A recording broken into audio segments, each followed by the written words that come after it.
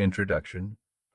We Americans devour eagerly any piece of writing that purports to tell us the secret of success in life.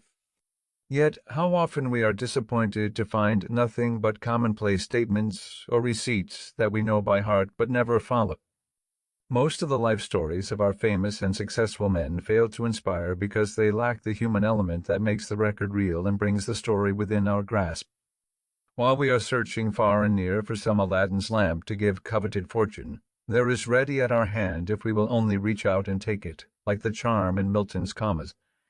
Unknown and like esteemed, and the dull swain treads on it daily with his clouted shoon.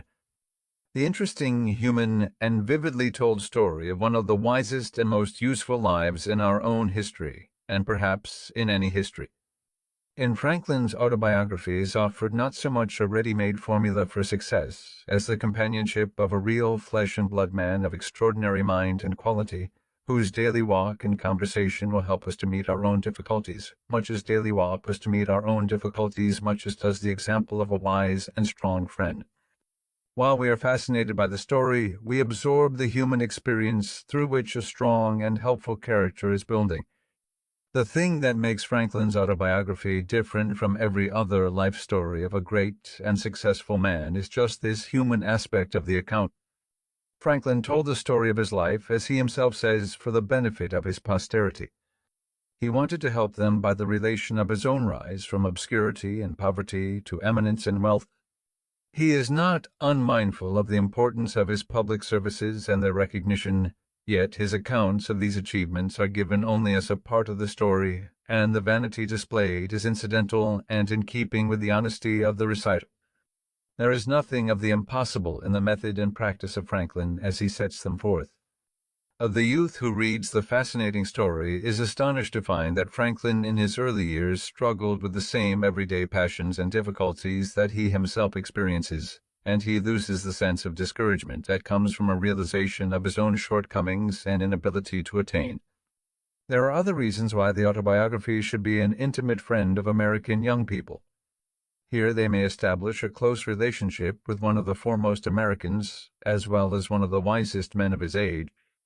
The life of Benjamin Franklin is of importance to every American primarily because of the part he played in securing the independence of the United States and in establishing it as a nation. Franklin shares with Washington the honors of the Revolution and of the events leading to the birth of the new nation. While Washington was the animating spirit of the struggle in the colonies, Franklin was its ablest champion abroad. To Franklin's cogent reasoning and keen satire we owe the clear and forcible presentation of the American case in England and France, while to his personality and diplomacy, as well as to his facile pen, we are indebted for the Foreign Alliance and the funds without which Washington's work must have failed. His patience, fortitude, and practical wisdom, coupled with self-sacrificing devotion to the cause of his country, are hardly less noticeable than similar qualities displayed by Washington. In fact, Franklin as a public man was much like Washington, especially in the entire disinterestedness of his public service. Franklin is also interesting to us because by his life and teachings he has done more than any other American to advance the material prosperity of his countrymen. It is said that his widely and faithfully read maxims made Philadelphia and Pennsylvania wealthy, while Poor Richard's pithy sayings, translated into many languages, have had a worldwide influence. Franklin is a good type of our American manhood. Although not the wealthiest or the most powerful, he is undoubtedly, in the versatility of his genius and achievements, the greatest of our self-made men. The simple yet graphic story in the autobiography of his steady rise from humble boyhood in a tallow chandler shop by industry, economy, and perseverance in self-improvement to eminence is the most remarkable of all the remarkable histories of our self-made men. It is in itself a wonderful illustration of the results possible to be attained in a land of unequaled opportunity by following Franklin's maxim. Franklin's fame, however, was not confined to his own country. Although he lived in a century notable for the rapid evolution of scientific and political thought and activity, yet no less a keen judge and critic than Lord Jeffrey, the famous editor of the Edinburgh Review, a century ago said that in one point of view the name of Franklin must be considered as standing higher than any of the us which illustrated the 18th century. Distinguished as a statesman, he was equally great as a philosopher, thus uniting in himself a rare degree of excellence in both these pursuits, to excel in either of which is deemed the highest praise. Franklin has indeed been aptly called many-sided. He was eminent in science and public service, in diplomacy, and in literature. He was the Edison of his day, turning his scientific discoveries to the benefit of his fellow men. He perceived the identity of lightning and electricity and set up the lightning rod. He invented the Franklin stove, still widely used, and refused to patent it. He possessed a masterly shrewdness in business and practical affairs. Carlyle called him the father of all the Yankees. He founded a fire company, assisted in founding a hospital, and improved the cleaning and lighting of streets. He developed journalism, established the American Philosophical Society, the Public Library in Philadelphia, and the University of Pennsylvania. He organized a postal system for the colonies, which was the basis of the present United States Post Office. Bancroft, the eminent historian, called him the greatest diplomatist of his century. He perfected the Albany Plan of Union for the colonies. He is the only statesman who signed the Declaration of Independence, the Treaty of Alliance with France, the Treaty of Peace with England, and the Constitution. As a writer, he has produced in his autobiography and in Poor Richard's Almanac 2 works that are not surpassed by similar writing. He received honorary degrees from Harvard and Yale, from Oxford and St. Andrews, and was made a Fellow of the Royal Society, which awarded him the Copley Gold Medal for improving natural knowledge. He was one of the 8 foreign associates of the French Academy of Science.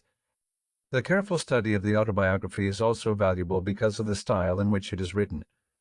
If Robert Louis Stevenson is right in believing that his remarkable style was acquired by imitation, then the youth who would gain the power to express his ideas clearly, forcibly, and interestingly cannot do better than to study Franklin's method.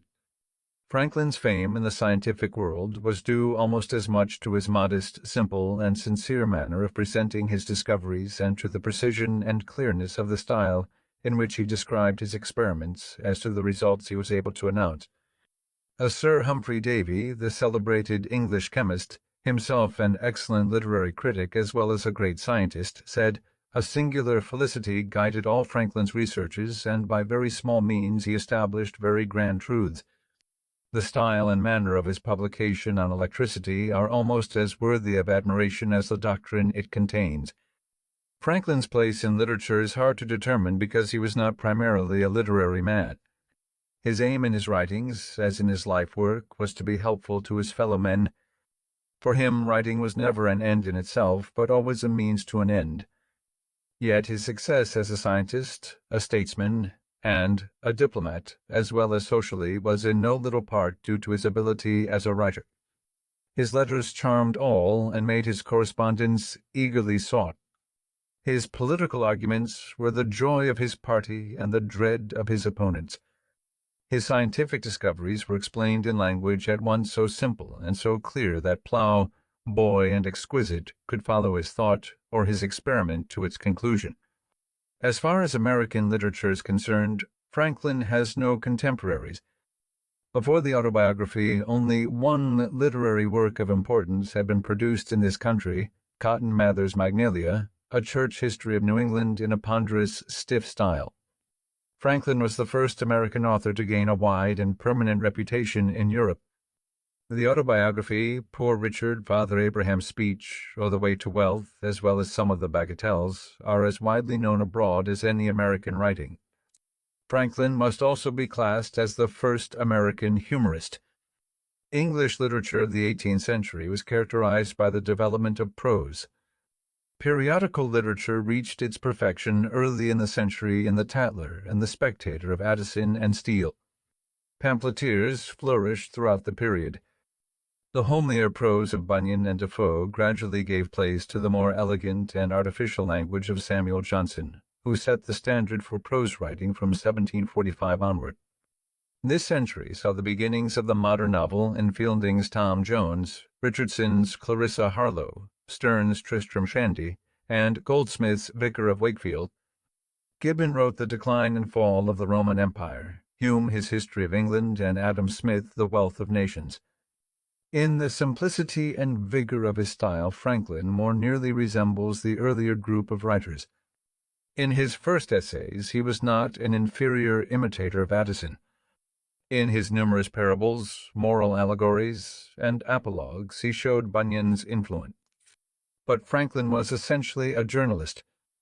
In his swift, terse style, he is most like Defoe, who was the first great English journalist and master of the newspaper narrative.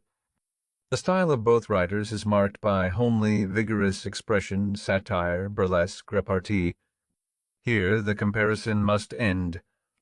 Defoe and his contemporaries were authors. Their vocation was writing, and their success rests on the imaginative or creative power they displayed. To authorship Franklin laid no claim. He wrote no work of the imagination. He developed only incidentally a style in many respects as remarkable as that of his English contemporaries. He wrote the best autobiography in existence, one of the most widely known collections of maxims, and an unsurpassed series of political and social satires, because he was a man of unusual scope of power and usefulness, who knew how to tell his fellowmen the secrets of that power and that usefulness. The story of the autobiography. The account of how Franklin's autobiography came to be written and of the adventures of the original manuscript forms in itself an interesting story. The autobiography is Franklin's longest work, and yet it is only a fragment.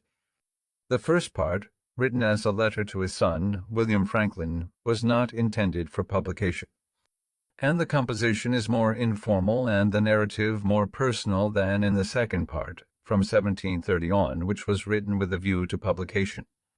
The entire manuscript shows little evidence of revision. In fact, the expression is so homely and natural that his grandson, William Temple Franklin, in editing the work changed some of the phrases because he thought them inelegant and vulgar. Franklin began the story of his life while on a visit to his friend Bishop Shipley at Twyford in Hampshire, southern England, in 1771. He took the manuscript, completed to 1731, with him when he returned to Philadelphia in 1775. It was left there with his other papers when he went to France in the following year and disappeared during the confusion incident to the Revolution. 23 pages of closely written manuscript fell into the hands of Abel James, an old friend who sent a copy to Franklin at Passy, near Paris, urging him to complete the story. Franklin took up the work at Passy in 1784 and carried the narrative forward a few months.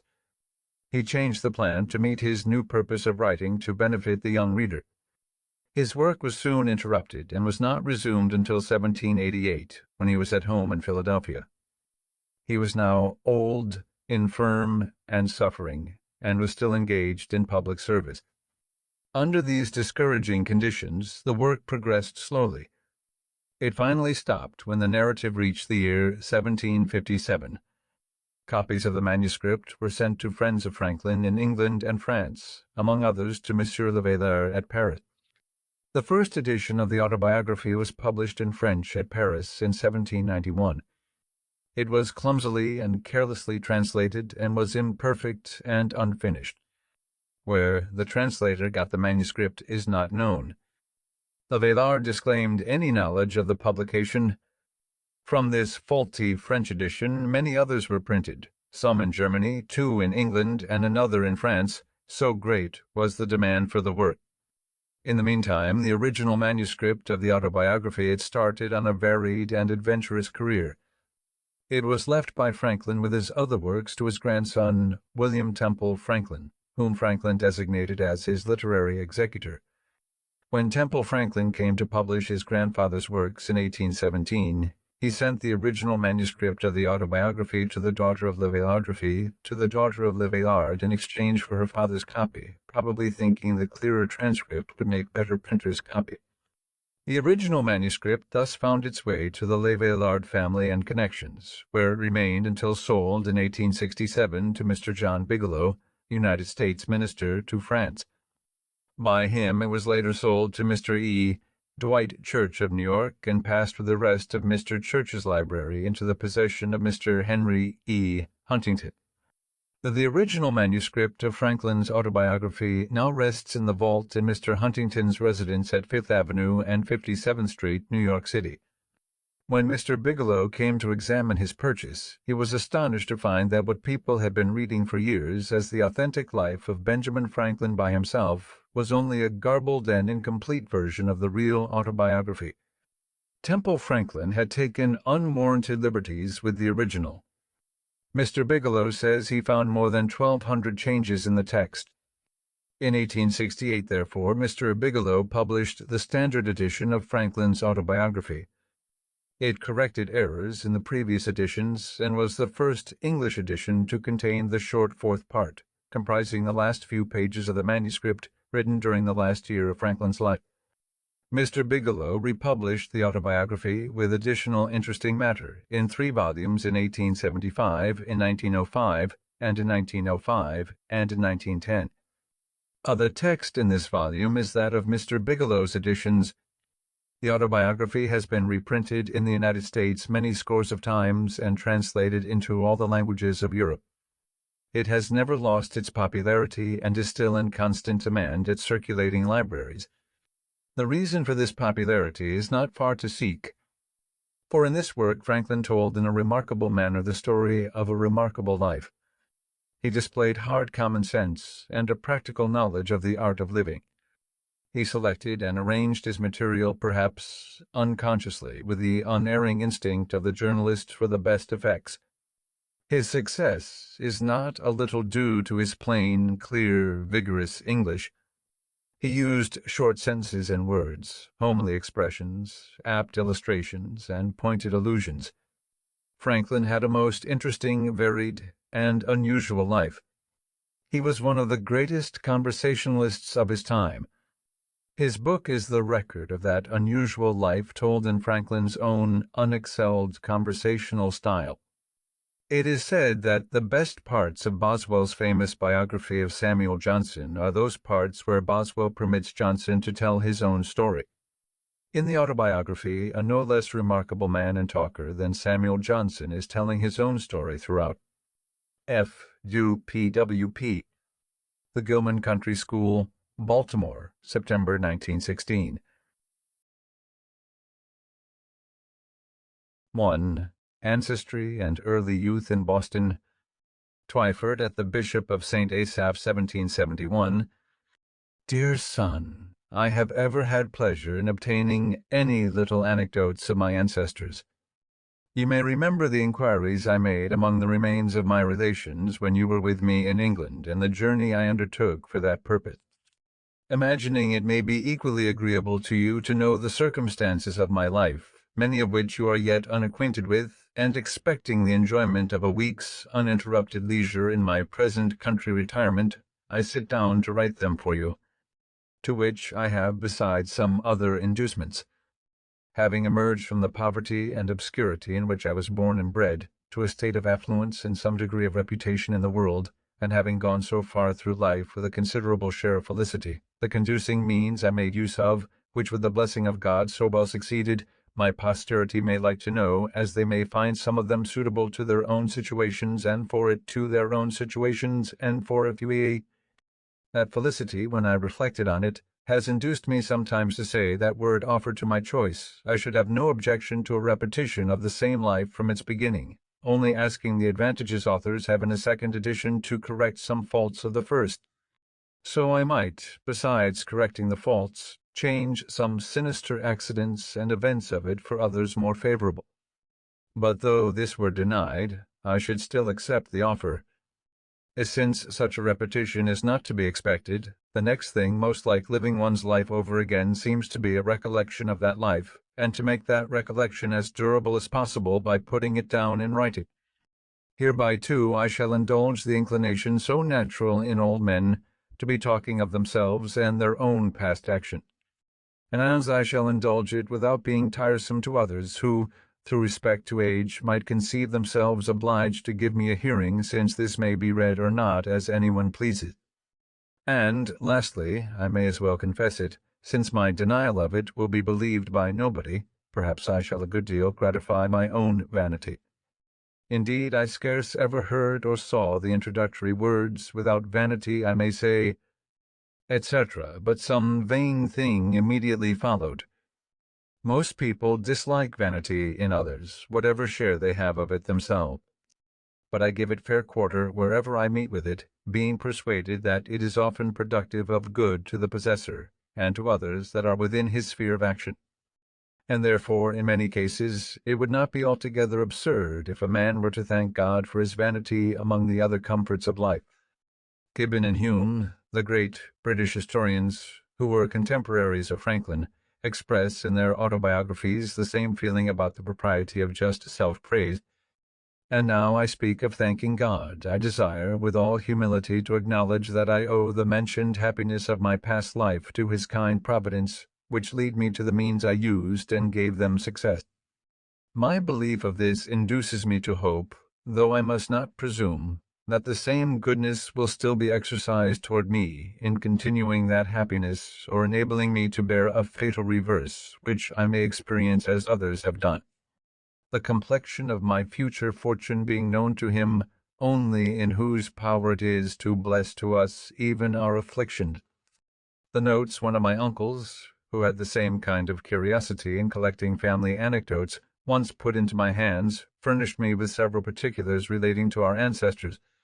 From these notes I learned that the family had lived in the same village, Ecton, in Northamptonshire, for 300 years, and how much longer he knew not, perhaps from the time when the name of Franklin, that before was the name of an order of people, was assumed by them as a surname of an order of people, was assumed by them as a surname when others took surnames all over the kingdom, on a freehold about 30 acres, aided by the Smiths to its tiny is nigh time, a custom which he and my father followed as to their eldest sons. When I searched the registers at Ecton, I found an account of their births, marriages, and burials from the year 1555 only, there being no registers kept in that parish at any time preceding. By that register I perceived that I was the youngest son of the youngest son for 5 generations back. My grandfather Thomas, who was born in 1598, lived at Ecton till he grew too old to follow business longer, when he went to live with his son John, a dyer at Banbury, in Oxfordshire, with whom my father served an apprenticeship. There my grandfather died and lies buried. We saw his gravestone in 1758. His eldest son Thomas lived in the house at Ecton, and left it with the land to his only child, a daughter who, with her husband, one Fisher of Wellingborough, sold it to Mr. Isted, now lord of the manor there. My grandfather had 4 sons that grew up, viz., Thomas, John, Benjamin, and Josiah. I will give you what account I can of them at this distance from my papers, and if these are not lost in my absence, you will among them find many more particulars. Thomas was bred a smith under his father, but being ingenious and encouraged in learning, as all my brothers were, by an Esquire Palmer, then the principal gentleman in that parish, he qualified himself for the business of scrivener, became a considerable man in the county, was a chief mover of all public spirited undertakings for the county or town of Northampton, and his own village, of which many instances were related of him, and much taken notice of and patronized by the then Lord Halifax. He died in 1702, January 6, Old Style, just 4 years to a day before I was born. The account we received of his life and character from some old people at Ecton, I remember, struck you as something extraordinary from its similarity to what you knew of mine. Had he died on the same day, you said, one might have supposed a transmigration. John was bred a dyer, I believe, of woolens. Benjamin was bred a silk dyer, serving an apprenticeship at London. He was an ingenious man. I remember him well, for when I was a boy he came over to my father in Boston and lived in the house with us some years. He lived to a great age. His grandson, Samuel Franklin, now lives in Boston. He left behind him 2 quarto volumes, misses, of his own poetry, consisting of little occasional pieces addressed to his friends and relations, of which the following, sent to me, is a specimen. He had formed a shorthand of his own, which he taught me, but never practising it, I have now forgot it. I was named after this uncle, there being a particular affection between him and my father. He was very pious, a great attender of sermons of the best preachers, which he took down in his shorthand, and had with him many volumes of them. He was also much of a politician, too much, perhaps, for his station. There fell lately into my hands, in London, a collection he had made of all the principal pamphlets relating to public affairs from 1641 to 1717. Many of the volumes are wanting as appears by the numbering, but there still remain 8 volumes in folio, and 24 in quarto and in octavo. A dealer in old books met with them, and knowing me by my sometimes buying of him, he brought them to me. It seems my uncle must have left them here when he went to America, which was about 50 years since. There are many of his notes in the margins. This obscure family of ours was early in the Reformation, and continued Protestants through the reign of Queen Mary, when they were sometimes in danger of trouble on account of their zeal against popery. They got an English Bible, and to conceal and secure it, it was fastened open with tapes under and within the cover of a joint stool. When my great-great-grandfather read it to his family, he turned up the joint stool upon his knees, turning over the leaves then under the tapes. One of the children stood at the door to give notice if he saw the apparitor coming, who was an officer of the spiritual court. In that case the stool was turned down again upon its feet, when the Bible remained concealed under it as before. This anecdote I had from my uncle Benjamin. The family continued all of the Church of England till about the end of Charles II's reign, when some of the ministers that had been outed for nonconformity, holding conventicles in Northamptonshire, Benjamin and Josiah adhered to them, and so continued all their lives. The rest of the family remained with the Episcopal Church. Josiah, my father, married young and carried his wife with 3 children into New England about 1682. The conventicles having been forbidden by law, and frequently disturbed, induced some considerable men of his acquaintance to remove to that country, and he was prevailed with to accompany them thither, where they expected to enjoy their mode of religion with freedom. By the same wife he had 4 children more born there, and by a second wife 10 more, in all 17, of which I remember 13 sitting at one time at his table, who all grew up to be men and women, and married. I was the youngest son and the youngest child but 2, and was born in Boston, New England. My mother, the second wife, was Abiah Folger, daughter of Peter Folger, one of the first settlers of New England, of whom honorable mention is made by Cotton Mather in his church history of that country, entitled Magnalia Christi Americana, as a godly learned Englishman, if I remember the words rightly. I have heard that he wrote sundry small, occasional pieces, but only one of them was printed, which I saw now many years since. It was written in 1675, in the homespun verse of that time and people, and addressed to those then concerned in the government there. It was in favor of liberty of conscience, and in behalf of the Baptists, Quakers, and other sectaries that had been under persecution, ascribing the Indian wars and other distresses that had befallen the country to that persecution as so many judgments of God to punish so heinous an offense, and exhorting a repeal of those uncharitable laws. The whole appeared to me as written with a good deal of decent plainness and manly freedom. The 6 concluding lines I remember, though I have forgotten the 2 first of the stanza.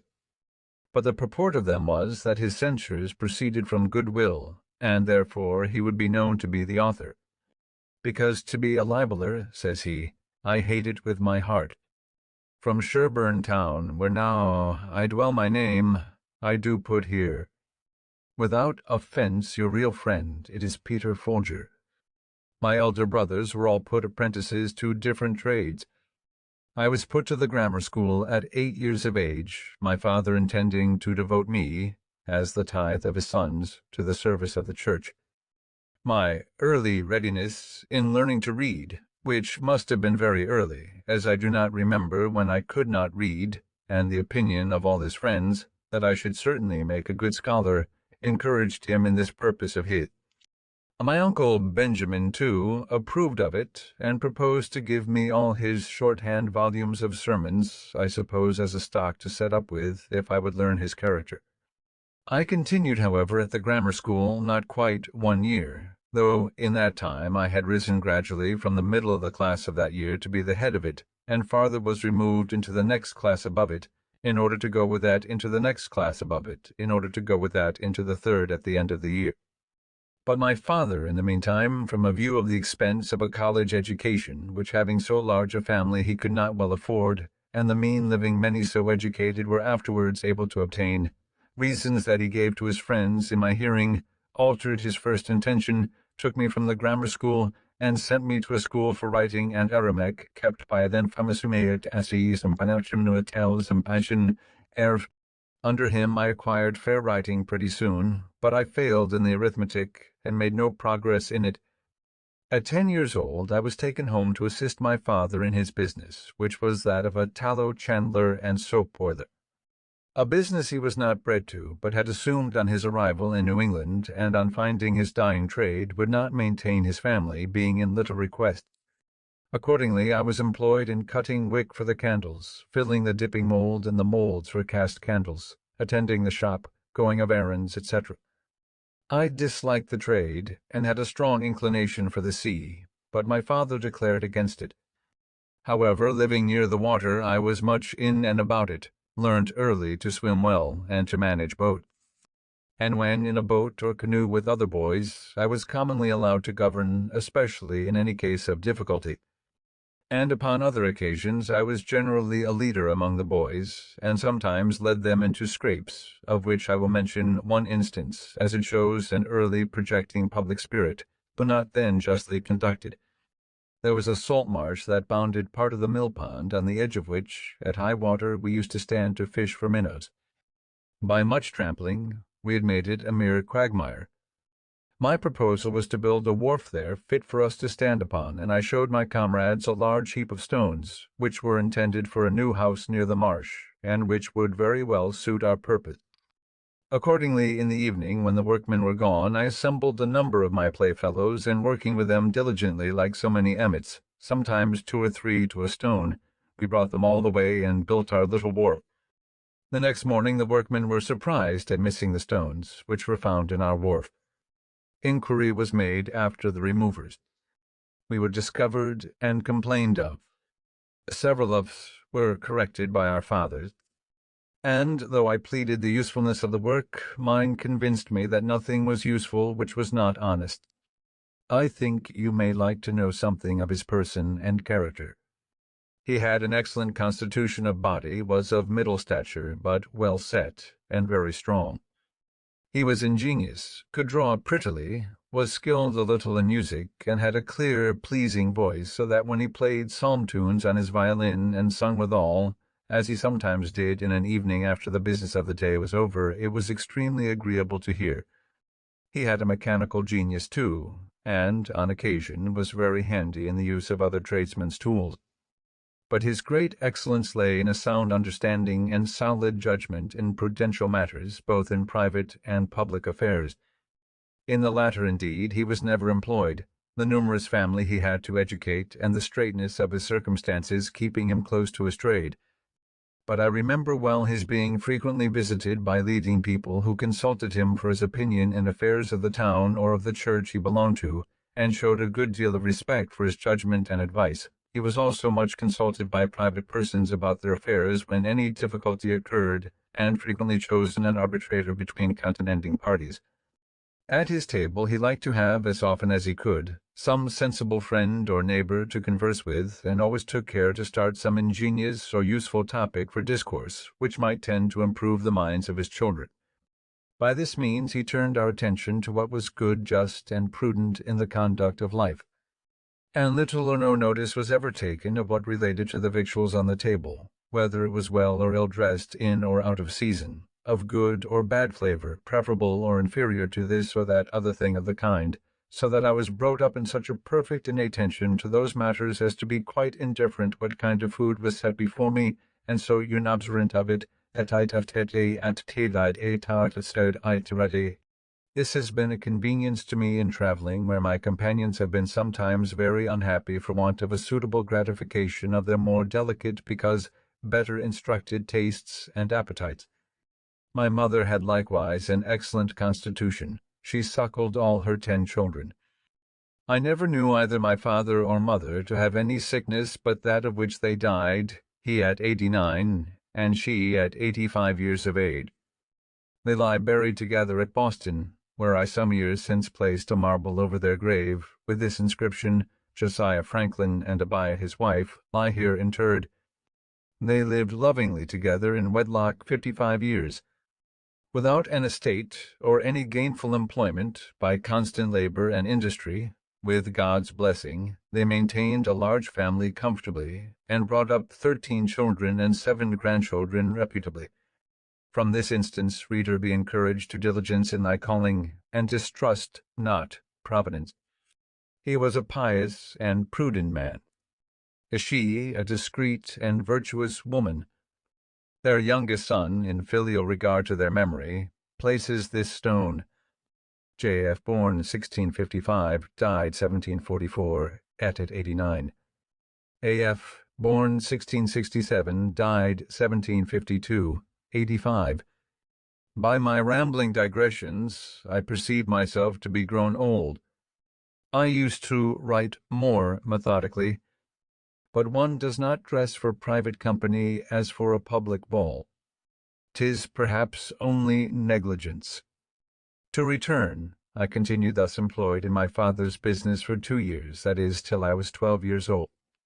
And my brother John, who was bred to that business, having left my father, married, and set up for himself at Rhode Island, there was all appearance that I was destined to supply his place and become a tallow chandler.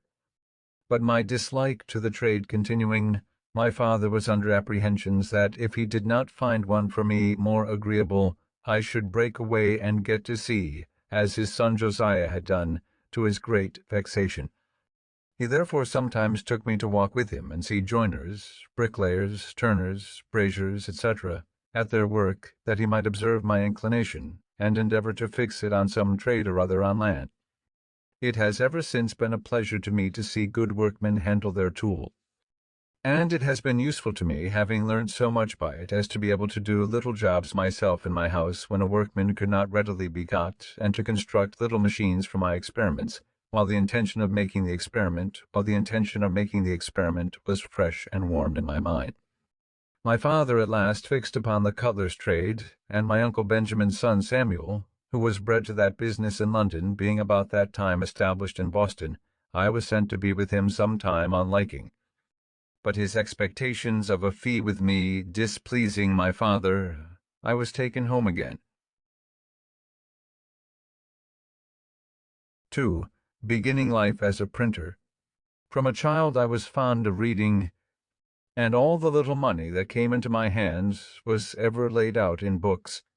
Pleased with the Pilgrim's Progress, my first collection was of John Bunyan's works in separate little volumes. I afterwards sold them to enable me to buy R. Burton's historical collections. They were small Chapman's books, and cheap, 40 or 50 in all. My father's little library consisted chiefly of books in polemic divinity, most of which I read, and have since often regretted that, at a time when I had such a thirst for knowledge, more proper books had not fallen in my way, since it was now resolved I should not be a clergyman. Plutarch's Lives there was, in which I read abundantly, and I still think that time spent to great advantage. There was also a book of Defoe's called An Essay on Projects, and another of Dr. Mather's, called Essays to Do Good, which perhaps gave me a turn of thinking that had an influence on some of the principal future events of my life. This bookish inclination at length determined my father to make me a printer, though he had already one son, James, of that profession. In 1717, my brother James returned from England with a press and letters to set up his business in Boston. I liked it much better than that of my father, but still had a hankering for the sea. To prevent the apprehended effect of such an inclination, my father was impatient to have me bound to my brother. I stood out some time, but at last was persuaded, and signed the indentures when I was yet but 12 years old. I was to serve as an apprentice till I was 21 years of age. only I was to be allowed journeyman's wages during the last year. In a little time I made great proficiency in the business, and became a useful hand to my brother. I now had access to better books. An acquaintance with the apprentices of booksellers enabled me sometimes to borrow a small one, which I was careful to return soon and clean. Often I sat up in my room reading the greatest part of the night. When the book was borrowed in the evening, and to be returned early in the morning, lest it should be missed or wanted. And after some time an ingenious tradesman, Mr. Matthew Adams, who had a pretty collection of books, and who frequented our printing house, took notice of me, invited me to his library, and very kindly lent me such books as I chose to read. I now took a fancy to poetry, and made some little pieces. My brother, thinking it might turn to account, encouraged me, and put me on composing occasional ballads.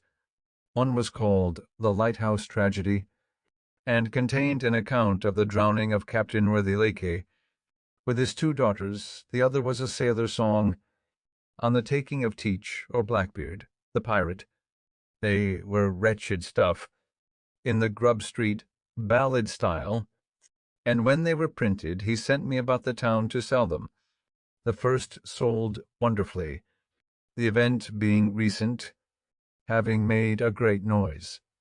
This flattered my vanity, but my father discouraged me by ridiculing my performances, and telling me verse-makers were generally beggars.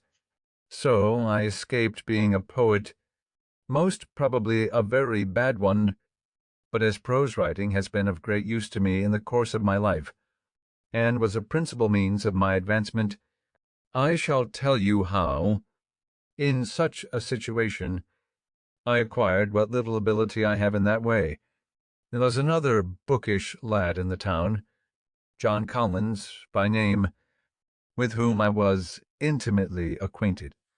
We sometimes disputed, and very fond we were of argument, and very desirous of confuting one another, which disputatious turn, by the way, is apt to become a very bad habit, making people often extremely disagreeable in company by the contradiction that is necessary to bring it into practice, and thence, besides souring and spoiling the conversation, is productive of disgusts and, perhaps, enmities where you may have occasion for friendship. I'd caught it by reading my father's books of dispute about religion. Persons of good sense, I have since observed, seldom fall into it, except lawyers, university men, and men of all sorts that have been bred at Edinburgh. A question was once, somehow or other, started between Collins and me, of the propriety of educating the female sex in learning, and their abilities for study. He was of opinion that it was improper, and that they were naturally unequal to it. I took the contrary side, perhaps a little for dispute's sake.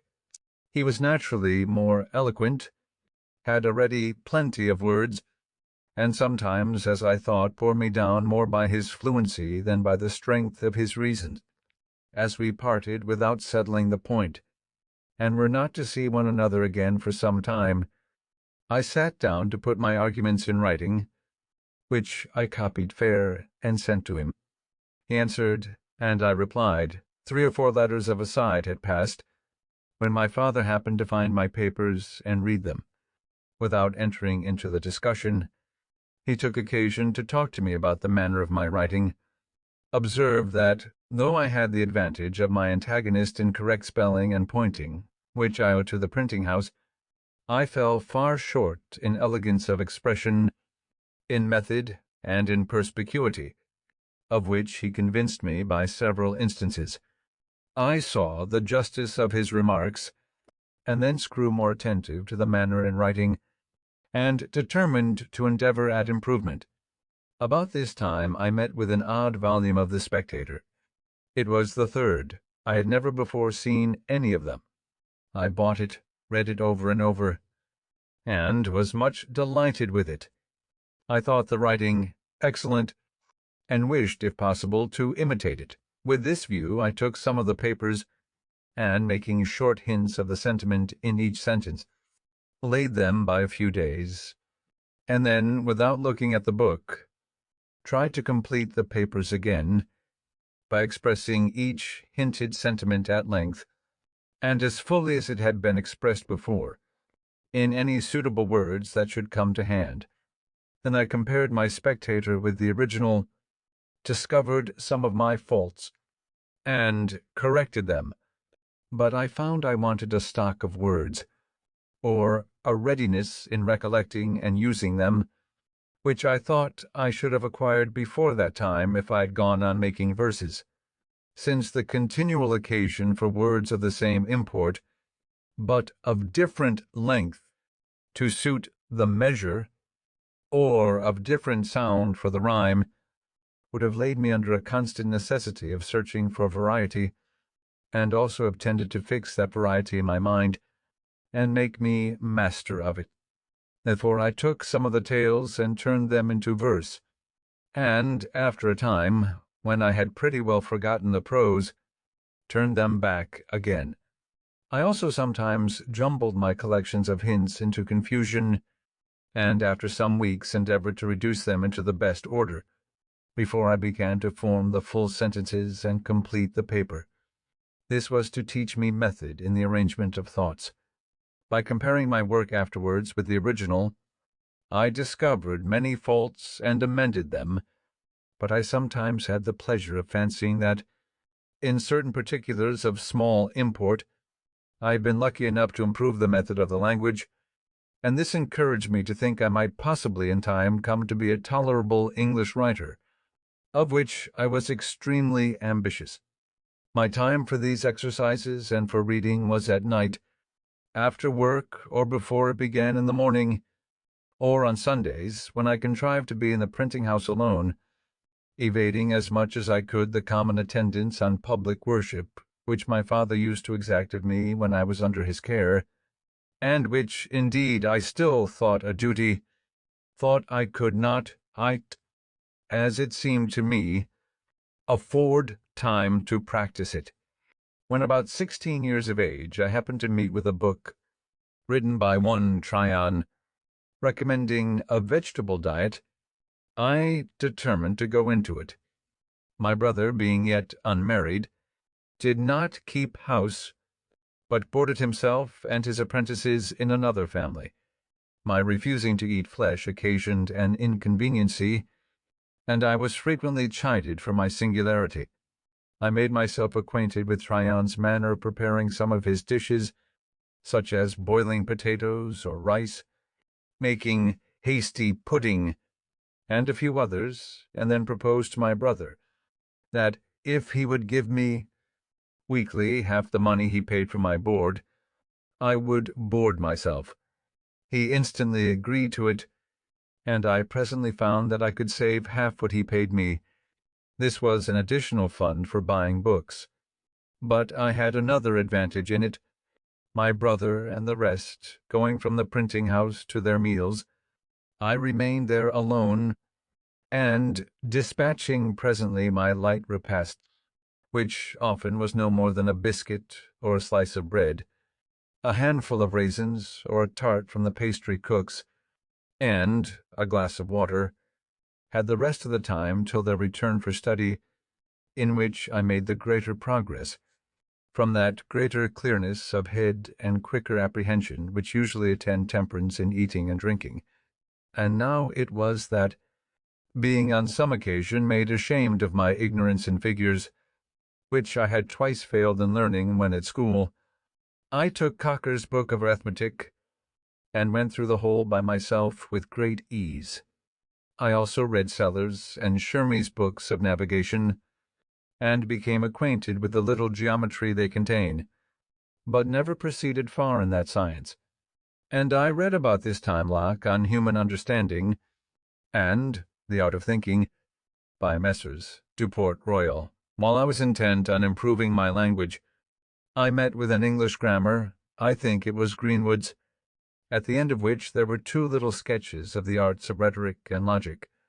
the latter finishing with a specimen of a dispute in the Socratic method, and soon after I procured Xenophon's memorable Things of Socrates, wherein there are many instances of the same method. I was charmed with it, adopted it, dropped my abrupt contradiction and positive argumentation, and put on the humble inquirer and doubter, and being then, from reading Shaftesbury and Collins, become a real doubter in many points of our religious doctrine, I found this method safest for myself and very embarrassing to those against whom I used it. Therefore I took a delight in it, practiced it continually, and grew very artful and expert in drawing people, even of superior knowledge, into concessions the consequences of which they did not foresee, entangling them in difficulties out of which they could not extricate themselves, and so obtaining victories that neither myself nor my cause always deserved.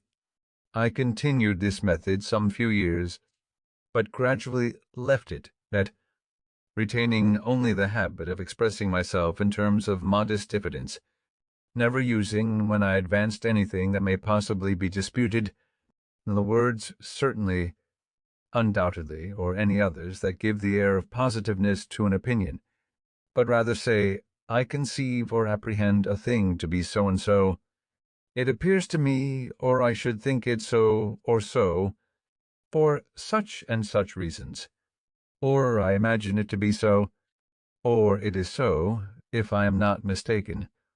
This habit, I believe, has been of great advantage to me when I have had occasion to inculcate my opinions and persuade men into measures that I have been from time to time engaged in promoting.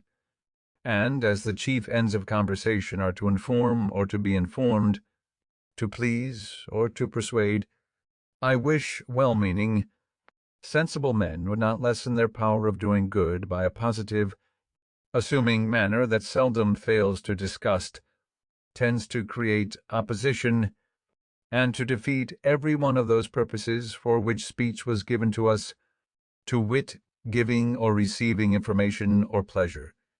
For if you would inform, a positive and dogmatical manner in advancing your sentiments may provoke contradiction and prevent a candid attention.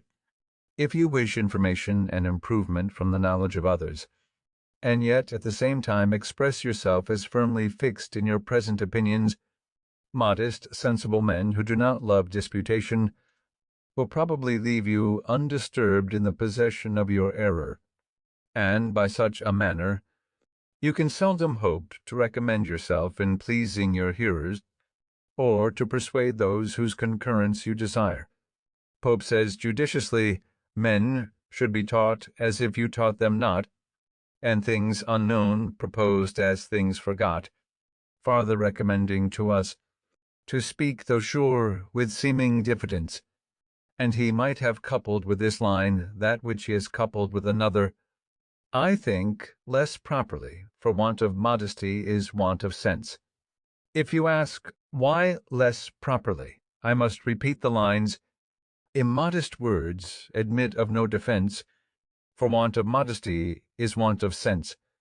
Now, is not want of sense, where a man is so unfortunate as to want it, some apology for his want of modesty, and would not the line stand more justly thus? Immodest words admit but this defense, that want of modesty is want of sense. If, however, I should submit to better judgments, my brother had in 1720 or 1721 begun to print a newspaper. It was the second that appeared in America, and was called the New England Courant.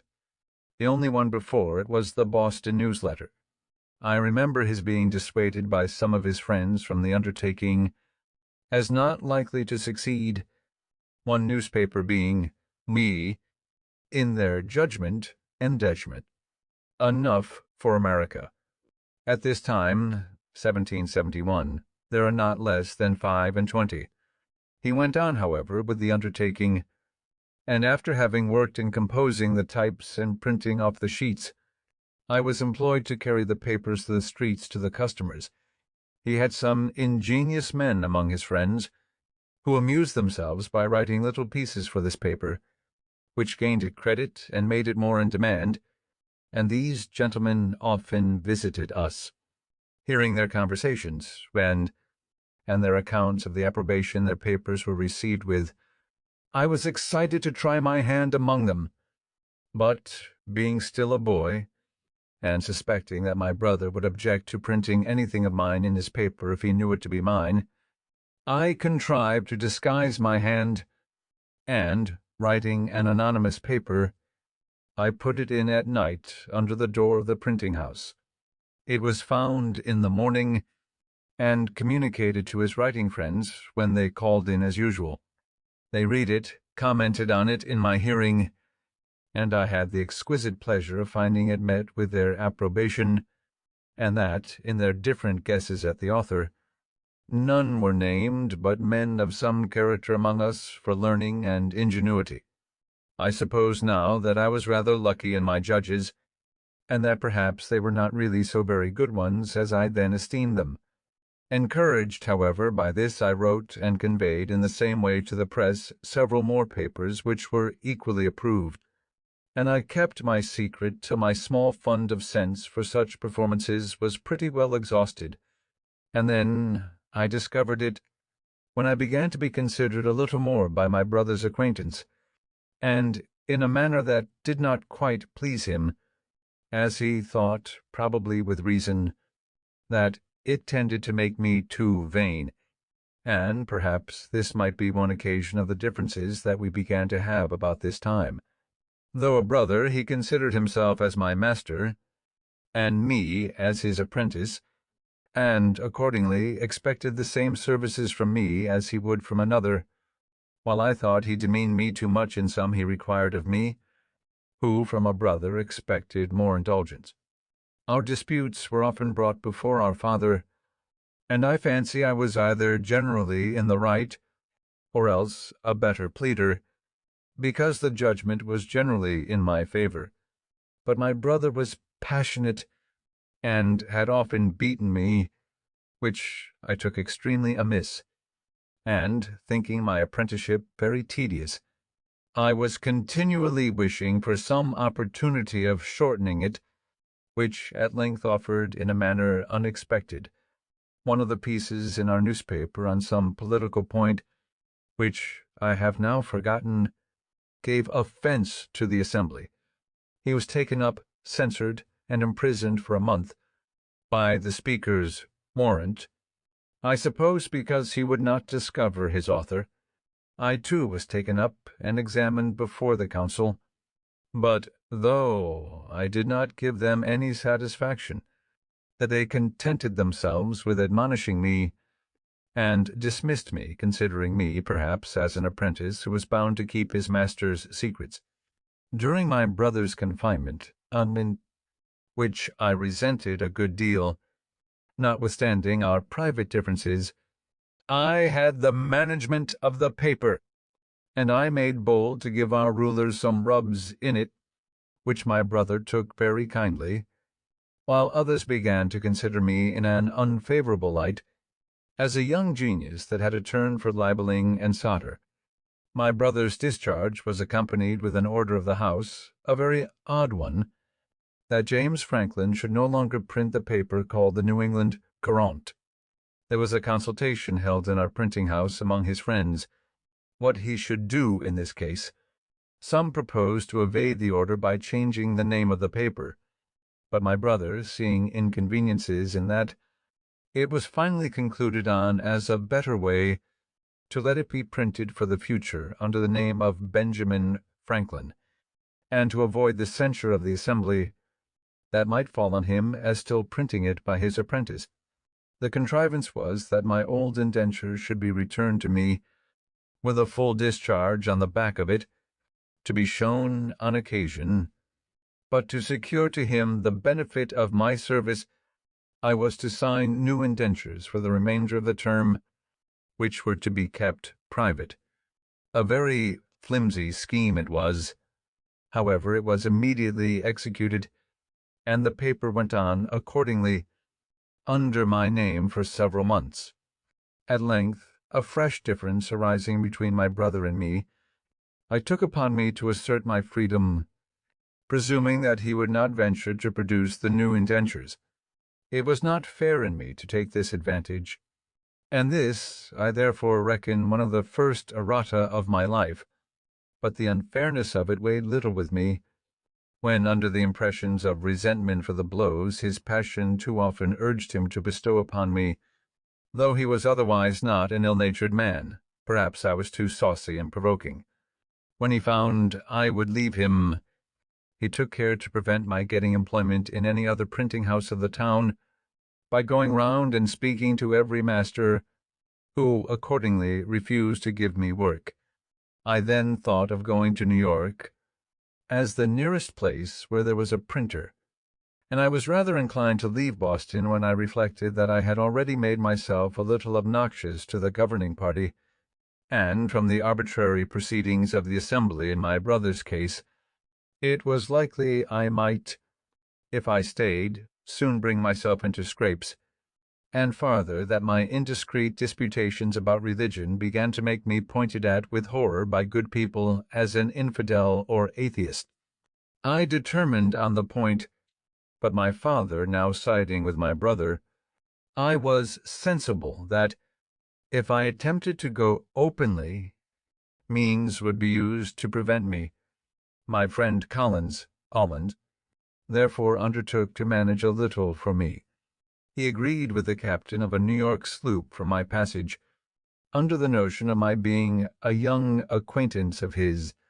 So I sold some of my books to raise a little money, was taken on board privately, and, as we had a fair wind, in 3 days I found myself in New York, near 300 miles from home, a boy of but 17, without the least recommendation to, or knowledge of, any person in the place, and with very little money in my pocket. 3. Arrival in Philadelphia. My inclinations for the sea were by this time worn out, or I might now have gratified them. But having a trade, and supposing myself a pretty good workman, I offered my service to the printer in the place, old Mr. William Bradford, who had been the first printer in Pennsylvania, but removed from thence upon the quarrel of George Keith. He could give me no employment, and, having little to do, and help enough already, but, says he, my son at Philadelphia has lately lost his principal hand, Aquilla Rose, by death. If you go thither, I believe he may employ you. Philadelphia was 100 miles further. I set out, however, in a boat for Amboy, leaving my chest and things to follow me round by sea. In crossing the bay, we met with a squall that tore our rotten sails to pieces, prevented our getting into the Kill, and drove us upon Long Island.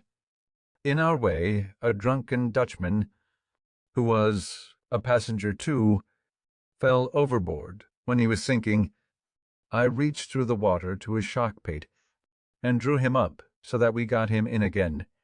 His ducking sobered him a little, and he went to sleep, taking first out of his pocket a book, which he desired I would dry for him. It proved to be my old favorite author, Bunyan's Pilgrim's Progress, in Dutch, finely printed on good paper, with copper cuts, addressed better than I had ever seen it wear in its own language. I have since found that it has been translated into most of the languages of Europe, and suppose it has been more generally read than any other book, except perhaps the Bible.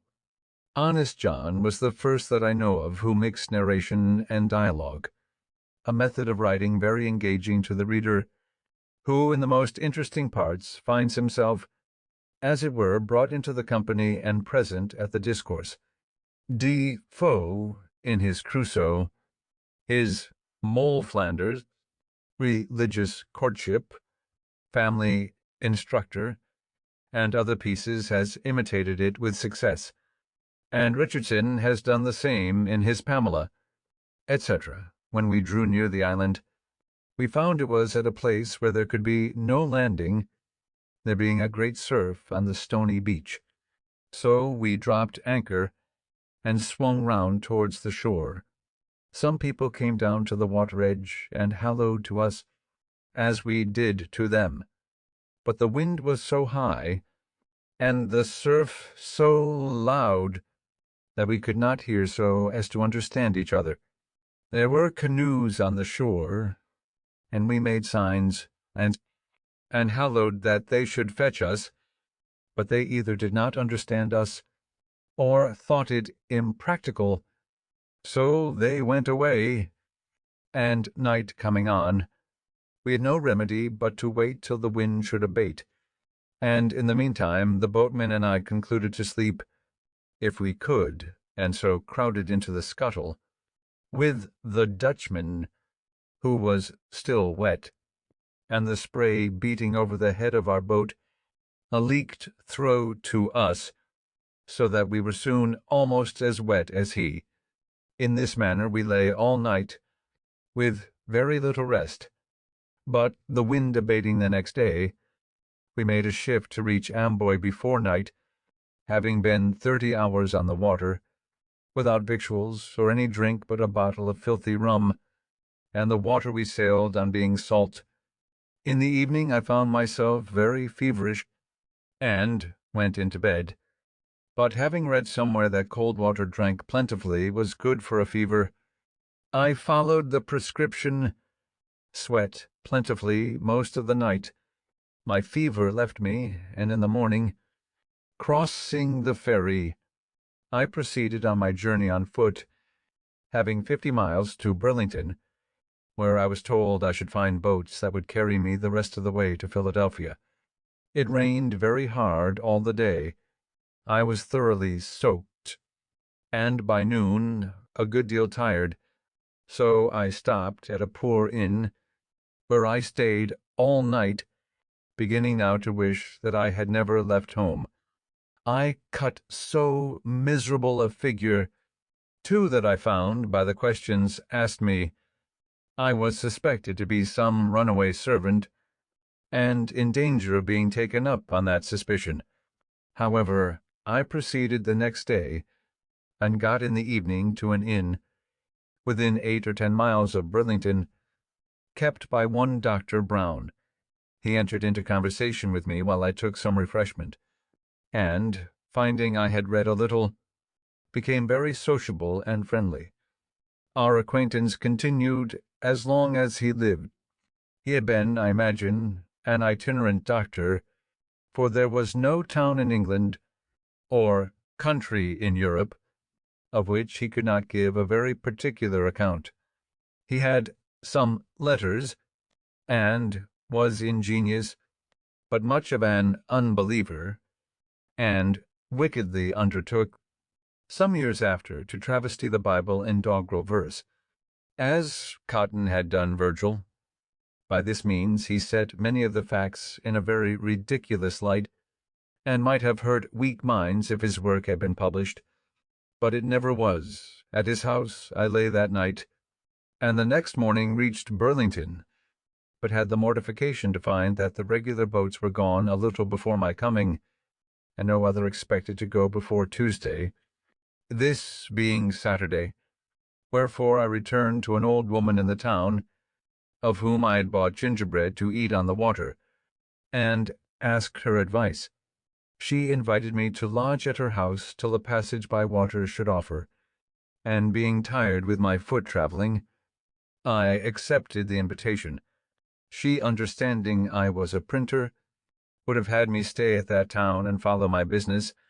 Being ignorant of the stock necessary to begin with, she was very hospitable, gave me a dinner of ox cheek with great goodwill, accepting only of a pot of ale in return, and I thought myself fixed till Tuesday should come. However, walking in the evening by the side of the river, a boat came by which I found was going towards Philadelphia, with several people in her. They took me in, and, as there was no wind, we rowed all the way, and, about midnight, not having yet seen the city, some of the company were confident we must have passed it, and would row no farther. The others knew not where we were, So we put toward the shore, got into a creek, landed near an old fence, with the rails of which we made a fire, the night being cold, in October, and there we remained till daylight. Then one of the company knew the place to be Cooper's Creek, a little above Philadelphia, which we saw as soon as we got out of the creek, and arrived there about 8 or 9 o'clock on the Sunday morning, and landed at the Market Street wharf. I have been the more particular in this description of my journey, and shall be so of my first entry into that city, that you may in your mind compare such unlikely beginnings with the figure I have since made there. I was in my working dress, my best clothes being to come round by sea. I was dirty from my journey. My pockets were stuffed out with shirts and stockings, and I knew no soul nor where to look for lodging. I was fatigued with travelling, rowing, and want of rest. I was very hungry, and my whole stock of cash consisted of a Dutch dollar and about a shilling in copper. The latter I gave the people of the boat for my passage, who at first refused it on account of my rowing, but I insisted on their taking it, a man being sometimes more generous when he has but a little money than when he has plenty, perhaps through fear of being thought to have but little. Then I walked up the street, gazing about till near the market-house. I met a boy with bread. I had made many a meal on bread, and, inquiring where he got it, I went immediately to the baker's he directed me to, in Second Street, and asked for biscuit, intending such as we had in Boston, but they, it seems, were not made in Philadelphia. Then I asked for a 3-penny loaf, and was told they had none such. So not considering or knowing the difference of money, and the greater cheapness, nor the names of his bread, I bade him give me 3 pennyworth of any sort. He gave me, accordingly, 3 great puffy rolls. I was surprised at the quantity, but took it, and, having no room in my pockets, walked off with a roll under each arm, and eating the other. Thus I went up Market Street as far as 4th Street, passing by the door of Mr. Reed, my future wife's father, when she, standing at the door, saw me and thought I made, as I certainly did, a most awkward, ridiculous appearance. Then I turned and went down Chestnut Street and part of Walnut Street, eating my roll all the way, and, coming round, found myself again at Market Street wharf. Near the boat I came in, to which I went for a draught of the river water, and, being filled with one of my rolls, gave the other 2 to a woman and her child that came down the river in the boat with us, and were waiting to go farther. Thus refreshed, I walked again up the street, which by this time had many clean-dressed people in it, who were all walking the same way. I joined them, and thereby was led into the great meeting house of the Quakers near the market. I sat down among them, and, after looking round a while and hearing nothing said, being very drowsy through labor and want of rest the preceding night, I fell fast asleep, and continued so till the meeting broke up, when one was kind enough to rouse me. This was, therefore, the first house I was in, or slept in Philadelphia, walking down again toward the river, and, looking in the faces of people, I met a young Quaker man, whose countenance I liked, and, accosting him, requested he would tell me where a stranger could get lodging. We were then near the sign of the 3 Mariners. "Here," says he, "is one place that entertains strangers, but it is not a reputable house. If thee wilt walk with me, I'll show thee a better." He brought me to the Crooked Billet in Water Street. Here I got a dinner, and, while I was eating it, several sly questions were asked me, as it seemed to be suspected from my youth and appearance, that I might be some runaway. After dinner my sleepiness returned, and, being shown to a bed, I lay down without undressing, and slept till 6 in the evening, was called to supper, went to bed again very early, and slept soundly till next morning. Then I made myself as tidy as I could, and went to Andrew Bradford, the printer's. I found in the shop the old man his father, whom I had seen at New York, and who, traveling on horseback, had got to Philadelphia before me. He introduced me to his son, who received me civilly, gave me a breakfast bet, but told me he did not at present want a hand, being lately supplied with one, but there was another printer in town, lately set up, one Keimer, who perhaps might employ me. If not, I should be welcome to lodge at his house, and he would give me a little work to do now and then till fuller business should offer. The old gentleman said he would go with me to the new printer, and when we found him, and "Neighbor," says Bradford, "I have brought to see you a young man of your business. Perhaps you may want such a one." He asked me a few questions. He put a composing stick in my hand to see how I worked, and then said he would employ me soon, though he had just then nothing for me to do, and, taking old Bradford, whom he had never seen before, to be one of the townspeople that had a good will for him, entered into a conversation on his present undertaking and prospects, while Bradford, not discovering that he was the other printer's father, on Keimer saying he expected soon to get the greatest part of the business into his own hands, drew him on by artful questions and starting little doubts, to explain all his views, what interest he relied on, and in what manner he intended to proceed.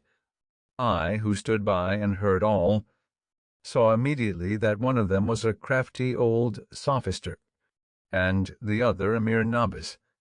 Bradford left me with Keimer, who was greatly surprised when I told him who the old man was. Keimer's printing house, I found, consisted of an old shattered press, and one small worn-out font of English, which he was then using himself, composing an elegy on Aquilla Rose, before mentioned, an ingenious young man, of excellent character, much respected in the town, clerk of the Assembly, and a pretty poet. Keimer made verses too, but very indifferently. He could not be said to write them, for his manner was to compose them in the types directly out of his head, so there being no copy, but one pair of cases, and the elegy likely to require all the letter, no one could help him. I endeavored to put his press, which he had not yet us, and of which he understood nothing, into order fit to be worked with, and promising to come and print off his elegy as soon as he should have got it ready, I returned to Bradford's, who gave me a little job to do for the present, and there I lodged and dieted. A few days after, Keimer sent for me to print off the elegy, and now he had got another pair of cases, and a pamphlet to reprint, on which he set me to work. These two printers I found poorly qualified for their business. Bradford had not been bred to it, and was very illiterate, and Keimer, though something of a scholar, was a mere compositor, knowing nothing of press work. He had been one of the French prophets, and could act their enthusiastic agitations. At this time he did not profess any particular religion, but something of all on occasion, was very ignorant of the world, and had, as I afterward found, a good deal of the knave in his composition. He did not like my lodging at Bradford's while I worked with him. He had a house, indeed, but without furniture, so he could not lodge me. But he got me a lodging in Mr. Reed's before mentioned, who was the owner of his house, and, my chest and clothes being come by this time, I made rather a more respectable appearance in the eyes of Miss Reed than I had done when she first happened to see me eating my roll in the street. I began now to have some acquaintance among the young people of the town that were lovers of reading, with whom I spent my evenings very pleasantly, and gaining money by my industry and frugality. I lived very agreeably, forgetting Boston as much as I could, and not desiring that any there should know where I resided, except my friend Colland, who was in my secret, and kept it when I wrote to him. At length, an incident happened that sent me back again much sooner than I had intended. I had a brother-in-law, Robert Holmes, master of a sloop that traded between Boston and Delaware, he being at Newcastle, 40 miles below Philadelphia, heard there of me, and wrote me a letter mentioning the concern of my friends in Boston at my abrupt departure, assuring me of their goodwill to me, and that everything would be accommodated to my mind if I would return, to which he exhorted me very earnestly.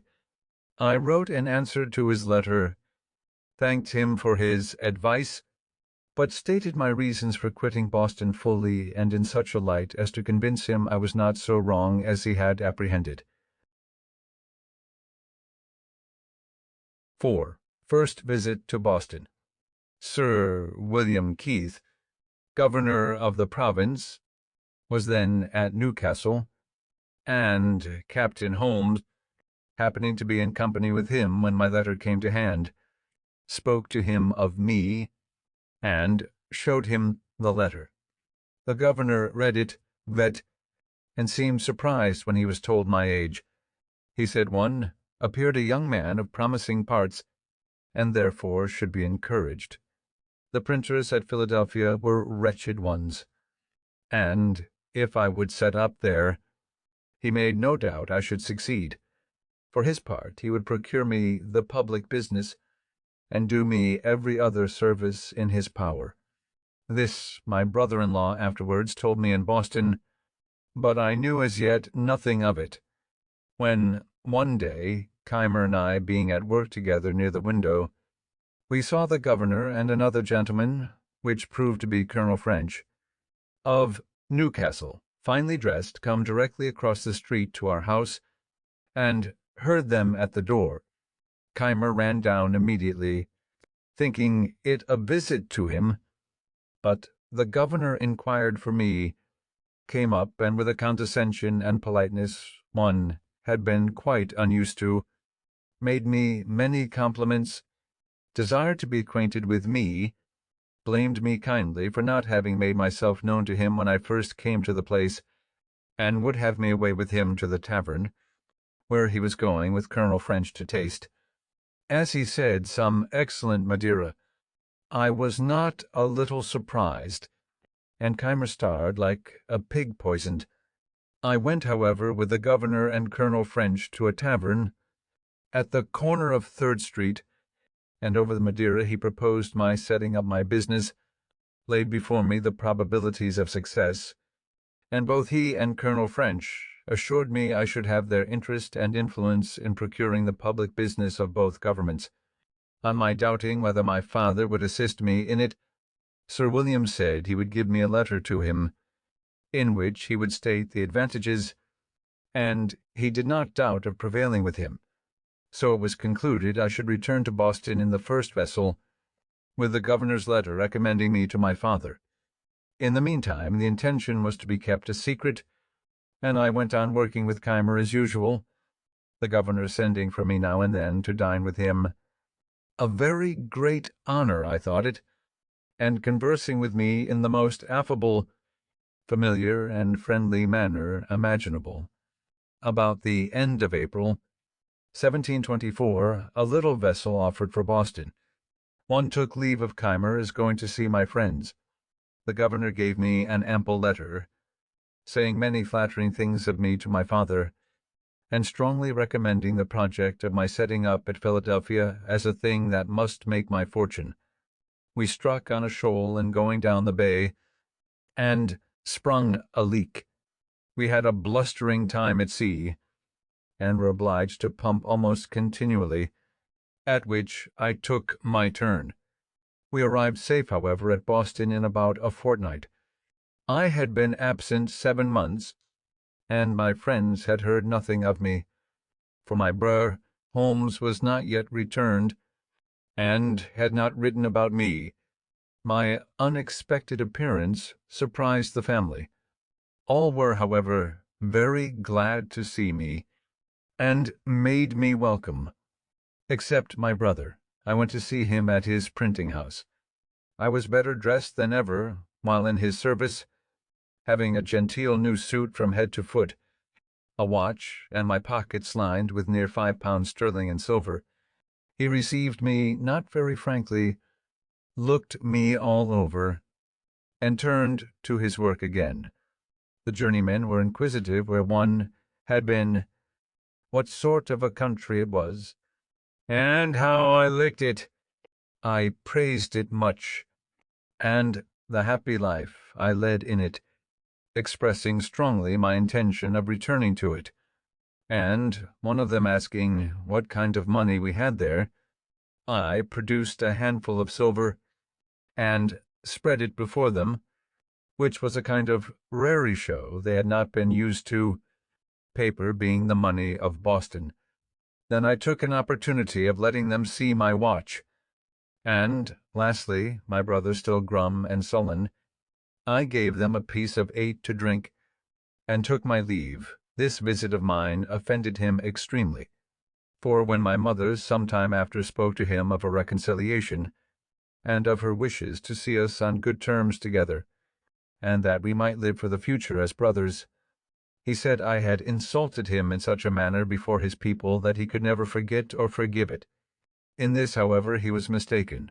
My father received the governor's letter with some apparent surprise, but said little of it to me for some days. When Captain Holmes returning, he showed it to him, asked him if he knew Keith, and what kind of man he was, adding his opinion that he must be of small discretion to think of setting a boy up in business who wanted yet 3 years of being at man's estate. Holmes said what he could in favour of the project, but my father was clear in the impropriety of it, and at last gave a flat denial to it. Then he wrote a civil letter to Sir William, thanking him for the patronage he had so kindly offered me, but declining to assist me as yet in setting up, one being, in his opinion, too young to be trusted with the management of a business so important, and for which the preparation must be so expensive. My friend and companion Collins, who was a clerk in the post office, pleased with the account one gave him of my new country, determined to go thither also, and, while I waited for my father's determination, he set out before me by land to Rhode Island, leaving his books, which were a pretty collection of mathematics and natural philosophy, to come with mine and me to New York, where he proposed to wait for me. My father, though he did not approve Sir William's proposition, was yet pleased that one had been able to obtain so advantageous a character from a person of such note where I had resided, and that I had been so industrious and careful as to equip myself so handsomely in so short a time. Therefore, seeing no prospect of an accommodation between my brother and me, he gave his consent to my returning again to Philadelphia, advised me to behave respectfully to the people there, endeavor to obtain the general esteem, and avoid lampooning and libeling, to which he thought I had too much inclination, telling me that by steady industry and a prudent parsimony I might save enough by the time I was 1 and 20 to set me up, and that, if I came near the matter, he would help me out with the rest. This was all I could obtain, except some small gifts as tokens of his and my mother's love, when I embarked again for New York, now with their approbation and their blessing. The sloop putting in at Newport, Road 1, land, I visited my brother John, who had been married and settled there some years. He received me very affectionately, for he always loved me. A friend of his, one Vernon, having some money due to him in Pennsylvania, about £35 currency, desired I would receive it for him, and keep it till I had his directions what to remit it in, Accordingly, he gave me an order. This afterwards occasioned me a good deal of uneasiness. At Newport we took in a number of passengers for New York, among which were two young women, companions, and a grave, sensible, matron-like Quaker woman, with her attendants. One had shown an obliging readiness to do her some little services, which impressed her, I suppose, with a degree of good-will toward me. Therefore, when she saw a daily growing familiarity between me and the two young women, which they appeared to encourage, she took me aside, and said, "Young man, I am concerned for thee, as thou hast no friend with thee, and seems not to know much of the world, or of the snares youth is exposed to. Depend upon it, those are very bad women. I can see it in all their actions, and if thee art not upon thy guard, they will draw thee into some danger. They are strangers to thee, and I advise thee, in a friendly concern for thy welfare, to have no acquaintance with them." As I seemed at first not to think so ill of them as she did, she mentioned some things she had observed and heard that had escaped my notice, but now convinced me she was right. I thanked her for her kind advice, and promised to follow it. When we arrived at New York, they told me where they lived, and invited me to come and see them. But I avoided it, and it was well I did, for the next day the captain missed a silver spoon and some other things that had been taken out of his cabin, and, knowing that these were a couple of strumpets, he got a warrant to search their lodgings, found the stolen goods, and had the thieves punished. So, though we had escaped a sunken rock, which we scrapped upon in the passage, I thought this escape of rather more importance to me. At New York one, found my friend Colland, who had arrived there some time before me. We'd been intimate from children, and had read the same books together, but he had the advantage of more time for reading and studying, and a wonderful genius for mathematical learning, in which he far outstripped me. While I lived in Boston, most of my hours of leisure for conversation were spent with him, and he continued a sober as well as an industrious lad, was much respected for his learning by several of the clergy and other gentlemen, and seemed to promise making a good figure in life. But during my absence he had acquired a habit of sotting with brandy, and I found by his own account, and what I heard from others, that he had been drunk every day since his arrival at New York, and behaved very oddly. He had gamed, too, and lost his money, so that I was obliged to discharge his lodgings, and defray his expenses to and at Philadelphia, which proved extremely inconvenient to me. The then governor of New York, Burnt, son of Bishop Burnet, hearing from the captain that a young man, one of his passengers, had a great many books, desired he would bring me to see him. One waited upon him accordingly, and should have taken Collins with me, but that he was not sober. The governor treated me with great civility, showed me his library, which was a very large one, and we had a good deal of conversation about books and authors. This was the second governor who had done me the honor to take notice of me, which, to a poor boy like me, was very pleasing. We proceeded to Philadelphia. One received on the way Vernon's money, without which we could hardly have finished our journey. Collins wished to be employed in some counting-house, but whether they discovered his dramming by his breath, or by his behavior, he had some recommendations. He met with no success in any application, and continued lodging and boarding at the same house with me, and at my expense. Knowing I had that money of Vernon's, he was continually borrowing of me, still promising repayment as soon as he should be in business. At length he had got so much of it that I was distressed to think what I should do in case of being called on to remit it. His drinking continued, about which we sometimes quarrelled, for when a little intoxicated, he was very fractious. Once, in a boat on the Delaware with some other young men, he refused to row in his turn. "One will be rowed home," says he. "We will not row you," says one. "You must, or stay all night on the water," says he, "just as you please." The other said, "Let us row. What signifies it?" But my mind being soured with his other conduct, I continued to refuse. So he swore he would make me row, or throw me overboard, and coming along, stepping on the thwarts, toward me, when he came up and struck at me, I clapped my hand under his crotch, and rising, pitched him head foremost into the river.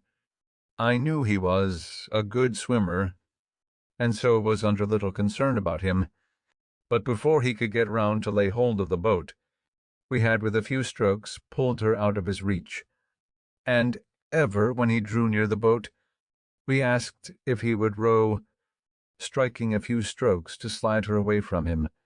He was ready to die with vexation, and obstinately would not promise to row. However, seeing him at last beginning to tire, we lifted him in and brought him home dripping wet in the evening. We hardly exchanged a civil word afterwards, and a West India captain, who had a commission to procure a tutor for the sons of a gentleman at Barbados, happening to meet with him, agreed to carry him thither. He left me then, promising to remit me the first money he should receive in order to discharge the debt. But I never heard of him after. The breaking into this money of Vernon's was one of the first great errata of my life, and this affair showed that my father was not much out in his judgment when he supposed me too young to manage business of importance. But Sir William, on reading his letter, said he was too prudent. There was great difference in persons, and discretion did not always accompany years, nor was youth always without it. And since he will not set you up, says he, one will do it myself. Give me an inventory of the things necessary to be had from England, and I will send for them. You shall repay me when you are able. I am resolved to have a good printer here, and I am sure you must succeed. This was spoken with such an appearance of cordiality that I had not the least doubt of his meaning what he said. I had hitherto kept the proposition of my setting up a secret in Philadelphia, and I still kept it. Had it been known that I depended on the governor, probably some friend that knew him better would have advised me not to rely on him, as I afterwards heard it as his known character to be liberal of promises which he never meant to keep. Yet, unsolicited as he was by me, how could I think his generous offers insincere? I believed him one of the best men in the world. One presented him an inventory of a little print house, amounting by my computation to about £100 sterling. He licked it, but asked me if my being on the spot in England to choose the types, and see that everything was good of the kind, might not be of some advantage. Then, says he, when there you may make acquaintances, and establish correspondences in the bookselling and stationery way. I agreed that this might be advantageous. Then, says he, get yourself ready to go with Annis, which was the annual ship, and the only one at that time, usually passing between London and Philadelphia.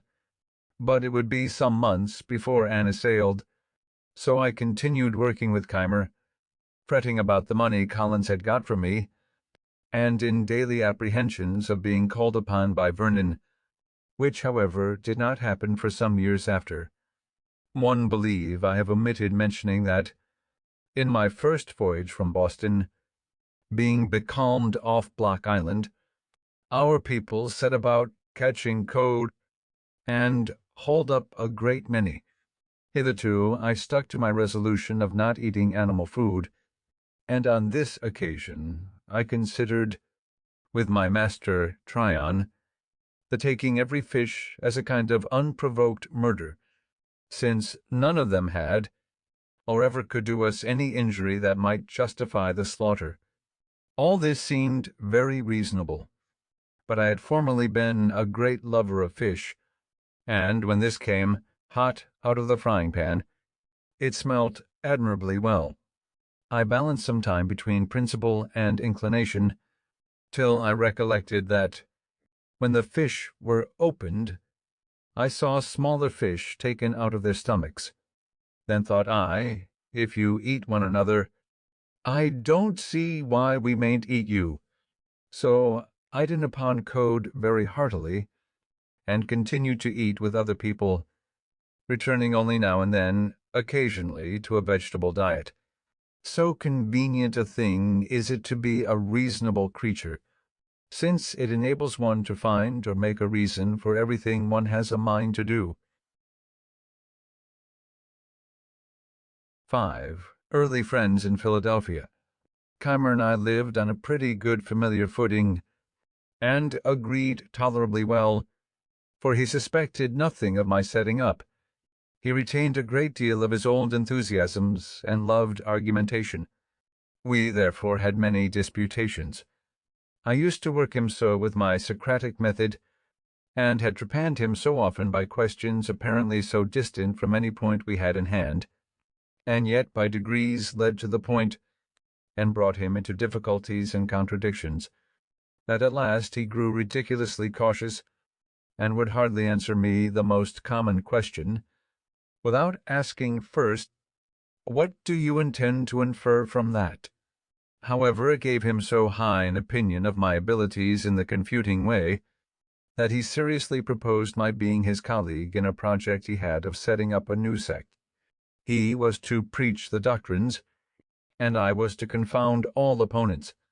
When he came to explain with me upon the doctrines, I found several conundrums which I objected to, unless I might have my way a little too, and introduce some of mine. Keimer wore his beard at full length, because somewhere in the Mosaic law it is said, "Thou shalt not mar the corners of thy beard." He likewise kept the seventh day, Sabbath, and these 2 points were essentials with him. I disliked both, but agreed to admit them upon condition of his adopting the doctrine of using no animal food. "I doubt," said he, "my constitution will not bear that." I assured him it would, and that he would be the better for it. He was usually a great glutton, and I promised myself some diversion in half-starving him. He agreed to try the practice, if I would keep him company. I did so, and we held it for 3 months. We had our victuals dressed and brought to us regularly by a woman in the neighborhood, who had from me a list of 40 dishes, to be prepared for us at different times, in all which there was neither fish, flesh, nor fowl, and the whim suited me the better at this time from the cheapness of it, not costing us above 18 pence sterling each per week. I have since kept several Lents most strictly, leaving the common diet for that, and that for the common, abruptly, without the least inconvenience, so that I think there is little in the advice of making those changes by easy gradations. I went on pleasantly, but poor Keimer suffered grievously, tired of the project, longed for the flesh pots of Egypt, and ordered a roast pig. He invited me and 2 women friends to dine with him, but, it being brought too soon upon table, he could not resist the temptation, and ate the whole before we came. I made some courtship during this time to Miss Reed. I had a great respect and affection for her, and had some reason to believe she had the same for me. But as I was about to take a long voyage, and we were both very young, only a little above 18, it was thought most prudent by her mother to prevent our going too far at present, as a marriage, if it was to take place, would be more convenient after my return, when I should be, as I expected, set up in my business. Perhaps, too, she thought my expectations not so well founded as I imagined them to be. My chief acquaintances at this time were Charles Osborne, Joseph Watson, and James Rolfe, all lovers of reading. The two first were clerks to an eminent scrivener or conveyancer in the town. Charles Brockton, the other, was clerk to a merchant. Watson was a pious, sensible young man, of great integrity. The others, rather more lax in their principles of religion, particularly Ralph, who, as well as Collins, had been unsettled by me, for which they both made me suffer. Osborne was sensible, all, candid, frank, sincere, and affectionate to his friend, but in literary matters too fond of criticizing. Ralph was ingenious, genteel in his manners, and extremely eloquent. I think I never knew a prettier talker. Both of them were great admirers of poetry, and began to try their hands in little pieces. Many pleasant walks we four had together on Sundays into the woods near Schuylkill, where we read to one another, and conferred on what we read. Ralph was inclined to pursue the study of poetry, not doubting but he might become eminent in it, and make his fortune by it, alleging that the best poets must, when they first began to write, make as many faults as he did. Osborne dissuaded him, assured him he had no genius for poetry, and advised him to think of nothing beyond the business he was bred to, that, in the mercantile way, though he had no stock, he might, by his diligence and punctuality, recommend himself to employment as a factor, and in time acquire wherewith to trade on his own account. I approved the amusing oneself with poetry now and then, so far as to improve one's language, but no farther. On this it was proposed that we should each of us, at our next meeting, produce a piece of our own composing, in order to improve by our mutual observations, criticisms, and corrections. As language and expression were what we had in view, we excluded all considerations of invention by agreeing that the task should be a version of the 18th Psalm, which describes the descent of a deity. When the time of our meeting drew nigh, Ralph called on me first, and let me know his piece was ready. I told him I had been busy, and, having little inclination, had done nothing. He then showed me his piece for my opinion, and I much approved it, as it appeared to me to have great merit. Now, says he, Osborne never will allow the least merit in anything of mine, but makes 1,000 criticisms out of mere envy. He is not so jealous of you.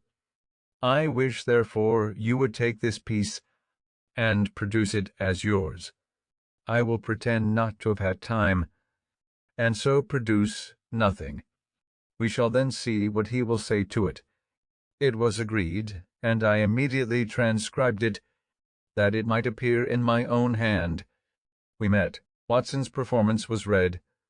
There were some beauties in it, but many defects. Osborne's was read. It was much better. Ralph did it justice, remarked some faults, but applauded the beauties. He himself had nothing to produce. I was backward, seemed desirous of being excused, had not had sufficient time to correct, etc., but no excuse could be admitted. Produce I must. It was read and repeated. Watson and Osborne gave up the contest, and joined in applauding it. Ralph only made some criticisms, and proposed some amendments, but I defended my text. Osborne was against Ralph, and told him he was no better a critic than poet, so he dropped the argument. As they two went home together, Osborne expressed himself still more strongly in favor of what he thought my production, having restrained himself before, as he said, lest I should think it flattery. But who would have imagined, said he, that Franklin had been capable of such a performance, such painting, such force, such fire? He has even improved the original. In his common conversation he seems to have no choice of words. He hesitates and blunders, and yet, good God, how he writes! When we next met, Ralph discovered the trick we had played him, and Osborne was a little laughed at. This transaction fixed Ralph in his resolution of becoming a poet. I did all I could to dissuade him from it, but he continued scribbling verses till Pope cured him. He became, however, a pretty good prose writer.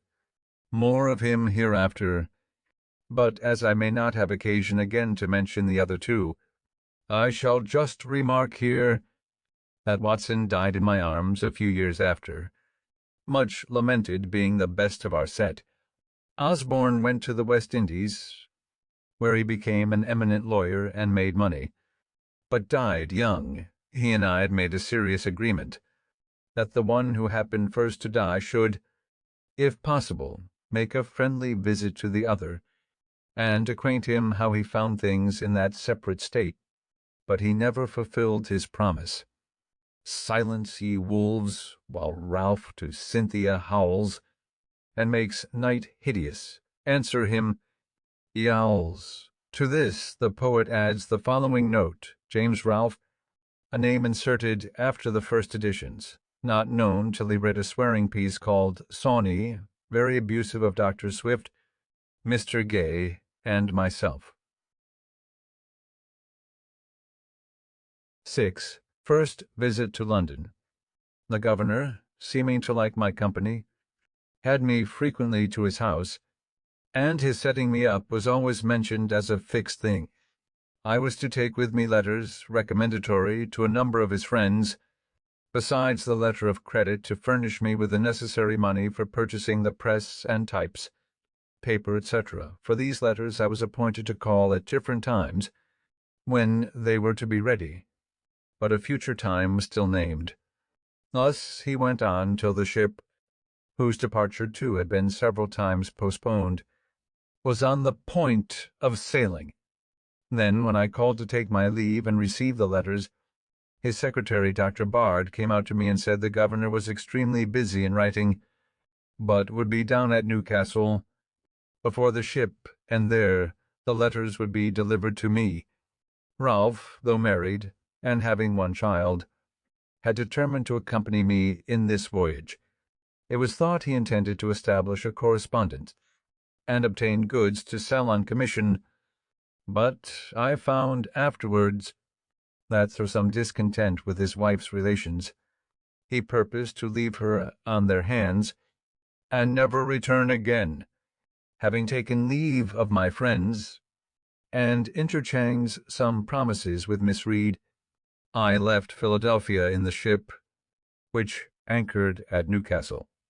The governor was there, but when I went to his lodging, the secretary came to me from him with the civilest message in the world, that he could not then see me, being engaged in business of the utmost importance, but should send the letters to me on board, wish me heartily a good voyage and a speedy return, etc. I returned on board a little puzzled, but still not doubting.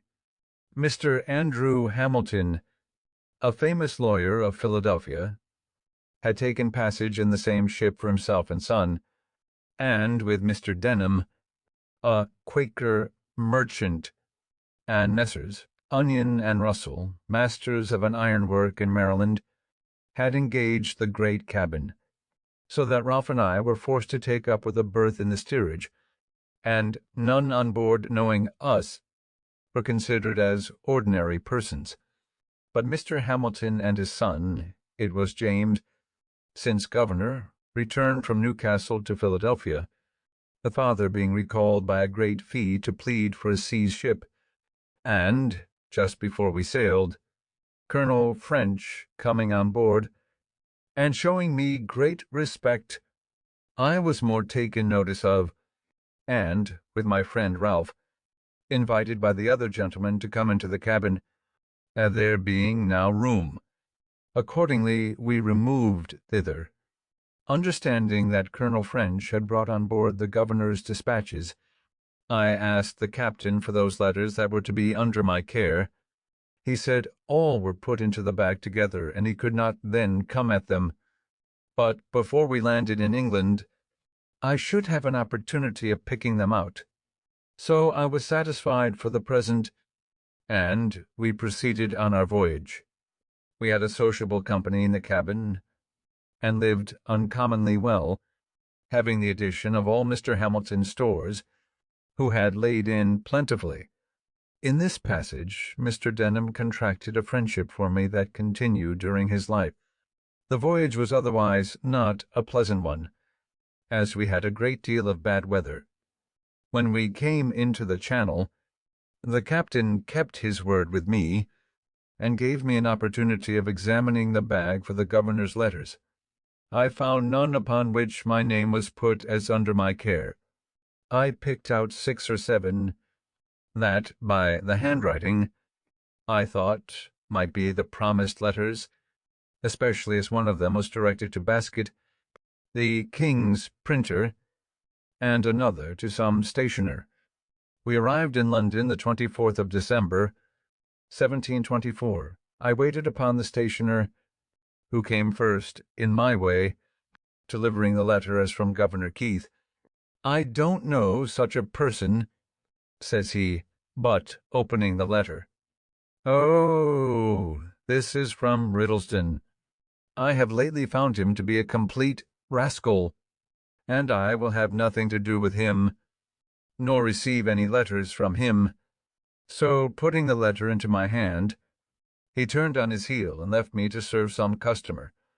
I was surprised to find these were not the governor's letters, and after recollecting and comparing circumstances, I began to doubt his sincerity. I found my friend Denham, and opened the whole affair to him. He let me into Keith's character, told me there was not the least probability that he had written any letters for me, that no one who knew him had the smallest dependence on him, and he laughed at the notion of the governor's giving me a letter of credit, having, as he said, no credit to give on my expressing some concern about what I should do. He advised me to endeavor getting some employment in the way of my business. "Among the printers here," said he, "you will improve yourself, and when you return to America, you will set up to greater advantage. We both of us happen to know, as well as the stationer, that Riddlesden, the attorney, was a very knave. He had half ruined Miss Reed's father by persuading him to be bound for him. By this letter it appeared there was a secret scheme on foot to the prejudice of Hamilton, supposed to be then coming over with us, and that Keith was concerned in it with Riddlesden. Denham, who was a friend of Hamilton's, thought he ought to be acquainted with it.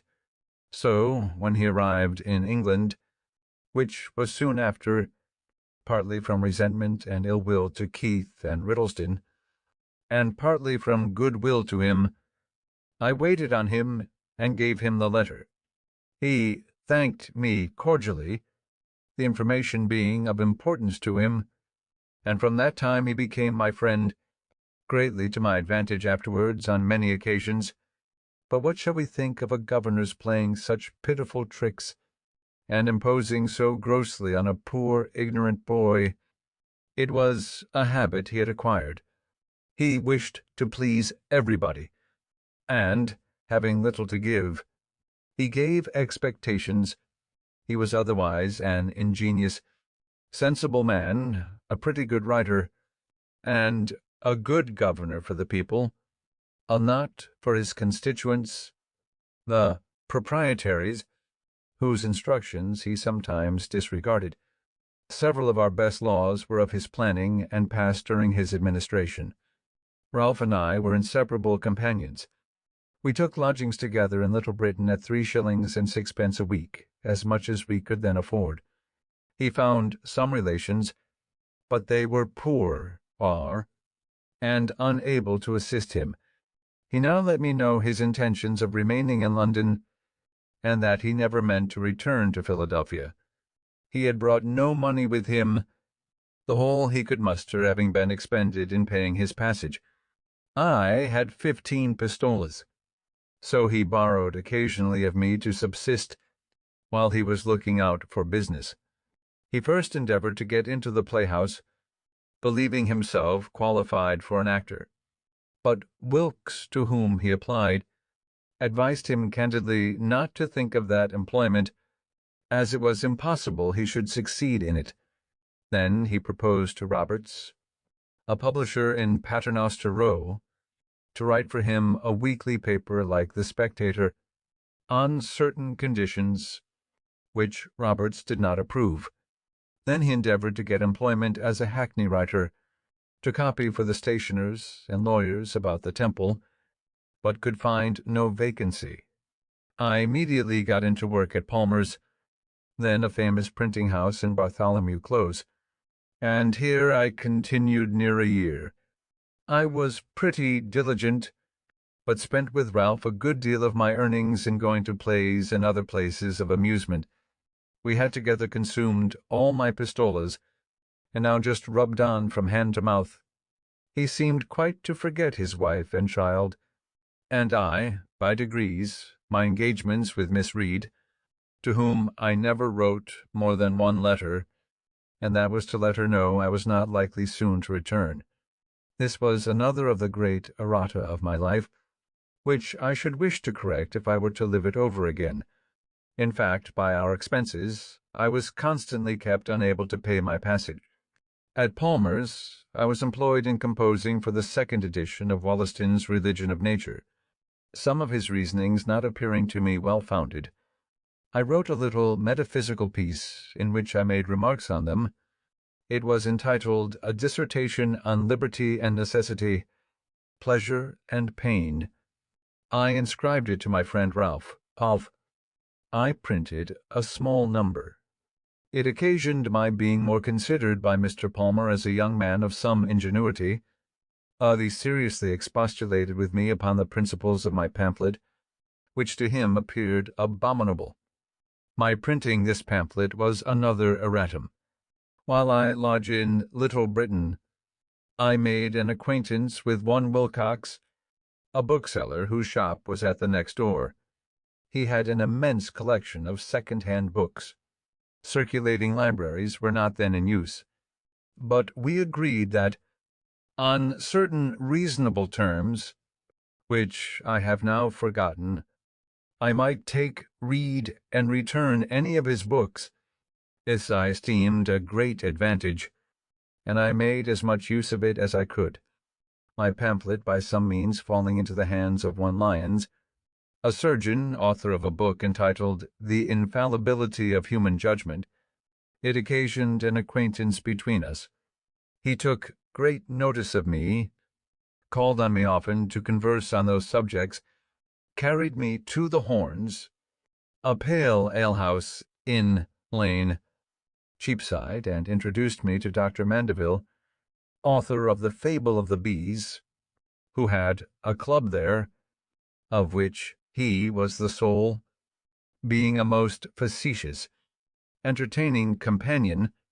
Lyons, too, introduced me to Dr. Pemberton at Batson's Coffee-house, who promised to give me an opportunity, some time or other, of seeing Sir Isaac Newton, of which I was extremely desirous. But this never happened. I had brought over a few curiosities, among which the principal was a purse made of the asbestos, which purifies by fire. Sir Hans Sloane heard of it, came to see me, and invited me to his house in Bloomsbury Square, where he showed me all his curiosities, and persuaded me to let him add that to the number, for which he paid me handsomely. In our house there lodged a young woman, a milliner, who, I think, had a shop in the cloisters. She had been genteelly bred, was sensible and lively, and of most pleasing conversation. Ralph read plays to her in the evenings. They grew intimate. She took another lodging, and he followed her. They lived together some time, but he being still out of business, and her income not sufficient to maintain them with her child, he took a resolution of going from London to try for a country school, which he thought himself well qualified to undertake, as he wrote an excellent hand, and was a master of arithmetic and accounts. This, however, he deemed a business below him, and confident of future better fortune, when he should be unwilling to have it known that he once was so meanly employed, he changed his name, and did me the honour to assume mine, for I soon after had a letter from him, acquainting me that he was settled in a small village in Berkshire, I think it was, where he taught reading and writing to 10 or a dozen boys, at 6d. each per week, recommending Mrs. T. to my care, and desiring me to write to him, directing for Mr. Franklin, schoolmaster at such a place. He continued to write frequently, sending me large specimens of an epic poem which he was then composing, and desiring my remarks and corrections. These I gave him from time to time, but endeavoured rather to discourage his proceeding. One of Young's satires was then just published. I copied and sent him a great part of it, which set in a strong light the folly of pursuing the Muses with any hope of advancement by them. All was in vain. Sheets of the poem continued to come by every post. In the meantime, Mrs. T., having on his account lost her friends and business, was often in distresses, and used to send for me and borrow what I could spare to help her out of them. I grew fond of her company, and, being at that time under no religious restraint, and presuming upon my importance to her, I attempted familiarities, another erratum, which he repulsed with a proper resentment, and acquainted him with my behaviour. This made a breach between us, and when he returned again to London, he let me know he thought I had cancelled all the obligations he had been under to me. So I found I was never to expect his repaying me what I lent to him or advanced for him. This, however, was not then of much consequence, as he was totally unable, and in the loss of his friendship I found myself relieved from a burthen. I now began to think of getting a little money beforehand, and, expecting better work, I left Palmer's to work at Watts's, near Lincoln's Inn Fields, a still greater printing house. Here I continued all the rest of my stay in London. At my first admission into this printing house, I took to working at press, imagining I felt a want of the bodily exercise I had been used to in America, where press work is mixed with composing. I drank only water. The other workmen, near 50 in number, were great guzzlers of beer. On occasion I carried up and down stairs a large form of types in each hand, when others carried but one in both hands. They wondered to see, from this and several instances, that the water American, as they called me, was stronger than themselves, who drank strong beer. We had an alehouse boy who attended always in the house to supply the workmen. My companion at the press drank every day a pint before breakfast, a pint at breakfast with his bread and cheese, a pint between breakfast and dinner, a pint at dinner, a pint in the afternoon about 6 o'clock, and another when he had done his day's work. I thought it a detestable custom, but it was necessary, he supposed, to drink strong beer, that he might be strong to labour. I endeavoured to convince him that the bodily strength afforded by beer could only be in proportion to the grain or flour of the barley dissolved in the water of which it was made, that there was more flour in a pennyworth of bread, and therefore, if he would eat that with a pint of water, it would give him more strength than a quart of beer. He drank on, however, and had 4 or 5 shillings to pay out of his wages every Saturday night for that muddling liquor, an expense I was free from, and thus these poor devils keep themselves always under. Watts, after some weeks, desiring to have me in the composing room, I left the pressman. A new bienvenue or sum for drink, being 5 shillings, beings, was demanded of me by the compositors. I thought it an imposition, as I had paid below. The master thought so too, and forbade my paying it.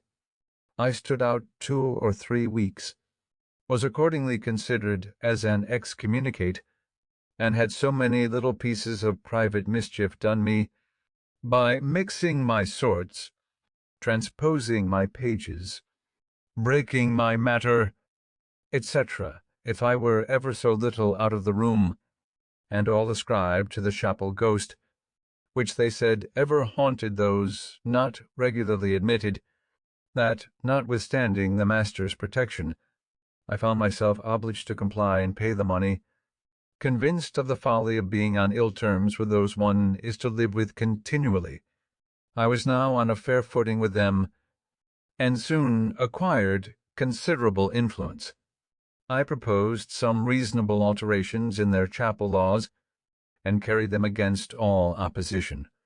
For my example, a great part of them left their muddling breakfast of beer, and bread and cheese, finding they could with me be supplied from a neighbouring house with a large porringer of hot water, gruel, is sprinkled with pepper, crumbed with bread, and a bit of butter in it, for the price of a pint of beer, viz., 3 halfpence. This was a more comfortable as well as cheaper breakfast, and keep their heads clearer.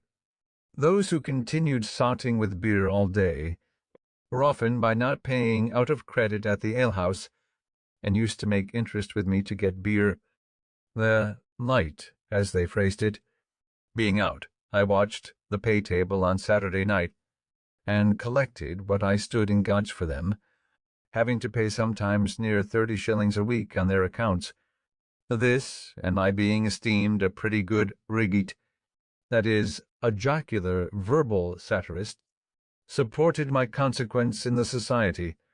My constant attendance, I never making a St. Monday, recommended me to the master, and my uncommon quickness at composing occasioned my being put upon all work of dispatch, which was generally better paid. So I went on now very agreeably. My lodging in Little Britain being too remote, I found another in Duke Street, opposite to the Romish chapel. It was 2 pair of stairs backwards, at an Italian warehouse. A widow lady kept the house.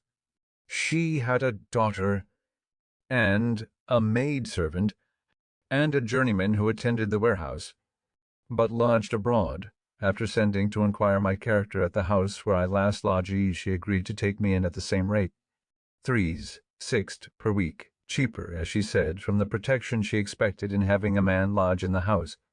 She was a widow, an elderly woman, had been bred a Protestant, being a clergyman's daughter, but was converted to the Catholic religion by her husband, whose memory she much revered, had lived much among people of distinction, and knew 1,000 anecdotes of them as far back as the times of Charles II.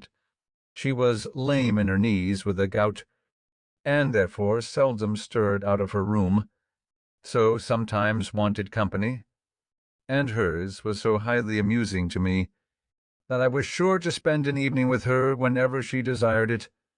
Our supper was only half an anchovy each, on a very little strip of bread and butter, and half a pint of ale between us, but the entertainment was in her conversation. I, always keeping good hours, and giving little trouble in the family, made her unwilling to part with me, so that, when I talked of a lodging I had heard of, nearer my business, for 2 shillings a week, which, intent as I now was on saving money, made some difference, she bid me not think of it, for she would abate me 2 shillings a week for the future. So I remained with her at 1 shilling and 6pence as long as I stayed in London. In a garret of her house there lived a maiden lady of 70, in the most retired manner, of whom my landlady gave me this account, that she was a Roman Catholic, had been sent abroad when young, and lodged in a nunnery with an intent of becoming a nun. But the country not agreeing with her, she returned to England, where, there being no nunnery, she had vowed to lead the life of a nun as near as might be done in those circumstances. Accordingly, she had given all her estate to charitable uses, reserving only £12 a year to live on, and out of this sum she still gave a great deal in charity, living herself on water, gruel only, and using no fire but to boil it. She had lived many years in that garret, being permitted to remain there gratis by successive Catholic tenants of the house below, as they deemed it a blessing to have her there. A priest visited her to confess her every day. I have asked her, says my landlady, how she, as she lived, could possibly find so much employment for a confessor. "Oh," said she, "it is impossible to avoid vain thoughts. I was permitted once to visit her. She was cheerful and polite, and conversed pleasantly. The room was clean, but had no other furniture than a mattress, a table with a crucifix and book, a stool which she gave me to sit on, and a picture over the chimney of St. Veronica, displaying her handkerchief, with the miraculous figure of Christ's bleeding face on it, which she explained to me with great seriousness. She looked pale, but was never sick, and I give it as another instance on how small an income, life and health may be supported. At Watts's printing house I contracted an acquaintance with an ingenious young man, one Wygate, who, having wealthy relations, had been better educated than most printers, was a tolerable Latinist, spoke French, and loved reading. I taught him and a friend of his to swim at Twice going into the river, and they soon became good swimmers. They introduced me to some gentlemen from the country who went to Chelsea by water to see the college and Don Soltero's curiosities. In our return, at the request of the company, whose curiosity Wygate had excited, I stripped and leaped into the river, and swam from near Chelsea to Blackfriars, performing on the way many feats of activity, both upon and under water, that surprised and pleased those to whom they were novelties. I had from a child been ever delighted with this exercise, had studied and practised all Thevenot's motions and positions, added some of my own, aiming at the graceful and easy as well as the useful. All these I took this occasion of exhibiting to the company, and was much flattered by their admiration, and Wygate, who was desirous of becoming a master, grew more and more attached to me on that account, as well as from the similarity of our studies. He at length proposed to me travelling all over Europe together, supporting ourselves everywhere by working at our business. I was once inclined to it, but mentioning it to my good friend Mr. Denham, with whom I often spent an hour when I had leisure, he dissuaded me from it, advising me to think only of returning to Pennsylvania, which he was now about to do. I must record one trait of this good man's character. He had formerly been in business at Bristol, but failed in debt to a number of people, compounded, and went to America. There, by a close application to business as a merchant, he acquired a plentiful fortune in a few years. Returning to England in the ship with me, he invited his old creditors to an entertainment, at which he thanked them for the easy composition they had favoured him with, and when they expected nothing but the treat, every man at the first remove found under his plate an order on a banker for the full amount of the unpaid remainder with interest. He now told me he was about to return to Philadelphia, and should carry over a great quantity of goods in order to open a store there. He proposed to take me over as his clerk, to keep his books, in which he would instruct me, copy his letters, and attend the store. He added that, as soon as I should be acquainted with mercantile business, he would promote me by sending me with a cargo of flour and bread, etc., to the West Indies, and procure me commissions from others which would be profitable, and, if I managed well, would establish me handsomely.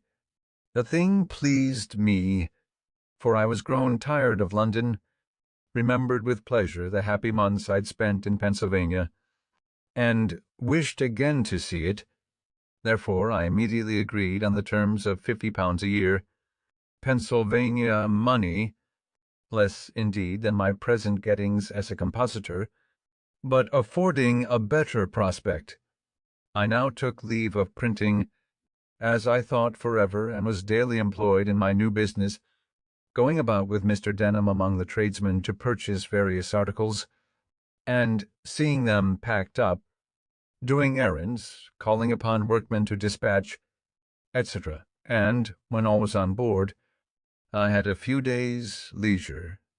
On one of these days, one of these, I was, to my surprise, sent for by a great man I knew only by name, a Sir William Wyndham, and I waited upon him. He had heard by some means or other of my swimming from Chelsea to Blackfriars, and of my teaching Wygate and another young man to swim in a few hours. He had 2 sons about to set out on their travels. He wished to have them first taught swimming, and proposed to gratify me handsomely if I would teach them. They were not yet come to town, and my stay was uncertain, so I could not undertake it. But from this incident I thought it likely that, if I were to remain in England and open a swimming school, I might get a good deal of money, and it struck me so strongly that, had the overture been sooner made me, probably I should not so soon have returned to America. After many years, you and I had something of more importance to do with one of these sons of Sir William Wyndham, become Earl of Egremont, which I shall mention in its place. Thus I spent about 18 months in London. Most part of the time I worked hard at my business, and spent but little upon myself except in seeing plays and in books. My friend Ralph had kept me poor.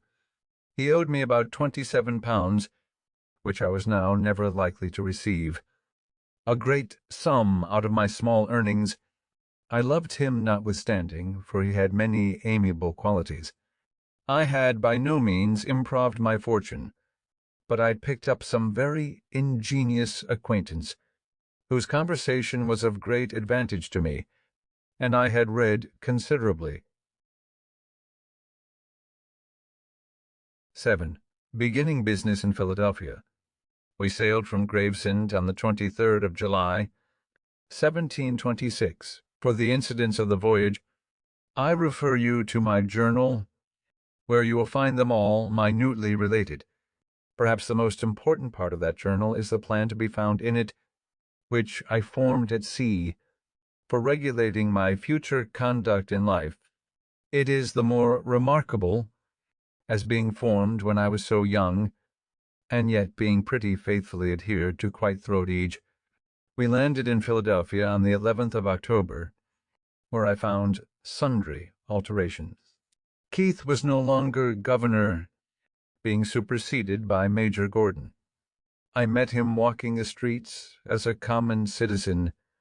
He seemed a little ashamed at seeing me, but passed without saying anything. I should have been as much ashamed at seeing Miss Reed, had not her friends, despairing with reason of my return after the receipt of my letter, persuaded her to marry another, one Rogers, a potter, which was done in my absence. With him, however, she was never happy, and soon parted from him, refusing to cohabit with him or bear his name, it being now said that he had another wife. He was a worthless fellow. Oh, an excellent workman, which was the temptation to her friends. He got into debt, ran away in 1727 or 1728, went to West Indies, and died there. Keimer had got a better house, a shop well supplied with stationery, plenty of new types, a number of hands, none good, and seemed to have a great deal of business.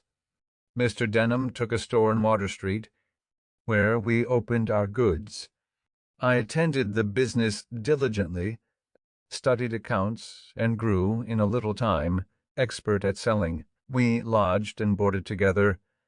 He counseled me as a father, having a sincere regard for me. I respected and loved him, and we might have gone on together very happy, but in the beginning of February 1726/7, when I had just passed my 21st year, we both were taken ill. My distemper was a pleurisy, which very nearly carried me off. I suffered a good deal, gave up the point in my own mind, and was rather disappointed when I found myself recovering, regretting in some degree that I must now, some time or other, have all that disagreeable work to do over again. I forget what his distemper was. It held him a long time, and at length carried him off. He left me a small legacy in a nuncupative will, as a token of his kindness for me, and he left me once more to the wide world, for the store was taken into the care of his executors, and my employment under him ended. My brother-in-law, Holmes, being now at Philadelphia, advised my return to my business, and Keimer tempted me, with an offer of large wages by the year, to come and take the management of his printing house, that he might better attend his stationer's shop. I had heard a bad character of him in London from his wife and her friends, and was not fond of having any more to do with him. I tried for farther employment as a merchant's clerk, but not readily meeting with any, I closed again with Keimer. I found in his house these hands: Hugh Meredith, a Welsh Pennsylvanian, 30 years of age, bred to country work, honest, sensible, had a great deal of solid observation, was something of a reader, but given to drink.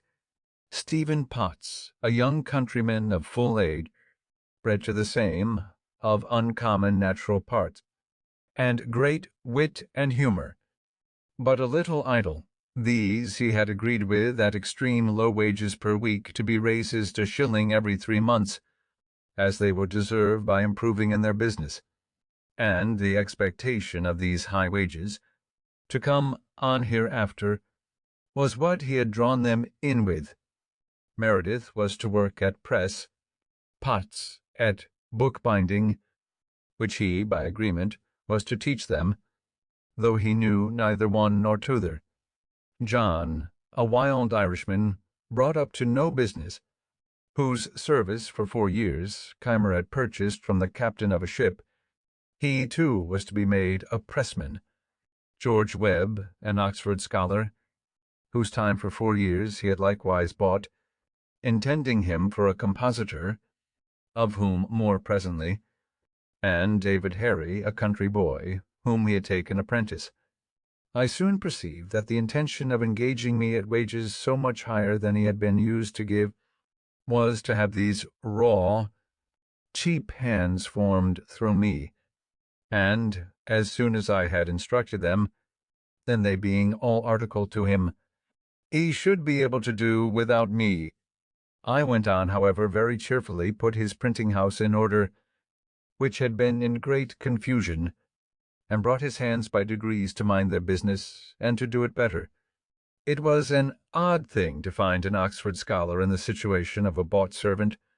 He was not more than 18 years of age, and gave me this account of himself: that he was born in Gloucester, educated at a grammar school there, had been distinguished among the scholars for some apparent superiority in performing his part when they exhibited plays, belonged to the witty club there, and had written some pieces in prose and verse, which were printed in the Gloucester newspapers. Thence he was sent to Oxford, where he continued about a year, but not well satisfied, wishing of all things to see London, and become a player, at length receiving his quarterly allowance of 15 guineas, Instead of discharging his debts, he walked out of town, hid his gown in a furze bush, and footed it to London, where, having no friend to advise him, he fell into bad company, soon spent his guineas, found no means of being introduced among the players, grew necessitous, pawned his clothes, and wanted bread, walking the street very hungry, and not knowing what to do with himself. A crimp's bill was put into his hand, offering immediate entertainment and encouragement to such as would bind themselves to serve in America. He went directly, signed the indentures, was put into the ship, and came over, never writing a line to acquaint his friends what was become of him. He was lively, witty, good-natured, and a pleasant companion, but idle, thoughtless, and imprudent to the last degree. John, the Irishman, soon ran away. With the rest I began to live very agreeably, for they all respected me the more, as they found Keimer incapable of instructing them, and that from me they learned something daily. We never worked on Saturday, that being Keimer's Sabbath, so I had 2 days for reading. My acquaintance with ingenious people in the town increased. Keimer himself treated me with great civility and apparent regard, and nothing now made me uneasy but my debt to Vernon, which I was yet unable to pay, being hitherto but a poor economist. He, however, kindly made no demand of it. Our printing house often wanted sorts, and there was no letter founder in America. I had seen types cast at James's in London, but without much attention to the manner. However, I now contrived a mould, made use of the letters we had as puncheons, struck the mattresses in lead, and thus supplied, in a pretty tolerable way, all deficiencies. I also engraved several things on occasion. I made the ink, I was warehouseman, and everything, and, in short, quite a factotum. But, however serviceable I might be, I found that my services became every day of less importance, as the other hands improved in the business. And when Keimer paid my second quarter's wages, he let me know that he felt them too heavy, and thought I should make an abatement. He grew by degrees less civil, put on more of the master, frequently found fault, was captious, and seemed ready for an outbreaking.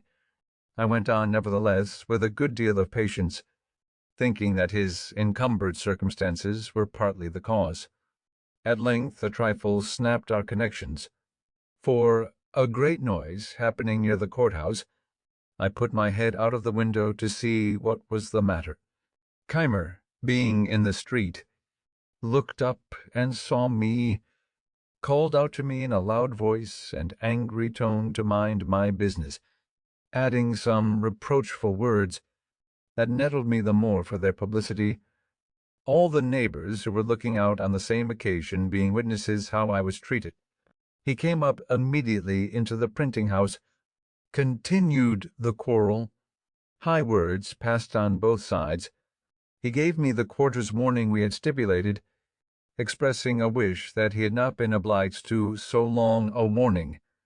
I told him his wish was unnecessary, for I would leave him that instant, and so, taking my hat, walked out of doors, desiring Meredith, whom I saw below, to take care of some things I left, and bring them to my lodgings. Meredith came accordingly in the evening, when we talked my affair over. He had conceived a great regard for me, and was very unwilling that I should leave the house while he remained in it. He dissuaded me from returning to my native country, which I began to think of. He reminded me that Keimer was in debt for all he possessed, that his creditors began to be uneasy, that he kept his shop miserably, sold often without profit for ready money, and often trusted without keeping accounts, that he must therefore fail, which would make a vacancy I might profit of. I objected my want of money. He then let me know that his father had a high opinion of me, and, from some discourse that had passed between them, he was sure would advance money to set us up if I would enter into partnership with him. My time, says he, will be out with Keimer in the spring. By that time we may have our press and types in from London. I am sensible, I am no workman. If you like it, your skill in the business shall be set against the stock I furnish, and we will share the profits equally. The proposal was agreeable, well, and I consented. His father was in town and approved of it. The more, as he saw I had great influence with his son, had prevailed on him to abstain long from dram drinking, and he hoped might break him of that wretched habit entirely when we came to be so closely connected. I gave an inventory to the father, who carried it to a merchant. The things were sent for. The secret was to be kept till they should arrive, and in the meantime I was to get work, if I could, at the other printing house. But I found no vacancy there, and so remained idle a few days, when Keimer, on a prospect of being employed to print some paper money in New Jersey, which would require cuts and various types that I only could supply, and apprehending Bradford might engage me and get the job from him, sent me a very civil message that old friends should not part for a few words, the effect of sudden passion, and wishing me to return. Meredith persuaded me to comply, as it would give more opportunity for his improvement under my daily instructions. So I returned, and we went on more smoothly than for some time before. The New Jersey job was obtained. I contrived a copper-plate press for it, the first that had been seen in the country. I cut several ornaments and checks for the bills. We went together to Burlington, where I executed the whole to satisfaction, and he received so large a sum for the work as to be enabled thereby to keep his head much longer above water. At Burlington I made an acquaintance with many principal people of the province. Several of them had been appointed by the Assembly a committee to attend the press and take care that no more bills were printed than the law directed. They were, therefore, by turns, constantly with us, and generally he who attended brought with him a friend or two for company. My mind having been much more improved by reading and Keimer's, I suppose it was for that reason my conversation seemed to be more valued. They had me to their houses, introduced me to their friends, and showed me much civility, while he, though the master, was a little neglected. In truth, he was an odd fish, ignorant of common life, fond of rudely opposing received opinions, slovenly to extreme dirtiness, enthusiastic in some points of religion, and a little knavish withal. We continued there near 3 months, and by that time I could reckon among my acquired friends Judge Allen, Samuel Bustill, the Secretary of the Province, Isaac Pearson, Joseph Cooper, and several of the Smiths, members of Assembly, and Isaac Decow, the Surveyor General. The latter was a shrewd, a sagacious old man, who told me that he began for himself, when young, by wheeling clay for brickmakers, learned to write after he was of age, carried the chain for surveyors, who taught him surveying, and he had now, by his industry, acquired a good estate. And says he, I foresee that you will soon work this man out of his business and make a fortune in it at Philadelphia. He had not then the least intimation of my intention to set up there or anywhere. These friends were afterwards of great use to me, as I occasionally was to some of them. They all continued their regard for me as long as they lived. Before I enter upon my public appearance in business, it may be well to let you know the then state of my mind with regard to my principles and morals, that you may see how far those influenced the future events of my life. My parents had early given me religious impressions, and brought me through my childhood piously in the dissenting way, but I was scarce 15, when, after doubting by turns of several points, as I found them disputed in the different books I read, I began to doubt of revelation itself. Some books against deism fell into my hands. They were said to be the substance of sermons preached at Boyle's lectures. It happened that they wrought an effect on me quite contrary to what was intended by them, for the arguments of the deists, which were quoted to be refuted, appeared to me much stronger than the refutations. In short, I soon became a thorough deist. My arguments perverted some others, particularly Collins and Ralph, but each of them having afterwards wronged me greatly without the least compunction, and recollecting Keith's conduct towards me, who was another freethinker, and my own towards Vernon and Miss Reed, which at times gave me great trouble, I began to suspect that this doctrine, though it might be true, was not very useful. My London pamphlet, which had for its motto these lines of Dryden: "Whatever is right, though purblind man sees but a part of the chain, the nearest link, his eyes not carrying to the equal beam, that poises all above, and from the attributes of God, his infinite wisdom, goodness, and power, concluded that nothing could possibly be wrong in the world, and that vice and virtue were empty distinctions, no such things existing, appeared now not so clever a performance as I once thought it, and I doubted whether some error had not insinuated itself unperceived into my argument, so as to infect all that followed, as is common in metaphysical reasonings. I grew convinced that truth, sincerity, and integrity in dealings between man and man were of the utmost importance to the felicity of life, and I formed written resolutions, which still remain in my journal book, to practice them ever while I lived.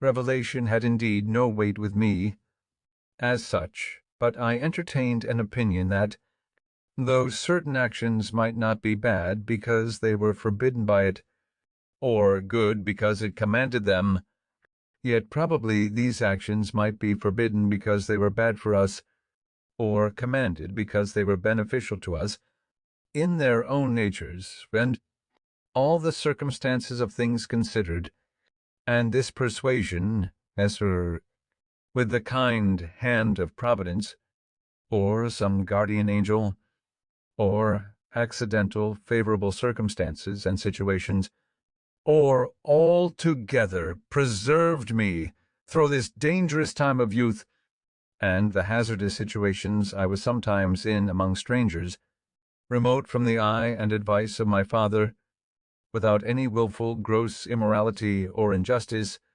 that might have been expected from my want of religion.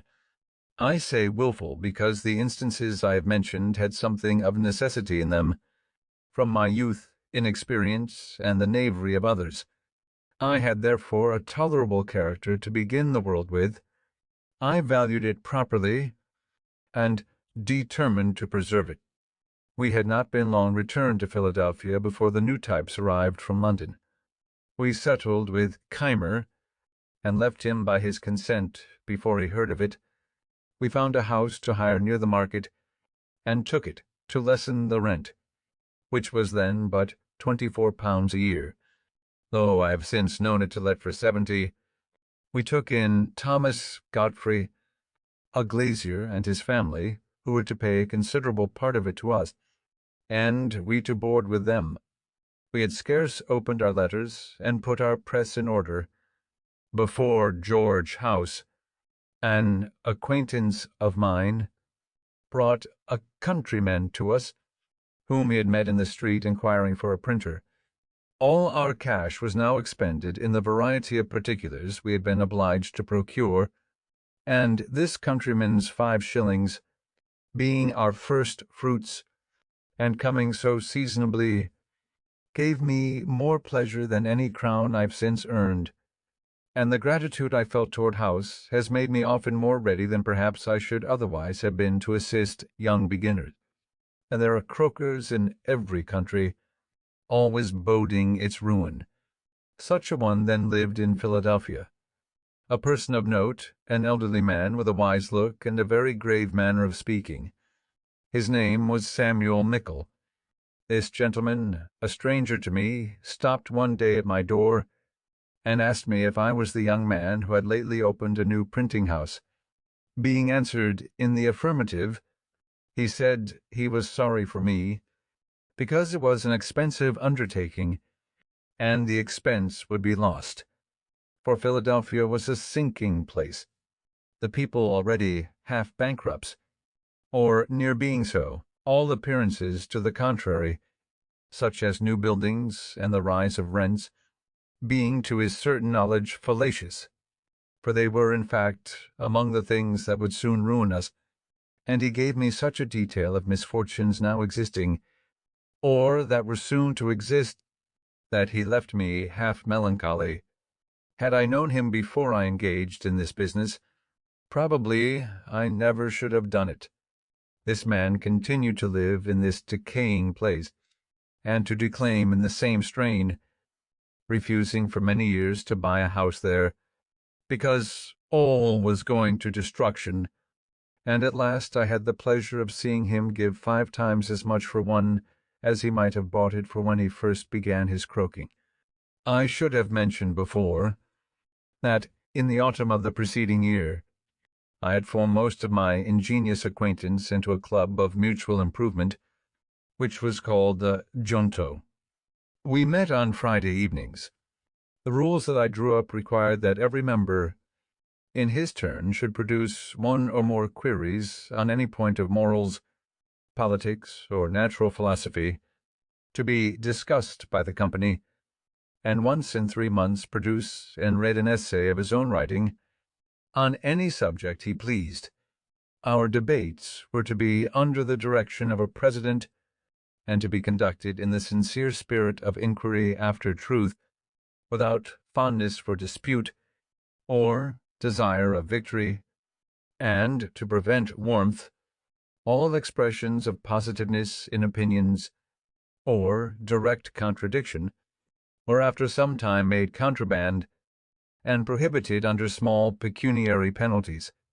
The first members were Joseph Brinall, a copier of deeds for the scriveners, a good-natured, friendly, middle-aged man, a great lover of poetry, reading all he could meet with, and writing some that was tolerable, very ingenious in many little knick-knackeries, and of sensible conversation.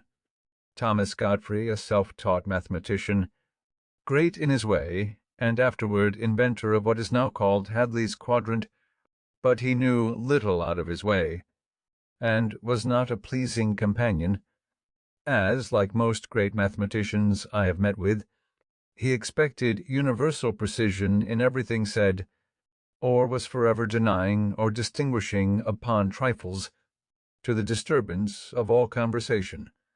He soon left us. Nicholas Scull, a surveyor, afterward surveyor general, who loved books and sometimes made a few verses. William Parsons, bred a shoemaker, but loving reading, had acquired a considerable share of mathematics, which he first studied with a view to astrology, that he afterwards laughed at it. He also became surveyor general. William Moggridge, a joiner, a most exquisite mechanic, and a solid, sensible man. Hugh Meredith, Stephen Potts, and George Webb I've characterized before. Robert Grace, a young gentleman of some fortune, generous, lively, and witty, a lover of punning and of his friends, and William Coleman, then a merchant's clerk, about my age, who had the coolest, clearest head, the best heart, and the exactest morals of almost any man I ever met with. He became afterwards a merchant of great note, and one of our provincial judges. Our friendship continued without interruption to his death, upwards of 40 years, and the club continued almost as long, and was the best school of philosophy, morality, and politics that then existed in the province, for our queries, which were read the week preceding their discussion, put us upon reading with attention upon the several subjects, that we might speak more to the purpose, and here, too, we acquired better habits of conversation, everything being studied in our rules which might prevent our disgusting each other. From hence the long continuance of the club, which I shall have frequent occasion to speak further of hereafter. But my giving this account of it here is to show something of the interest I had, every one of these exerting themselves in recommending business to us. Renan particularly procured use from the Quakers the printing 40 sheets of their history, the rest being to be done by Keimer, and upon this we worked exceedingly hard, for the price was low. It was a folio, pro patricides, in pica, with long primer notes. I composed of it a sheet a day, and Meredith worked it off at press. It was often 11 at night, and sometimes later, before I'd finished my distribution for the next day's work, for the little job sent in by our other friends now and then put us back, but so determined I was to continue doing a sheet a day of the folio, that one night when, having imposed my forms, I thought my day's work over, one of them by accident was broken, and 2 pages reduced to pi. I immediately distributed and composed it over again before I went to bed, and this industry, visible to our neighbors, began to give us character and credit. Particularly I was told that mention being made of the new printing office at the Merchants' Every Night Club, the general opinion was that it must fail, there being already 2 printers in the place, Keimer and Bradford, but Dr. Baird, whom you and I saw many years after at his native place, St. Andrews in Scotland, gave a contrary opinion, for the industry of that Franklin, says he, is superior to anything I ever saw of the kind. I see him still at work when I go home from club, and he is at work again before his neighbors are out of bed. Struck the rest, and we soon after had offers from one of them to supply us with stationery, but as yet we did not choose to engage in shop business. I mention this industry the more particularly and the more freely, though it seems to be talking in my own praise, that those of my posterity who shall read it, may know the use of that virtue when they see its effects in my favor throughout this relation. George Webb, who had found a female friend that lent him wherewith to purchase his time of Keimer, now came to offer himself as a journeyman to us. We could not then employ him, but I foolishly let him know as a secret that I soon intended to begin a newspaper, and might then have work for him. My hopes of success, as I told him, were founded on this, that the then only newspaper, printed by Bradford, was a paltry thing, wretchedly managed, no way entertaining, nay, and yet was profitable to him. I therefore thought a good paper would scarcely fail of good encouragement. I requested Webb not to mention it, but he told it to Keimer, who immediately, to be beforehand with me, published proposals for printing one himself, on which Webb was to be employed. I resented this, and, to counteract them, as I could not yet begin our paper, I wrote several pieces of entertainment for Bradford's paper, under the title of The Busybody, which Brino continued some months. By this means the attention of the public was fixed on that paper, and Keimer's proposals, which we burlesqued and ridiculed, were disregarded. He began his paper, however, and, after carrying it on 3/4 of a year, with at most only 90 subscribers, he offered it to me for a trifle, and I, having been ready some time to go on with it, took it in hand directly, and it proved in a few years extremely profitable to me. I perceive that I am apt to speak in the singular number, though our partnership still continued. The reason may be that, in fact, the whole management of the business lay upon me.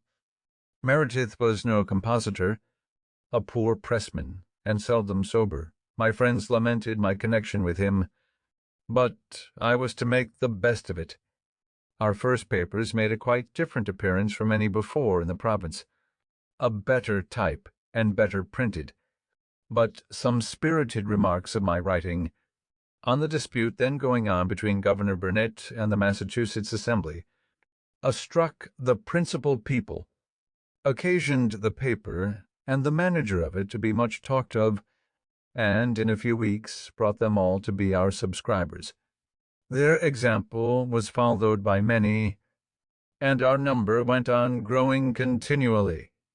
This was one of the first good effects of my having learnt a little to scribble. Another was that the leading men, seeing a newspaper now in the hands of one who could also handle a pen, thought it convenient to oblige and encourage me. Bradford still printed the votes, and laws, and other public business. He had printed an address of the House to the Governor. In a coarse, blundering manner, we reprinted it elegantly and correctly, and sent one to every member. They were sensible of the difference. It strengthened the hands of our friends in the House, and they voted us their printers for the year ensuing. Among my friends in the House I must not forget Mr. Hamilton, before mentioned, who was then returned from England, and had a seat in it. He interested himself for me strongly in that instance, as he did in many others afterward, continuing his patronage till his death. Mr. Vernon, about this time, put me in mind of the debt I owed him, but did not press me. I wrote him an ingenuous letter of acknowledgment, craved his forbearance a little longer, which he allowed me, and, as soon as I was able, I paid the principal with interest and many thanks, so that erratum was in some degree corrected. But now another difficulty came upon me which I had never the least reason to expect. Mr. Meredith's father, who was to have paid for our printing house, according to the expectations given me, was able to advance only £100 currency, which had been paid, and 100 more was due to the merchant, who grew impatient, and sued us all. We gave bail, but saw that, if the money could not be raised in time, the suit must soon come to a judgment and execution, and our hopeful prospects must, with us, be ruined, as the press and letters must be sold for payment, perhaps at half price.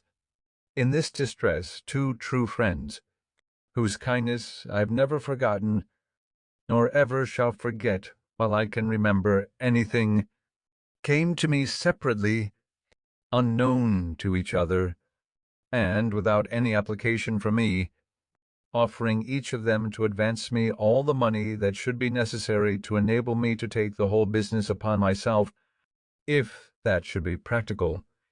But they did not like my continuing the partnership with Meredith, who, as they said, was often seen drunk in the streets, and playing at low games in alehouses. Much to our discredit, these two friends were William Coleman and Robert Grace. I told them I could not propose a separation while any prospect remained of the Merediths fulfilling their part of our agreement, because I thought myself under great obligations to them for what they had done, and would do if they could. But if they finally failed in their performance, and our partnership must be dissolved, I should then think myself at liberty to accept the assistance of my friends. Thus the matter rested for some time, when I said to my partner, "Perhaps your father is dissatisfied at the part you have undertaken in this affair of ours, and is unwilling to advance for you and me what he would for you alone. If that is the case, tell me, and I will resign the whole to you, and go about my business." "No," said he, "my father has really been disappointed, and is really unable, and I am unwilling to distress him farther. I see this is a business I am not fit for. I was bred a farmer, array, and it was a folly in me to come to town, and put myself, at 30 years of age, an apprentice to learn a new trade. Many of our Welsh people are going to settle in North Carolina, where land is cheap. I am inclined to go with them and follow my old employment. You may find friends to assist you, if you will take the debts of the company upon you. Return to my father the £100 he has advanced, pay my little personal debts, and give me £30 and a new saddle. I will relinquish the partnership and leave the whole in your hands. I agreed to this proposal. It was drawn up in writing, signed, and sealed immediately. I gave him what he demanded, and he went soon after to Carolina, from whence he sent me next year 2 long letters, containing the best account that had been given of that country, the climate, the soil, husbandry, etc., for in those matters he was very judicious. I printed them in the papers, and they gave great satisfaction to the public. As soon as he was gone, I recurred to my 2 friends, and because I would not give an unkind preference to either, I took half of what each had offered, and I wanted of one, and half of the other, paid off the company's debts, and went on with the business in my own name, advertising that the partnership was dissolved. I think this was in or about the year 1729. 8. Business success and first public service. About this time there was a cry among the people for more paper money, only £15,000 being extant in the province, and that soon to be sunk. The wealthy inhabitants opposed any addition, being against all paper currency, from an apprehension that it would depreciate, as it had done in New England, to the prejudice of all creditors. We had discussed this point in our junto, where I was on the side of an addition, being persuaded that the first small sum struck in 1723 had done much good by increasing the trade, employment, and number of inhabitants in the province, since I now saw all the old houses inhabited, and many new ones building, whereas I remembered well that when I first walked about the streets of Philadelphia, eating my roll, I saw most of the houses in Walnut Street, between Second and Front Streets, with bills on their doors, to be let, and many likewise in Chestnut Street and other streets, which made me then think the inhabitants of the city were deserting it one after another. Our debates possessed me so fully of the subject that I wrote and printed an anonymous pamphlet on it, entitled The Nature and Necessity of a Paper Currency. It was well received by the common people in general, but the rich men disliked it, for it increased and strengthened the clamor for more money, and they happening to have no writers among them that were able to answer it, their opposition slackened, and the point was carried by a majority in the House. My friends there, who conceived I been of some service, thought fit to reward me by employing me in printing the money, a very profitable job and a great help to me. This was another advantage gained by my being able to write. The utility of this currency became by time and experience so evident as never afterwards to be much disputed, so that it grew soon to £55,000, and in 1739 to £80,000, since which it arose during war to upwards of £350,000, trade, building, and inhabitants all the while increasing. Oh, I now think there are limits beyond which the quantity may be hurtful. I soon after obtained my friend Hamilton, the printing of the Newcastle paper money, another profitable job, as I then thought it, small things appearing great to those in small circumstances, and these to me were really great advantages, as they were great encouragements. He procured for me also the printing of the laws and votes of that government, which continued in my hands as long as I followed the business. I now opened a little stationer's shop. I had in it blanks of all sorts, the correctest that ever appeared among us, being assisted in that by my friend Braintnall. I had also paper, parchment, Chapman's books, etc. One Whitemash, a compositor I had known in London, an excellent workman, now came to me and worked with me constantly and diligently, and I took an apprentice, the son of Aquila Rose. I began now gradually to pay off the debt I was under for the printing house. In order to secure my credit and character as a tradesman, I took care not only to be in reality industrious and frugal, but to avoid all appearances to the contrary. I dressed plainly. I was seen at no places of idle diversion. I never went out a fishing or shooting. A book, indeed, sometimes debauched me from my work, but that was seldom. Snug, and gave no scandal, and, to show that I was not above my business, I sometimes brought home the paper I purchased at the stores to the streets on a wheelbarrow, thus being esteemed an industrious, thriving young man, and paying duly for what I bought. The merchants who imported stationery solicited my custom. Others proposed supplying me with books, and I went on swimmingly. In the meantime, Keimer's credit and business declining daily, he was at last forced to sell his printing house to satisfy his creditors. He went to Barbados, and there lived some years in very poor circumstances. His apprentice, David Harry, whom I had instructed while I worked with him, set up in his place at Philadelphia, having bought his materials. I was at first apprehensive of a powerful rival in Harry, as his friends were very able and had a good deal of interest. I therefore proposed a partnership to him, which he, fortunately for me, rejected with scorn. He was very proud, dressed like a gentleman, lived expensively, took much diversion and pleasure abroad, ran in debt, and neglected his business, upon which all business left him, and, finding nothing to do, he followed Keimer to Barbados, taking the printing house with him. There this apprentice employed his former master as a journeyman. They quarrelled often. Harry went continually behindhand, and at length was forced to sell his types and return to his country work in Pennsylvania. The person that bought them employed Keimer to use them, but in a few years he died. There remained now no competitor with me at Philadelphia, but the old one, Bradford, who was rich and easy, did a little printing now and then by straggling hand, but was not very anxious about the business.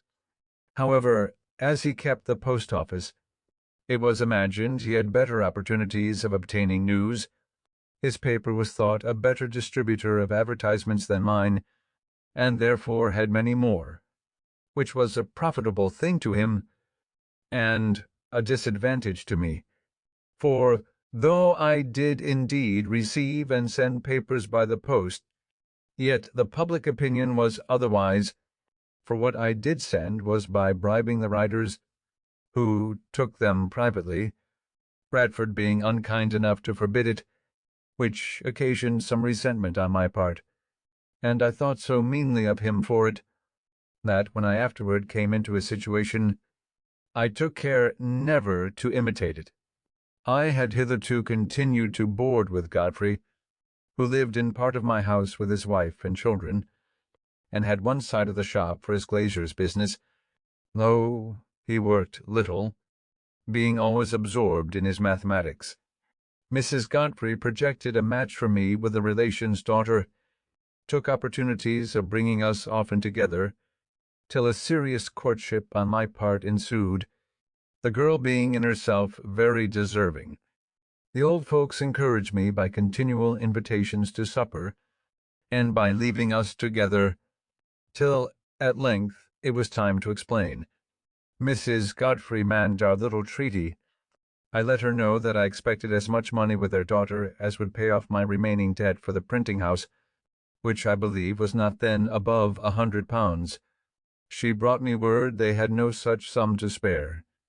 I said they might mortgage their house in the loan office. The answer to this, after some days, was that they did not approve the match, that, on inquiry of Bradford, they had been informed the printing business was not a profitable one, the types would soon be worn out, and more wanted, that S. Keimer and D. Harry had failed one after the other, and I should probably soon follow them, and therefore I was forbidden the house, and the daughter shut up. Whether this was a real change of sentiment or only artifice, on the supposition of our being too far engaged in affection to retract, and therefore that we should steal a marriage, which would leave them at liberty to give or withhold what they pleased, I know not, but I suspected the latter, resented it, and went no more. Mrs. Godfrey brought me afterwards some more favourable accounts of their disposition, and would have drawn me on again, but I declared absolutely my resolution to have nothing more to do with that family. This was resented by the Godfreys. We differed, and they removed, leaving me the whole house, and I resolved to take no more inmates. But this affair having turned my thoughts to marriage, I looked around me and made overtures of acquaintance in other places, but soon found that, the business of a printer being generally thought a poor one, I was not to expect money with a wife, unless with such a one as I should not otherwise think agreeable. A friendly correspondence as neighbours and old acquaintances had continued between me and Mrs. Reed's family, who all had a regard for me from the time of my first lodging in their house. I was often invited there and consulted in their affairs, wherein I sometimes was of service. I pitied poor Miss Reed's unfortunate situation, who was generally dejected, seldom cheerful, and avoided company. I considered my giddiness and inconstancy when in London as in a great degree the cause of her unhappiness. All the mother was good enough to think the fault more her own than mine, as she had prevented our marrying before I went thither, and persuaded the other match in my absence. Our mutual affection was revived, but there were now great objections to our union. The match was indeed looked upon as invalid, a preceding wife being said to be living in England, but this could not easily be proved because of the distance, and, though there was a report of his death, it was not certain, and though it should be true, he had left many debts, which his successor might be called upon to pay. We ventured, however, over all these difficulties, and I took her to wife, September 1st, 1730. None of the inconveniences happened that we had apprehended. She proved a good and faithful helpmate, assisted me much by attending the shop. We throve together, and have ever mutually endeavoured to make each other happy. Thus I corrected that great erratum as well as I could. Of their Chloes and Phyllises poets may prate. I sing my plain country Joan. These 12 years, my wife, still the joy of my life. Blessed day that I made her my own. About this time, our club meeting, not at a tavern, but in a little room of Mr. Grace's, set apart for that purpose, a proposition was made by me, that since our books were often referred to in our disquisitions upon the queries, it might be convenient to us to have them all together where we met, that upon occasion they might be consulted, and by thus clubbing our books to a common library, we should, while we like to keep them together, have each of us the advantage of using the books of all the other members, which would be nearly as beneficial as if each owned the whole. It was lick and agreed to, and we filled one end of the room with such books as we could best spare. The number was not so great as we expected, and though they had been of great use, yet some inconveniences occurring for want of due care of them, the collection, after about a year, was separated, and each took his books home again, and now I set on foot my first project of a public nature, that for a subscription library. I drew up the proposals, got them put into form by our great scrivener, Brockton, and by the help of my friends in the Junto, procured 50 subscribers of 40 shillings each to begin with, and 10 shillings a year for 50 years, the term our company was to continue. We afterwards obtained a charter, the company being increased to 100. This was the mother of all the North American subscription libraries, now so numerous. It has become a great thing itself, and continually increasing.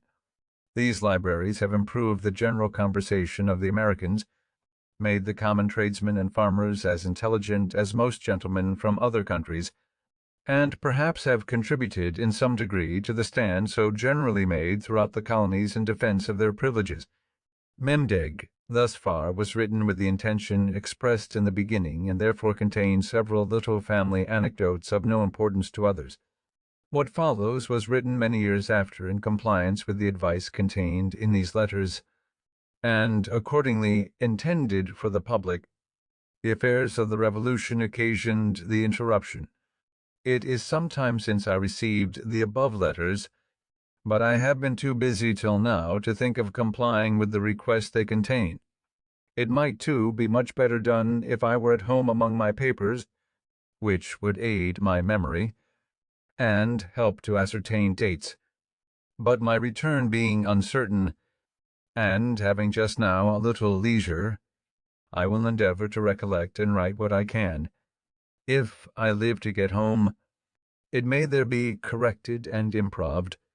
Not having any copy here of what is already written, I know not whether an account is given of the means I used to establish the Philadelphia Public Library, which, from a small beginning, is now become so considerable, though I remember to have come down to near the time of that transaction, 1730. I will therefore begin here with an account of it, which may be struck out if found to have been already given.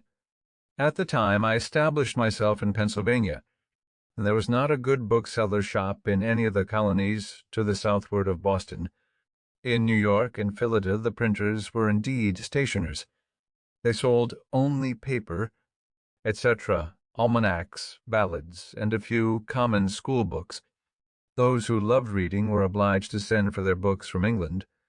The members of the Junto had each a few. We had left the Ale House, where we first met, and hired a room to hold our club in. I proposed that we should all of us bring our books to that room, where they would not only be ready to consult in our conferences, but become a common benefit, each of us being at liberty to borrow such as he wished to read at home. This was accordingly done, and for some time contented us.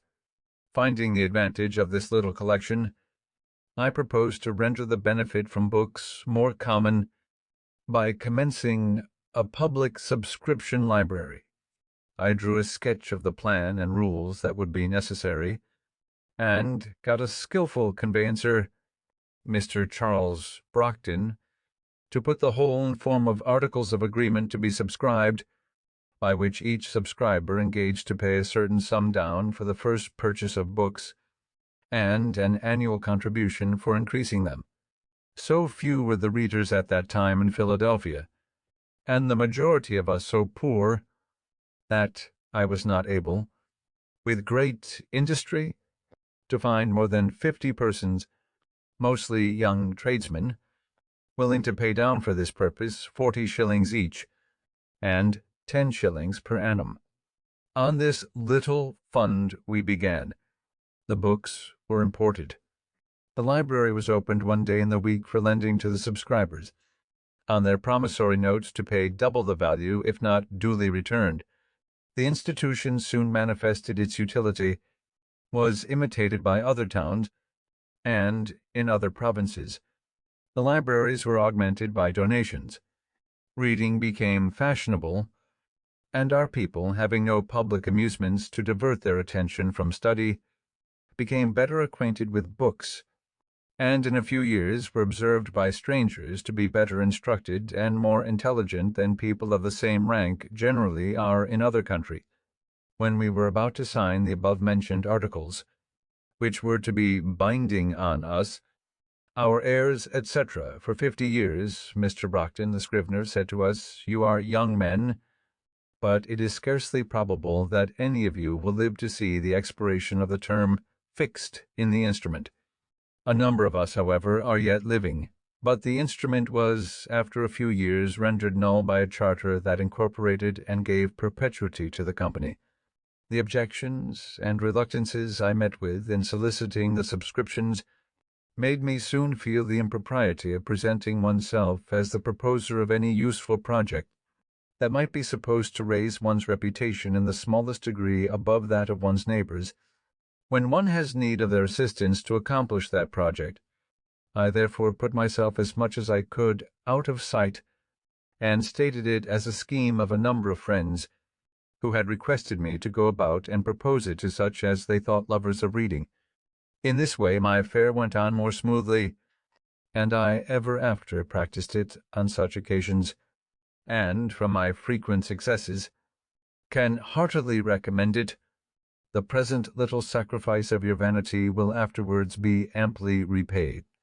If it remains a while uncertain to whom the merit belongs, someone more vain than yourself will be encouraged to claim it, and then even envy will be disposed to do you justice by plucking those assumed feathers, and restoring them to their right owner.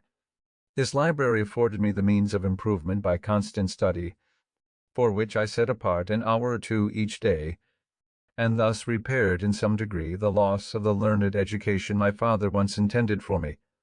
Reading was the only amusement I allowed myself. I spent no time in taverns, games, or frolics of any kind, and my industry in my business continued as indefatigable as it was necessary. I was indebted for my printing house. I had a young family coming on to be educated, and I had to contend with for business 2 printers, who were established in the place before me. My circumstances, however, grew daily easier, my original habits of frugality continuing, and my father having, among his instructions to me when a boy, frequently repeated a proverb of Solomon, "Seest thou a man diligent in his calling? He shall stand before kings. He shall not stand before mean men." I from thence considered industry as a means of obtaining wealth and distinction, which encouraged me.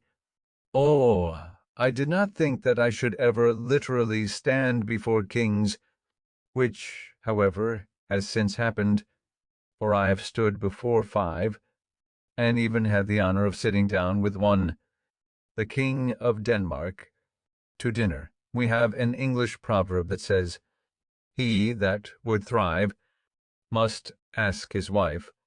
It was lucky for me that I had one as much disposed to industry and frugality as myself. She assisted me cheerfully in my business, folding and stitching pamphlets, tending shop, purchasing old linen rags for the paper-makers, etc. We kept no idle servants. Our table was plain and simple, our furniture of the cheapest. For instance, my breakfast was a long-time break and milk, no tea, and I ate it out of a 2-penny earthen porringer, with a pewter spoon. But mark how luxury will enter families, and make a progress.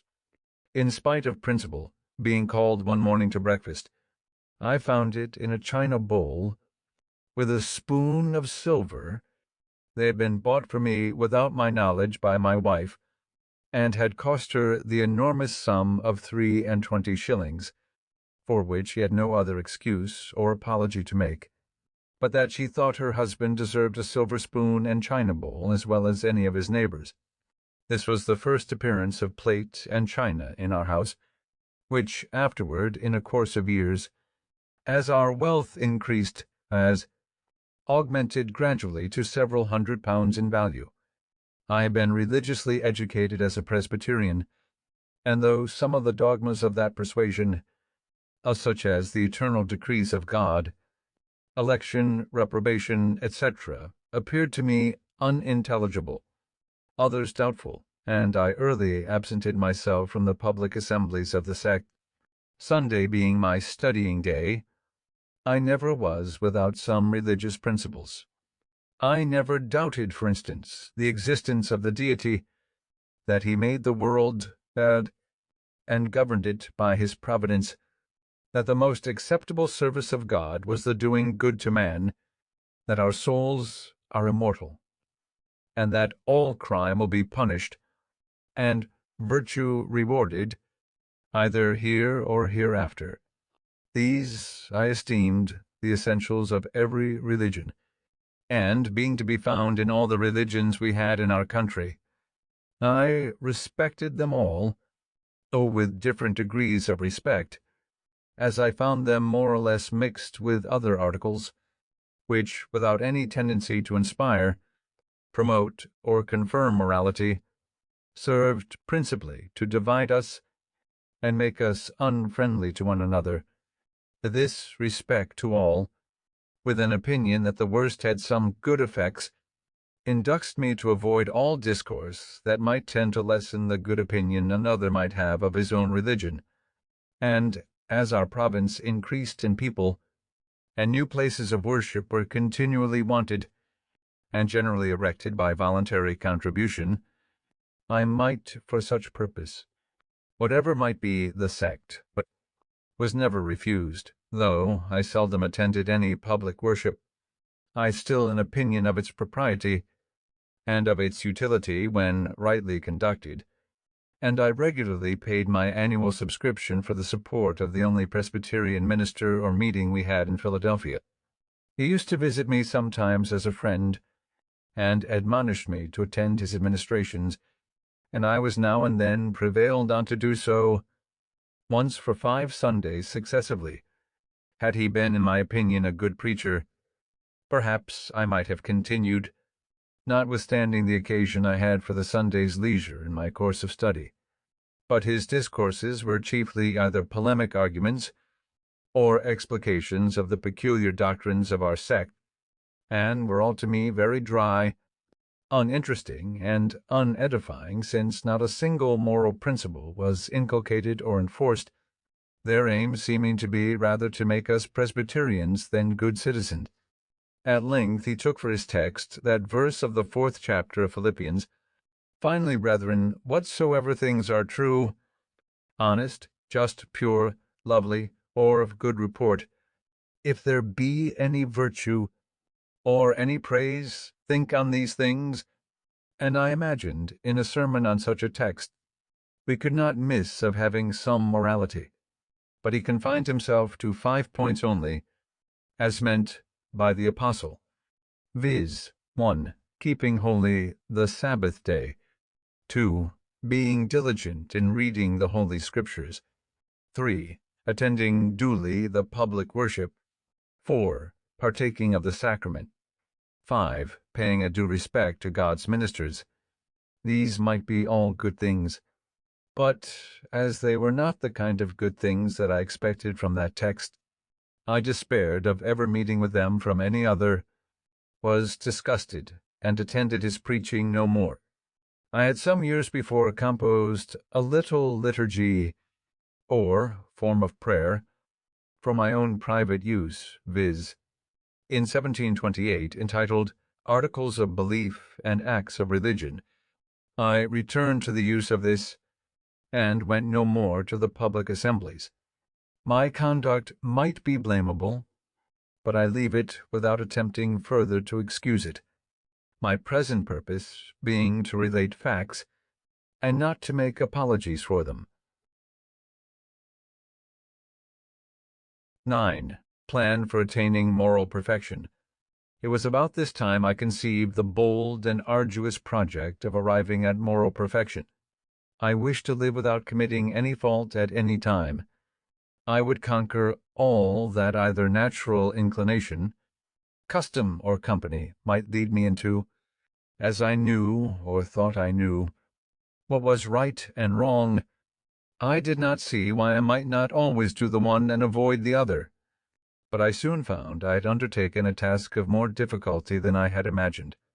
While my care was employed in guarding against one fault, I was often surprised by another. Habit took the advantage of inattention, inclination was sometimes too strong for reason. I concluded at length that the mere speculative conviction that it was our interest to be completely virtuous was not sufficient to prevent our slipping, and that the contrary habits must be broken and good ones acquired and established before we can have any dependence on a steady, uniform rectitude of conduct. For this purpose I therefore contrived the following method.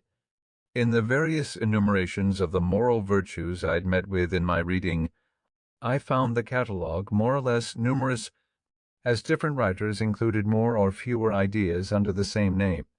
Temperance, for example, was by some confined to eating and drinking, while by others it was extended to mean the moderating every other pleasure, appetite, inclination, or passion, bodily or mental, even to our avarice and ambition.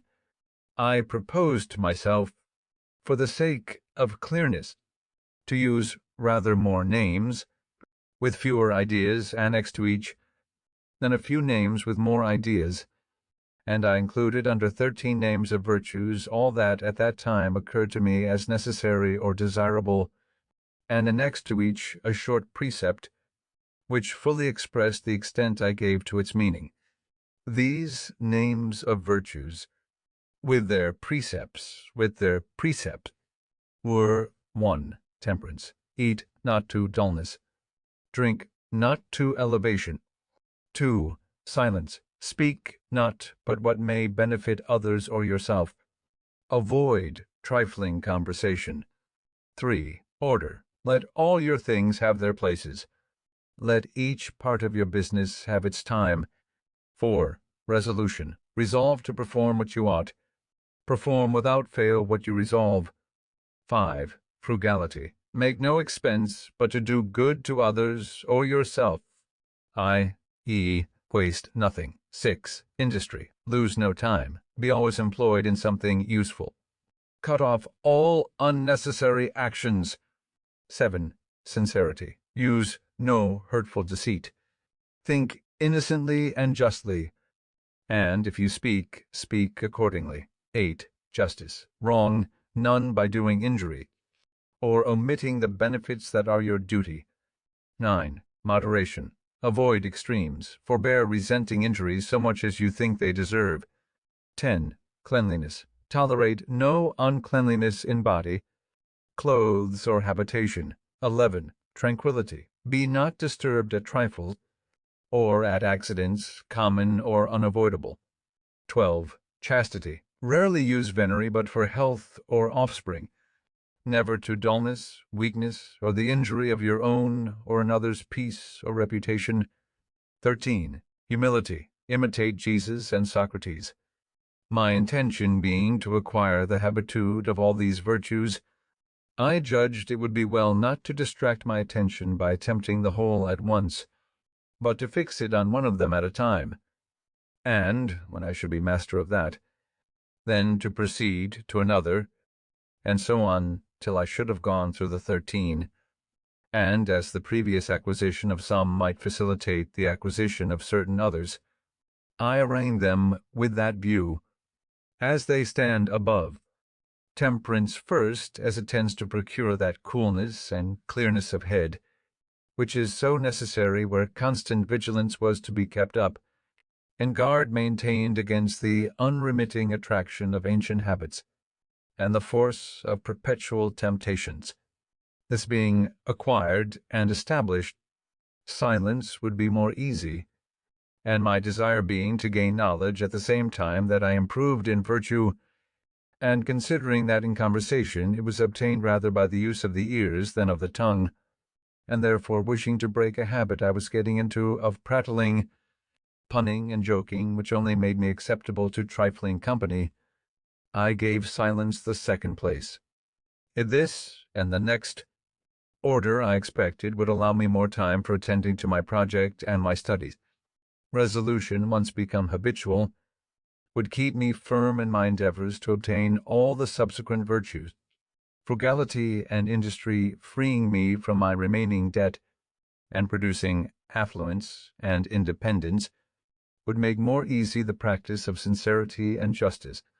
etc., conceiving then that, agreeably to the advice of Pythagoras in his golden verses, daily examination would be necessary, I contrived the following method for conducting that examination. I made a little book in which I allotted a page for each of the virtues. I ruled each page with red ink so as to have 7 columns, one for each day of the week, marking each column with a letter for the day.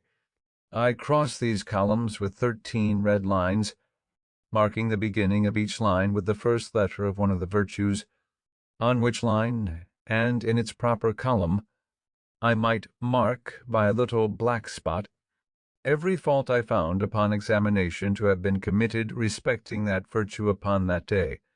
Form of the pages: temperance, eat not to dullness, drink not to elevation. I determined to give a week's strict attention to each of the virtues successively.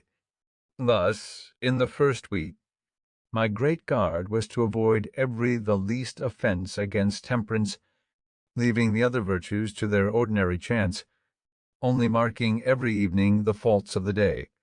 Thus, if in the first week I could keep my first line marked T, clear of spots, I suppose the habit of that virtue so much strengthened, and its opposite weakened, that I might venture extending my attention to include the next, and for the following week keep both lines clear of spots.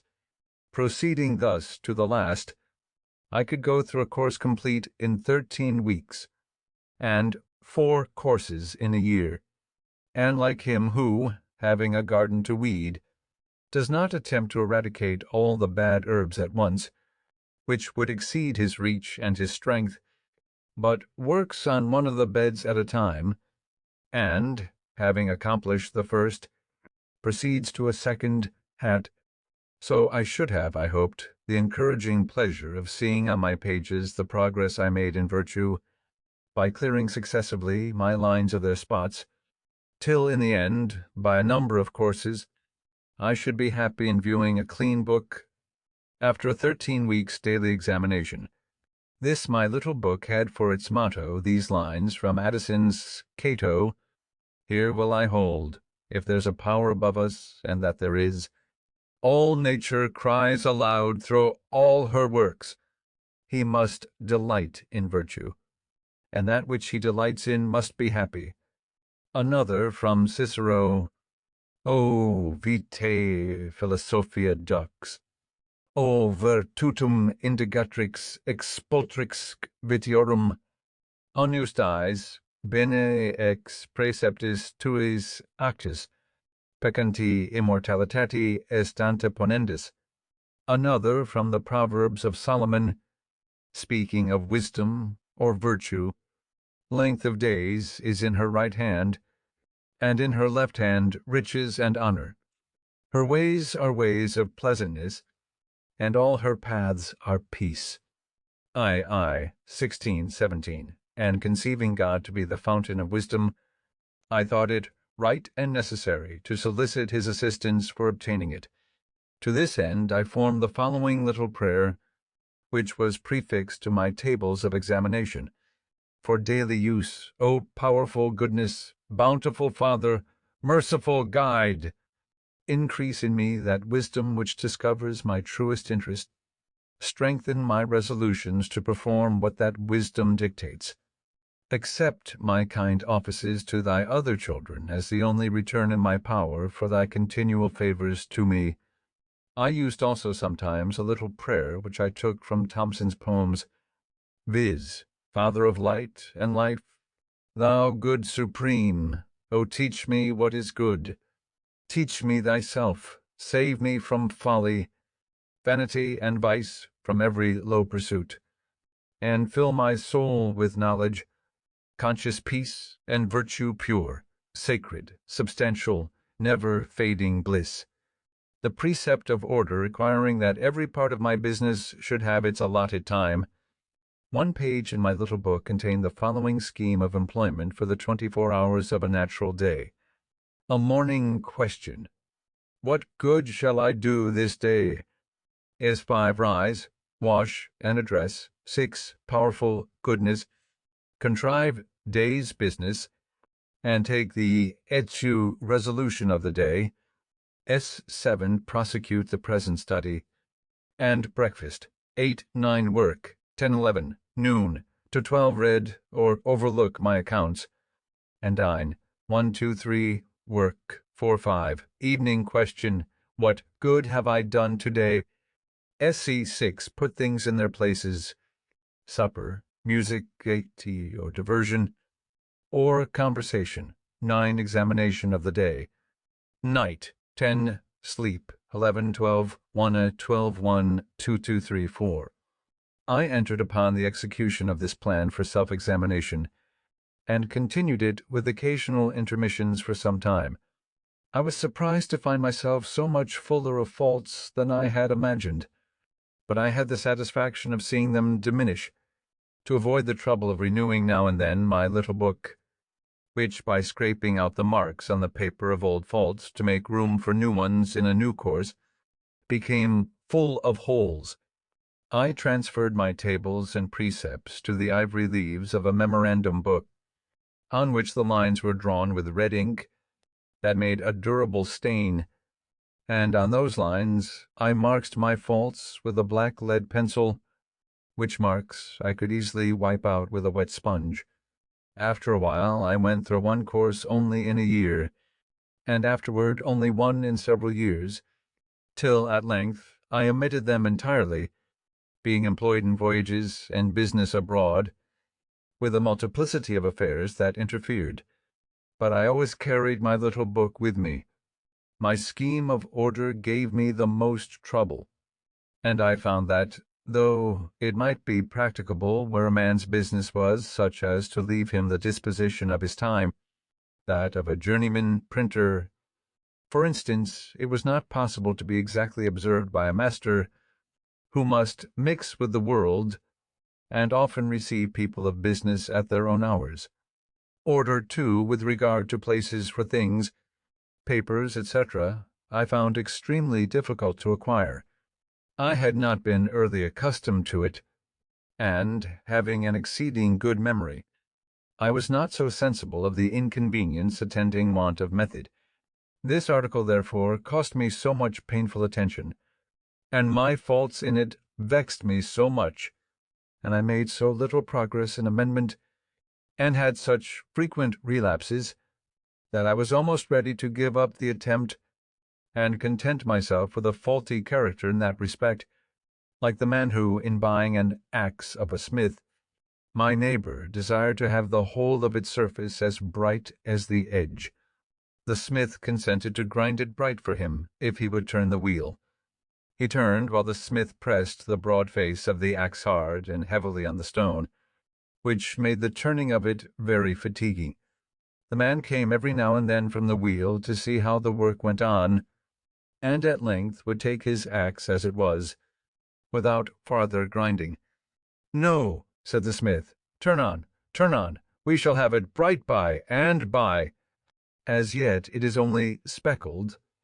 "Yes," says the man, "but I think I like a speckled axe best, and I believe this may have been the case with many who, having, for want of some such means as I employed, found the difficulty of obtaining good and breaking bad habits in other points of vice and virtue, have given up the struggle, and concluded that a speckled axe was best, for something that pretended to be reason was every now and then suggesting to me that such extreme nicety as I exacted of myself might be a kind of foppery in morals, which, if it were known, would make me ridiculous; that a perfect character might be attended with the inconvenience of being envied and hated, and that a benevolent man should allow a few faults in himself to keep his friends in countenance.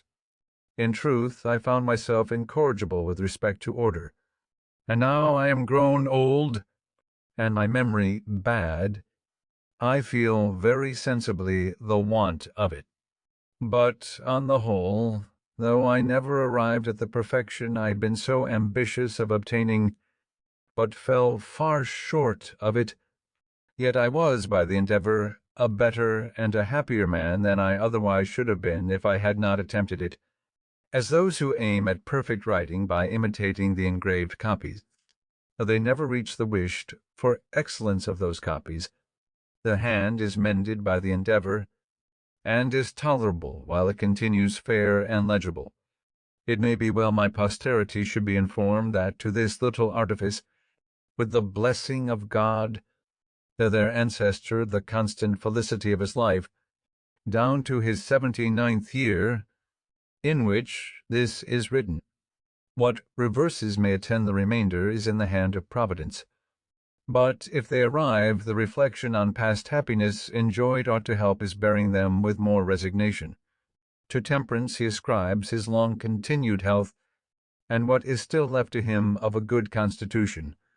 To industry and frugality, though the early easiness of his circumstances and acquisition of his fortune, with all that knowledge that enabled him to be a useful citizen, and obtained for him some degree of reputation among the learned, to sincerity and justice, the confidence of his country, and the honorable employs it conferred upon him, and to the joint influence of the whole mass of the virtues, even in the imperfect state he was able to acquire them, all that evenness of temper, and that cheerfulness in conversation, which makes his company still sought for, and agreeable even to his younger acquaintance.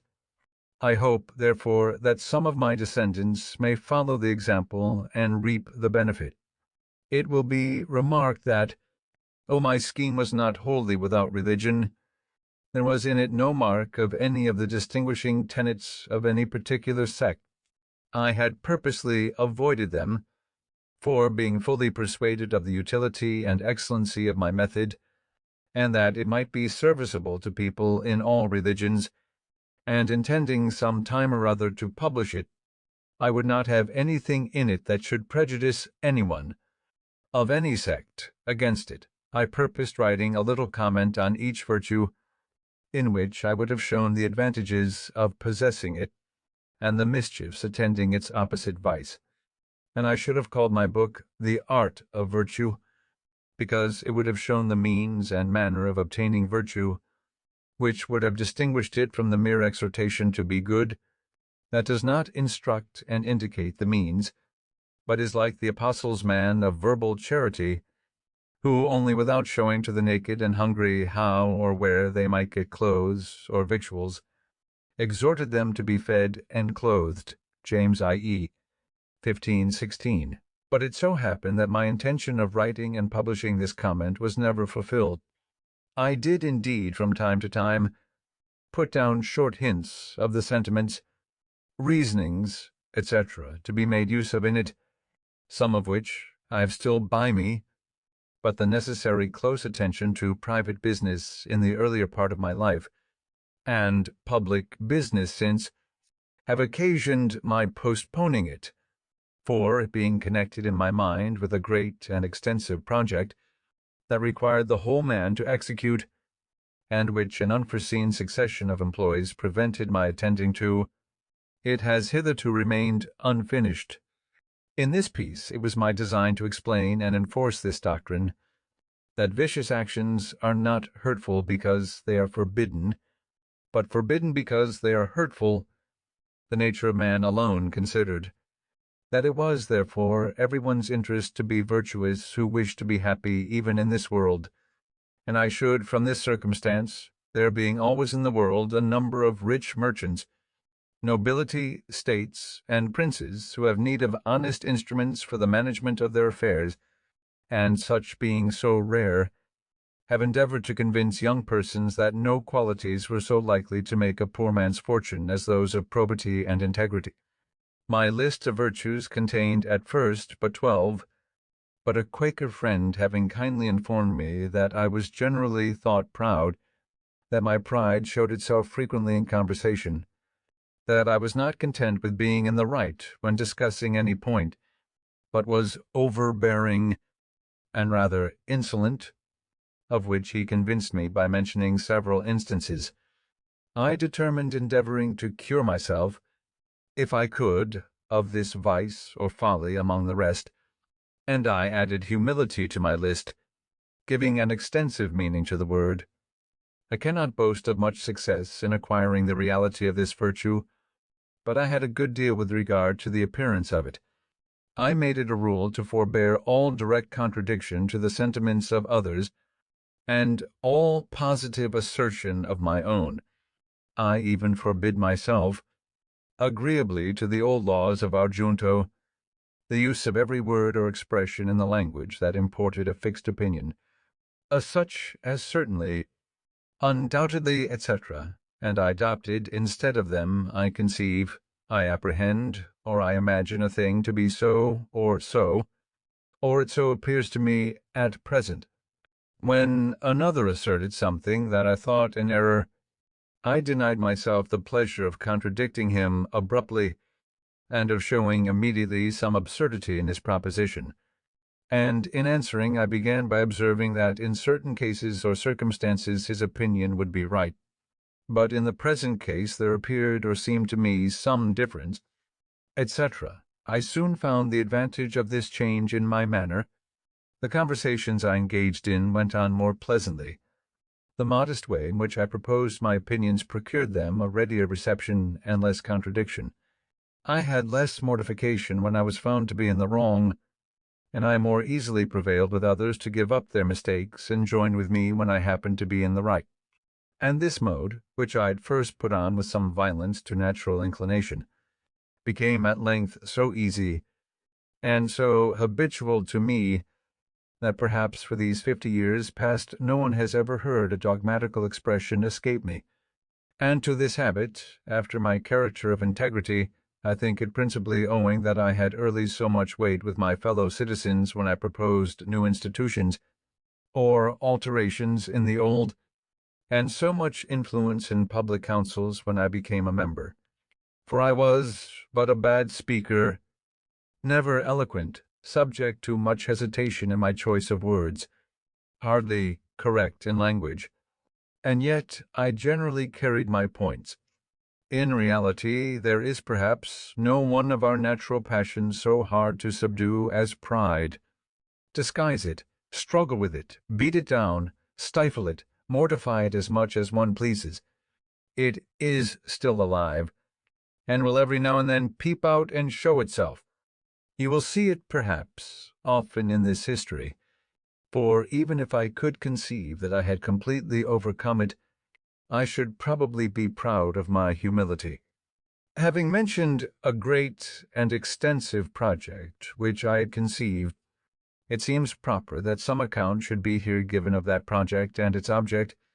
Its first rise in my mind appears in the following little paper, accidentally preserved, viz. Observations on my reading history, in library, May 19, 1731, that the great affairs of the world, the wars, revolutions, etc., are carried on and affected by parties, that the view of these parties is their present general interest, or what they take to be such, that the different views of these different parties occasion all confusion, that while a party is carrying on a general design, each man has his particular private interest in view, that as soon as a party has gained its general point, each member becomes intent upon his particular interest, which, thwarting others, breaks that party into divisions, and occasions more confusion, that few in public affairs act from a mere view of the good of their country, whatever they may pretend, and though their actings bring real good to their country, yet men primarily considered that their own and their country's interest was united, and did not act from a principle of benevolence, that fewer still, in public affairs, act with a view to the good of mankind. There seems to me at present to be great occasion for raising a united party for virtue, by forming the virtuous and good men of all nations into a regular body, to be governed by suitable good and wise rules, which good and wise men may probably be more unanimous in their obedience to than common people are to common laws. I at present think that whoever attempts this aright, and is well qualified, cannot fail of pleasing God, and of meeting with success. EBF, revolving this project in my mind as to be undertaken hereafter, when my circumstances should afford me the necessary leisure, I put down from time to time, on pieces of paper, such thoughts as occurred to me respecting it. Most of these are lost, but I find one purporting to be the substance of an intended creed, containing, as I thought, the essentials of every known religion, and being free of everything that might shock the professors of any religion. It is expressed in these words, viz., that there is one God, who made all things, that he governs the world by his providence, that he ought to be worshipped by adoration, prayer, and thanksgiving, but that the most acceptable service of God is doing good to man, that the soul is immortal, and that God will certainly reward virtue and punish vice, either here or hereafter. My ideas at that time were, that the sect should be begun and spread at first among young and single men only, that each person to be initiated should not only declare his assent to such creed, but should have exercised himself with the 13 weeks' examination and practice of the virtues, as in the before-mentioned model, that the existence of such a society should be kept a secret till it was become considerable, to prevent solicitations for the admission of improper persons, but that the members should each of them search among his acquaintance for ingenuous, well-disposed youths, to whom, with prudent caution, the scheme should be gradually communicated, that the members should engage to afford their advice, assistance, and support to each other in promoting one another's interests, business, and advancement in life, that for distinction we should be called the Society of the Free and Easy, free, as being, by the general practice and habit of the virtues, free from the dominion of vice, and particularly by the practice of industry and frugality, free from debt, which exposes a man to confinement, and a species of slavery to his creditors. This is as much as I can now recollect of the project, except that I communicated it in part to 2 young men, who adopted it with some enthusiasm, but my then narrow circumstances, and the necessity I was under of sticking close to my business, occasioned my postponing the further prosecution of it at that time, and my multifarious occupations, public and private, inducts me to continue postponing, so that it has been omitted till I have no longer strength or activity left sufficient for such an enterprise, though I am still of opinion that it was a practicable scheme, and might have been very useful by forming a great number of good citizens, and I was not discouraged by the seeming magnitude of the undertaking, as I have always thought that one man of tolerable abilities may work great changes and accomplish great affairs among mankind, if he first forms a good plan, and, cutting off all amusements or other employments that would divert his attention, makes the execution of that same plan his sole study and business. 10. Poor Richard South Almanac and Other Activities. In 1732, I first published my almanac under the name of Richard Saunders. It was continued by me about 25 years, commonly called Poor Richard's Almanac. I endeavored to make it both entertaining and useful, and it accordingly came to be in such demand that I reaped considerable profit from it, vending annually near 10,000, and observing that it was generally read, scarce any neighborhood in the province being without it, I considered it as a proper vehicle for conveying instruction among the common people, who bought scarcely any other books. I therefore filled all the little spaces that occurred between the remarkable days in the calendar with proverbial sentences, chiefly such as inculcated industry and frugality, as the means of procuring wealth, and thereby securing virtue, it being more difficult for a man in want to act always honestly, as, to use here one of those proverbs, it is hard for an empty sack to stand upright. These proverbs, which contained the wisdom of many ages and nations, I assembled and formed into a connected discourse, prefixed to the Almanac of 1757, as the harangue of a wise old man to the people attending an auction. The bringing all these scattered counsels thus into a focus enabled them to make greater impression.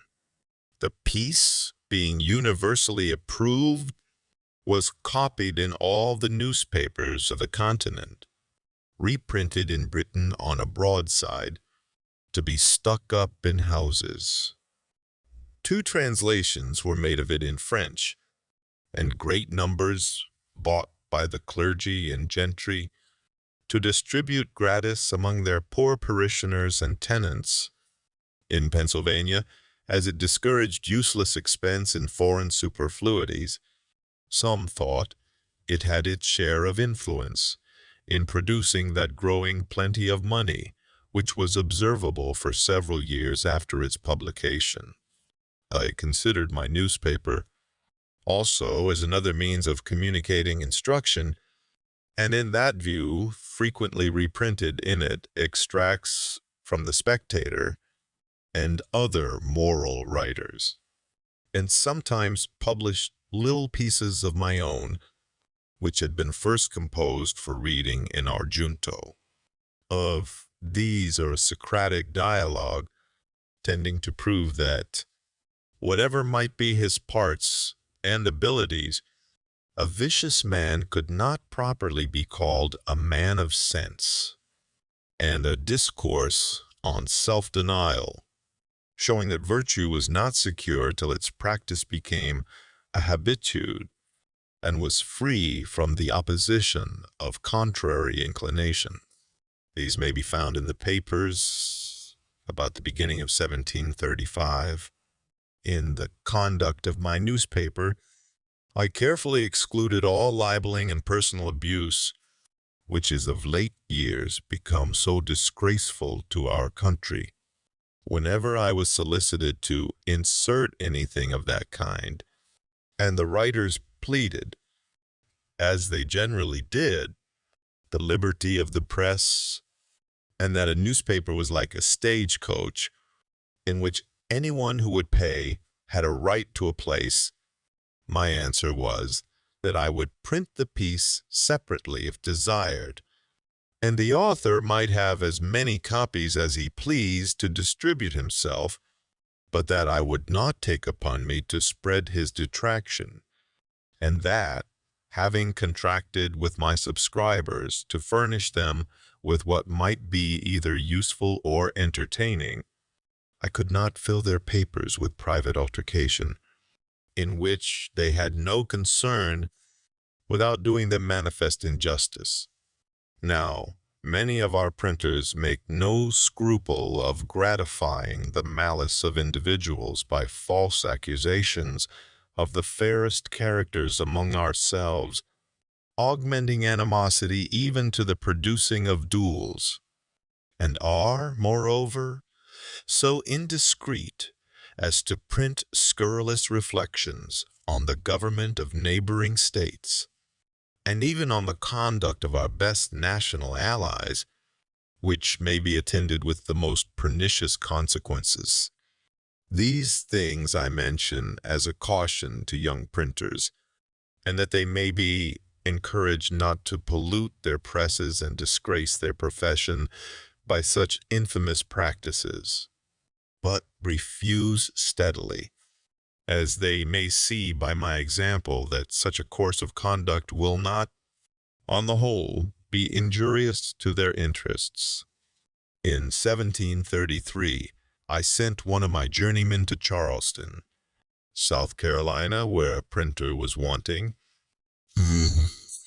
I furnished him with a press and letters on an agreement of partnership, by which I was to receive 1/3 of the profits of the business, paying 1/3 of the expense.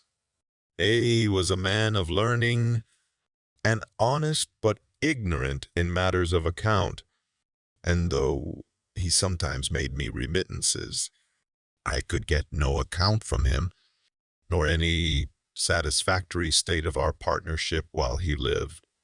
On his decease, the business was continued by his widow, who, being born and bred in Holland, where, as I have been informed, the knowledge of accounts makes a part of female education, she not only sent me as clear a state as she could find of the transactions past, but continued to account with the greatest regularity and exactness every quarter afterwards, and managed the business with such success that she not only brought up reputably a family of children, but at the expiration of the term was able to purchase of me the printing house and establish her son in it.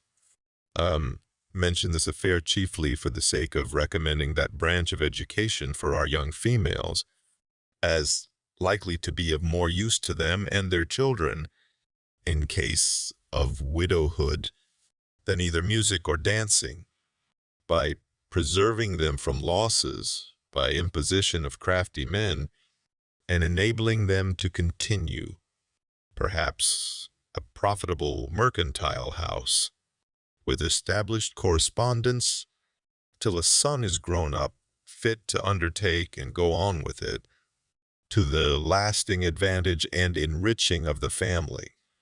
About the year 1734, there arrived among us from Ireland a young Presbyterian preacher, named Hemphill, who delivered with a good voice, and apparently extempore, most excellent discourses, which drew together considerable numbers of different persuasions, who joined in admiring them. Among the rest, I became one of his constant hearers, his sermons pleasing me, as they had little of the dogmatical kind, but inculcated strongly the practice of virtue, or what in the religious style are called good works. Those, however, of our congregation, who considered themselves as orthodox Presbyterians, disapproved his doctrine, and were joined by most of the old clergy, who arraigned him of heterodoxy before the synod, in order to have him silenced. I became his zealous partisan, and contributed all I could to raise a party in his favor, and we combated for him a while with some hopes of success. There was much scribbling pro and con upon the occasion, and finding that, though an elegant preacher, he was but a poor writer, I lent him my pen and wrote for him 2 or 3 pamphlets, and one piece in the Gazette of April, 1735. Those pamphlets, as is generally the case with controversial writings, though eagerly read at the time, were soon out of vogue, and I question whether a single copy of them now exists. During the contest, an unlucky occurrence hurt his cause exceedingly. One of our adversaries, having heard him preach a sermon that was much admired, thought he had somewhere read the sermon before, or at least a part of it. On search, he found that part quoted at length in one of the British reviews from a discourse of Dr. Foster's. This detection gave many of our party disgust, who accordingly abandoned his cause, and occasioned our more speedy discomfiture in the synod. I stuck by him, however, as I rather approved his giving us good sermons composed by others than bad ones of his own manufacture, though the latter was the practice of our common teachers. He afterward acknowledged to me that none of those he preached were his own, adding that his memory was such as enabled him to retain and repeat any sermon after one reading only. On our defeat, he left us in search elsewhere of better fortune, and I quitted the congregation, never joining it after, though I continued many years my subscription for the support of its ministers. But modest Foster, if he will excel 10 metropolitans in preaching well. Pope, Epilogue to the Satires. I, 132. Those who had not heard Farinelli sing and Foster preach were not qualified to appear in genteel company. Hawkins. History of Music. Smith. I had begun in 1733 to study languages. I soon made myself so much a master of the French as to be able to read the books with ease. I then undertook the Italian. An acquaintance, who was also learning it, used often to tempt me to play chess with him. Finding this took up too much of the time I had to spare for study, I at length refused to play any more, unless on this condition, that the victor in every game should have a right to impose a task, either in parts of the grammar to be got by heart, or in translations, etc., which tasks the vanquished to perform upon honor before our next meeting. As we played pretty equally, we thus beat one another into that language. I afterwards, with a little painstaking, acquired as much of the Spanish as to read their books also. I've already mentioned that I had only 1 year's instruction in a Latin school, and that when very young, after which I neglected that language entirely. But when I had attained an acquaintance with the French, Italian, and Spanish, I was surprised to find, on looking over a Latin Testament, that I understood so much more of that language than I had imagined, which encouraged me to apply myself again to the study of it, and I met with more success, as those preceding languages had greatly smoothed my way. From these circumstances, I have thought that there is some inconsistency in our common mode of teaching languages. We are told that it is proper to begin first with the Latin, and having acquired that, it will be more easy to attain those modern languages which are derived from it.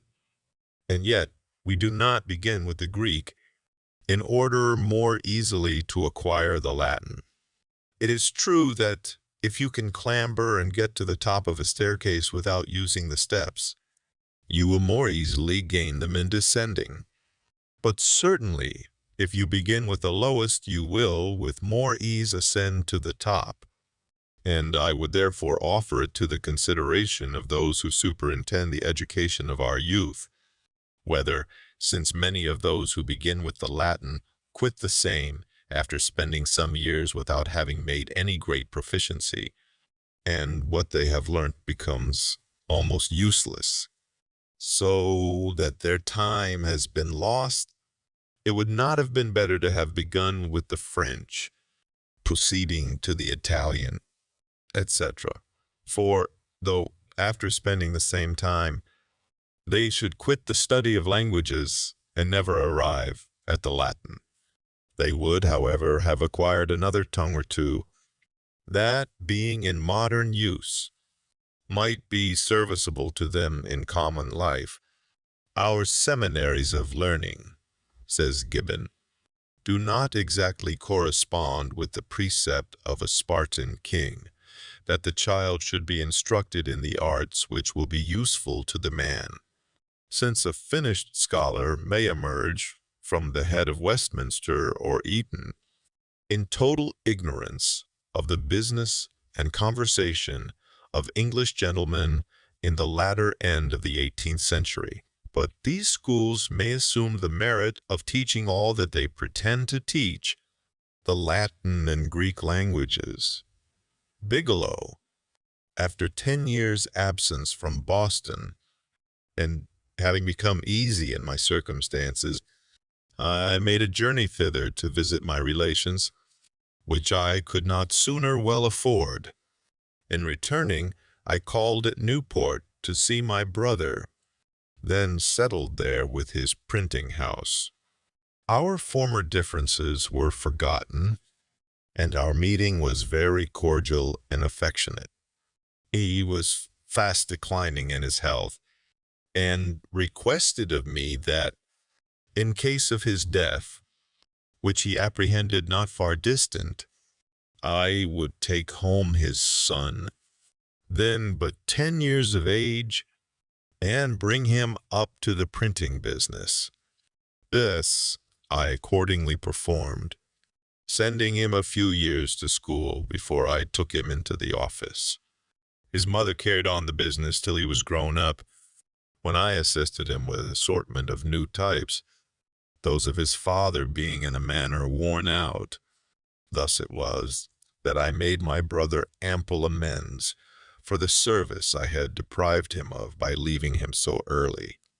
In 1736 I lost one of my sons, a fine boy of 4 years old, by the smallpox taken in the common way. I long regretted bitterly, and still regret that I had not given it to him by inoculation. This I mention for the sake of parents who omit that operation, on the supposition that they should never forgive themselves if a child died under it. My example showing that the regret may be the same either way, and that, therefore, the safer should be chosen.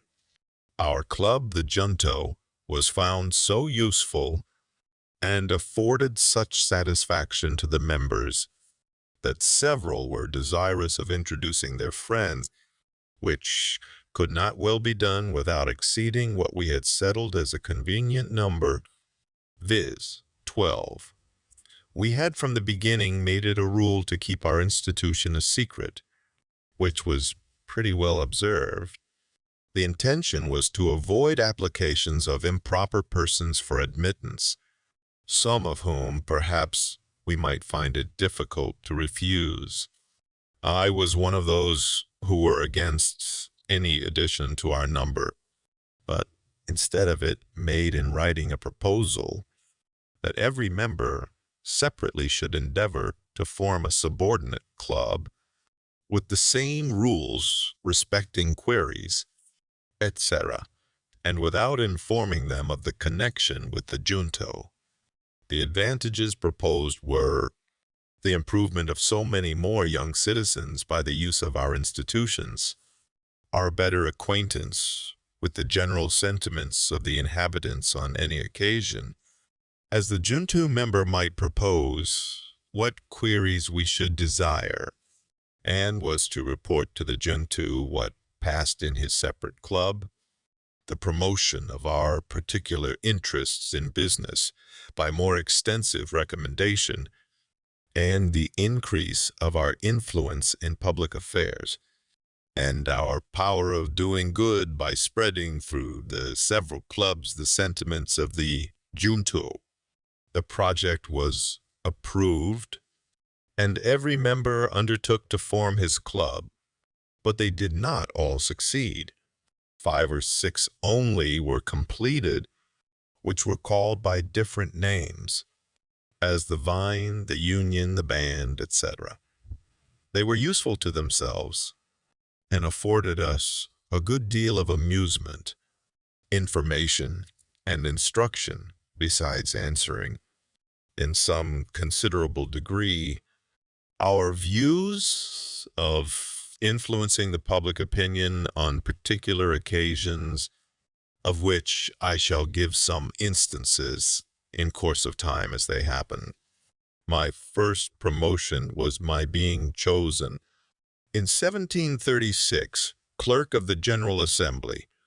The choice was made that year without opposition, but the year following, when I was again proposed, the choice, like that of the members being annual, a new member made a long speech against me in order to favor some other candidate.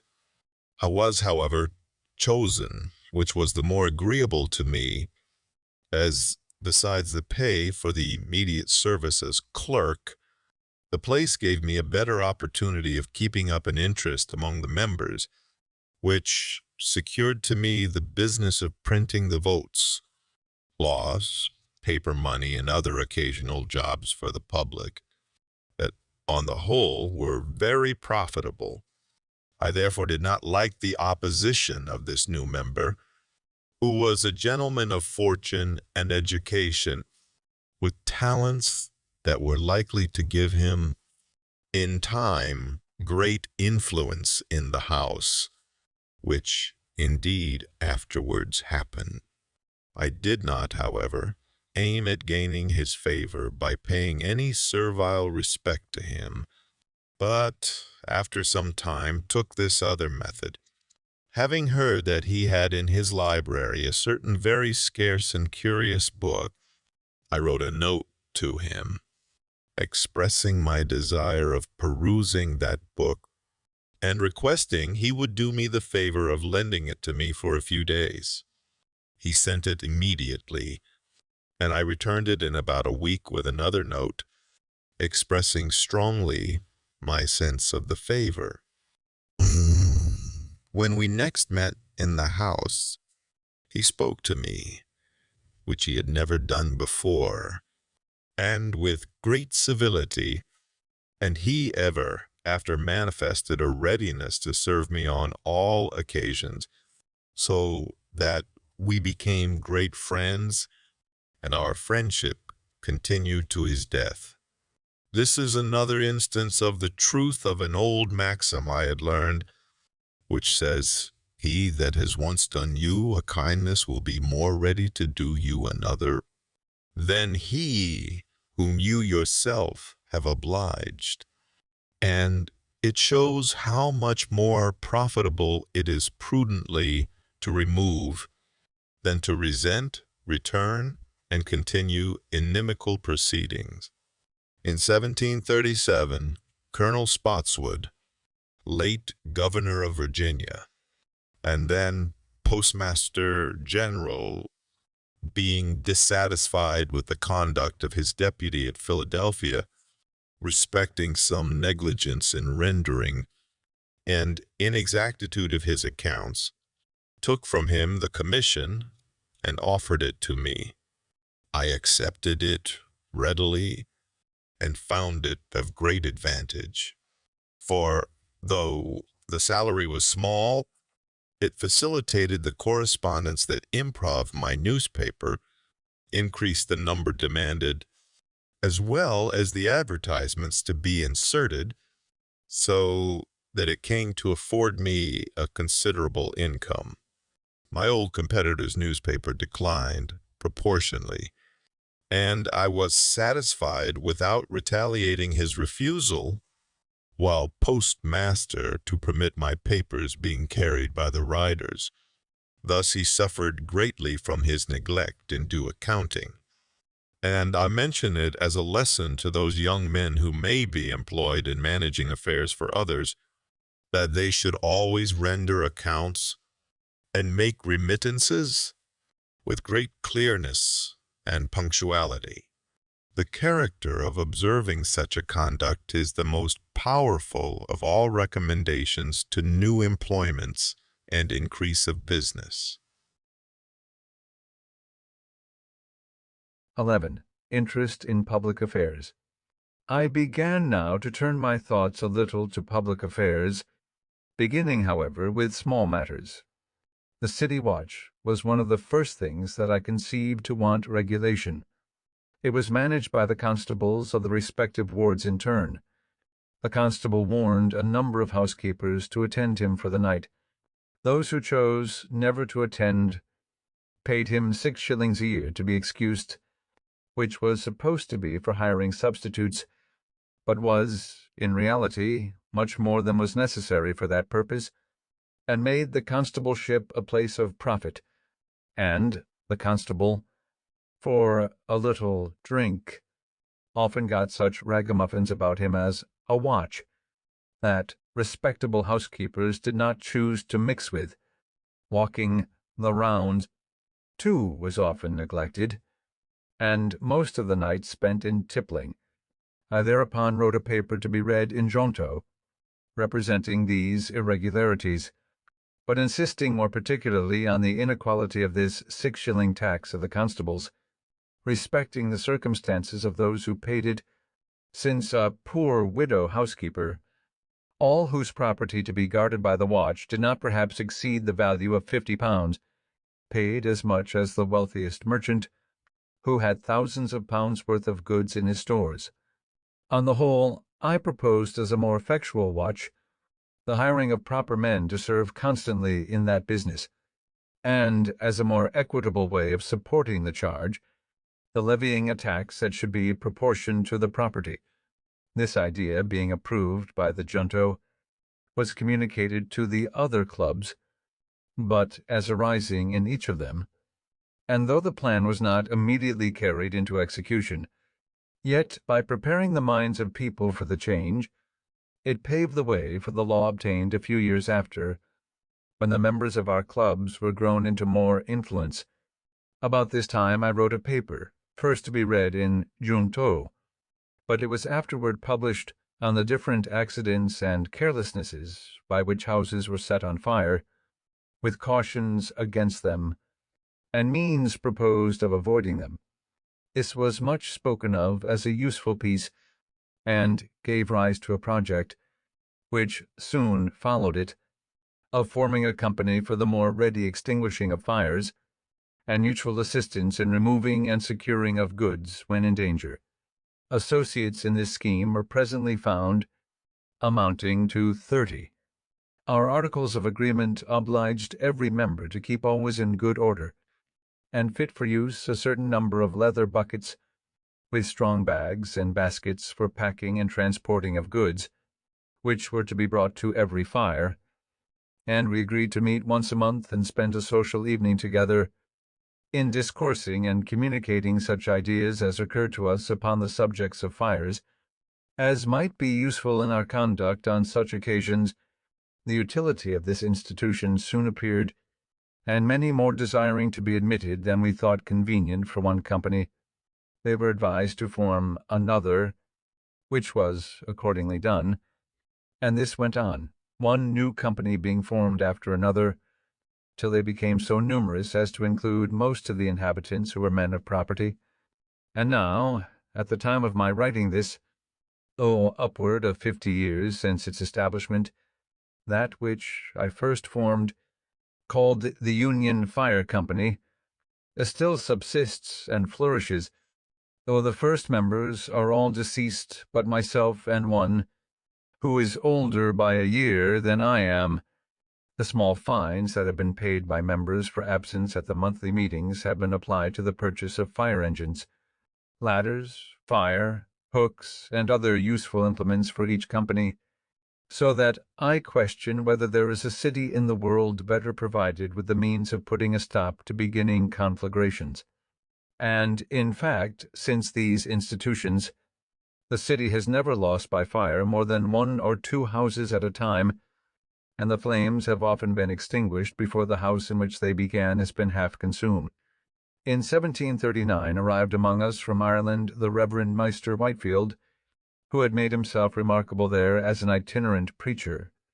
He was at first permitted to preach in some of our churches, but the clergy, taking a dislike to him, soon refused him their pulpits, and he was obliged to preach in the fields. The multitudes of all sects and denominations that attended his sermons were enormous, and it was matter of speculation to me, who was one of the number, to observe the extraordinary influence of his oratory on his hearers, and how much they admired and respected him, notwithstanding his common abuse of them, by assuring them they were naturally half beasts and half devils. It was wonderful to see the change soon made in the manners of our inhabitants.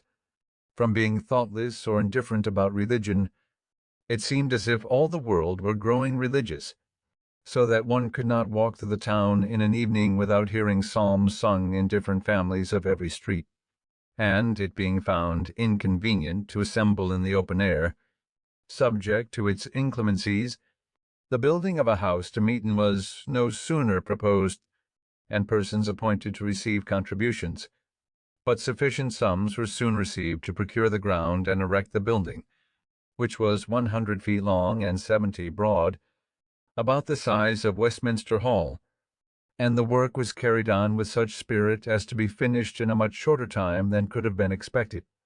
Both house and ground were vested in trustees, expressly for the use of any preacher of any religious persuasion who might desire to say something to the people at Philadelphia, the design in building not being to accommodate any particular sect, but the inhabitants in general, so that even if the Mufti of Constantinople were to send a missionary to preach Mohammedanism to us, he would find a pulpit at his service. Mr. Whitefield, in leaving us, went preaching all the way through the colonies to Georgia. The settlement of that province had lately been begun, but instead of being made with hardy, industrious husbandmen, accustomed to labor, the only people fit for such an enterprise, it was with families of broken shopkeepers and other insolvent debtors, many of indolent and idle habits, taken out of the jails, who, being set down in the woods, unqualified for clearing land, and unable to endure the hardships of a new settlement, perished in numbers, leaving many helpless children unprovided for. The sight of their miserable situation inspired the benevolent heart of Mr. Whitefield with the idea of building an orphan house there, in which they might be supported and educated. Returning northward, he preached up this charity, and made large collections, for his eloquence had a wonderful power over the hearts and purses of his hearers, of which I myself was an instance.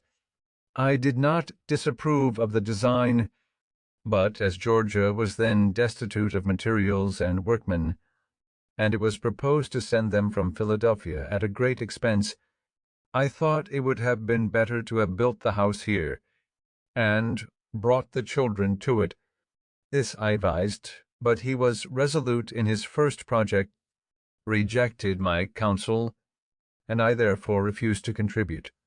I happened soon after to attend one of his sermons, in the course of which I perceived he intended to finish with a collection, and I silently resolved he should get nothing from me. I had in my pocket a handful of copper money, 3 or 4 silver dollars, and 5 pistolas in gold. As he proceeded, I began to soften, and concluded to give the coppers. Another stroke of his oratory made me ashamed of that, and determined me to give the silver, and he finished so admirably that I emptied my pocket wholly into the collector's dish, gold and all. At this sermon there was also one of our club, who, being of my sentiments respecting the building in Georgia, and suspecting a collection might be intended, had, by precaution, emptied his pockets before he came from home. Towards the conclusion of the discourse, however, he felt a strong desire to give, and applied to a neighbor who stood near him, to borrow some money for the purpose. The application was, unfortunately, to perhaps the only man in the company who had the firmness not to be affected by the preacher. His answer was, at any other time, "Friend Hopkinson, I would lend to thee freely, but not now, for thee seems to be out of thy right senses." Some of Mr. Whitefield's enemies affected to suppose that he would apply these collections to his own private emolument, but I, who was intimately acquainted with him, being employed in printing his sermons and journals, etc., never had the least suspicion of his integrity, but am to this day decidedly of opinion that he was in all his conduct a perfectly honest man, and methinks my testimony in his favor ought to have the more weight, as we had no religious connection. He used, indeed, sometimes to pray for my conversion, but never had the satisfaction of believing that his prayers were heard. Ours was a mere civil friendship, sincere on both sides, and lasted to his death. The following instance will show something of the terms on which we stood.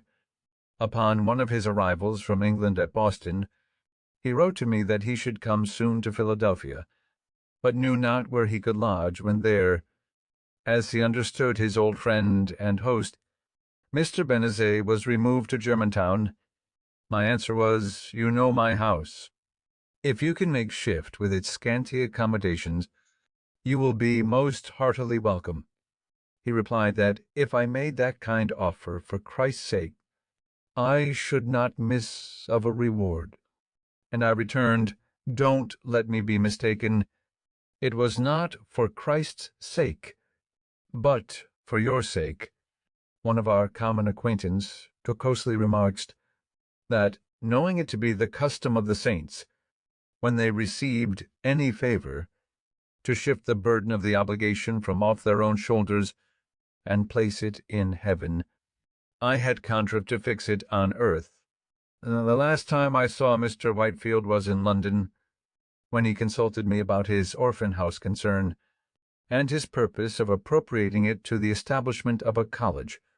He had a loud and clear voice, and articulated his words and sentences so perfectly that he might be heard and understood at a great distance, especially as his auditories, however numerous, observed the most exact silence. He preached one evening from the top of the courthouse steps, which are in the middle of Market Street, and on the west side of Second Street, which crosses it at right angles. Both streets were filled with his hearers to a considerable distance. Being among the hindmost in Market Street, I had the curiosity to learn how far he could be heard by retiring backwards down the street towards the river, and I found his voice distinct till I came near Front Street, when some noise in that street obscured it. Imagining then a semicircle, of which my distance should be the radius, and that it were filled with auditors, to each of whom I allowed 2 square feet, I computed that he might well be heard by more than 30,000, as this reconciled me to the newspaper accounts of his having preached to 25,000 people in the fields, and to the ancient histories of generals haranguing whole armies, of which I had sometimes doubted. By hearing him often, I came to distinguish easily between sermons newly composed and those which he had often preached in the course of his travels.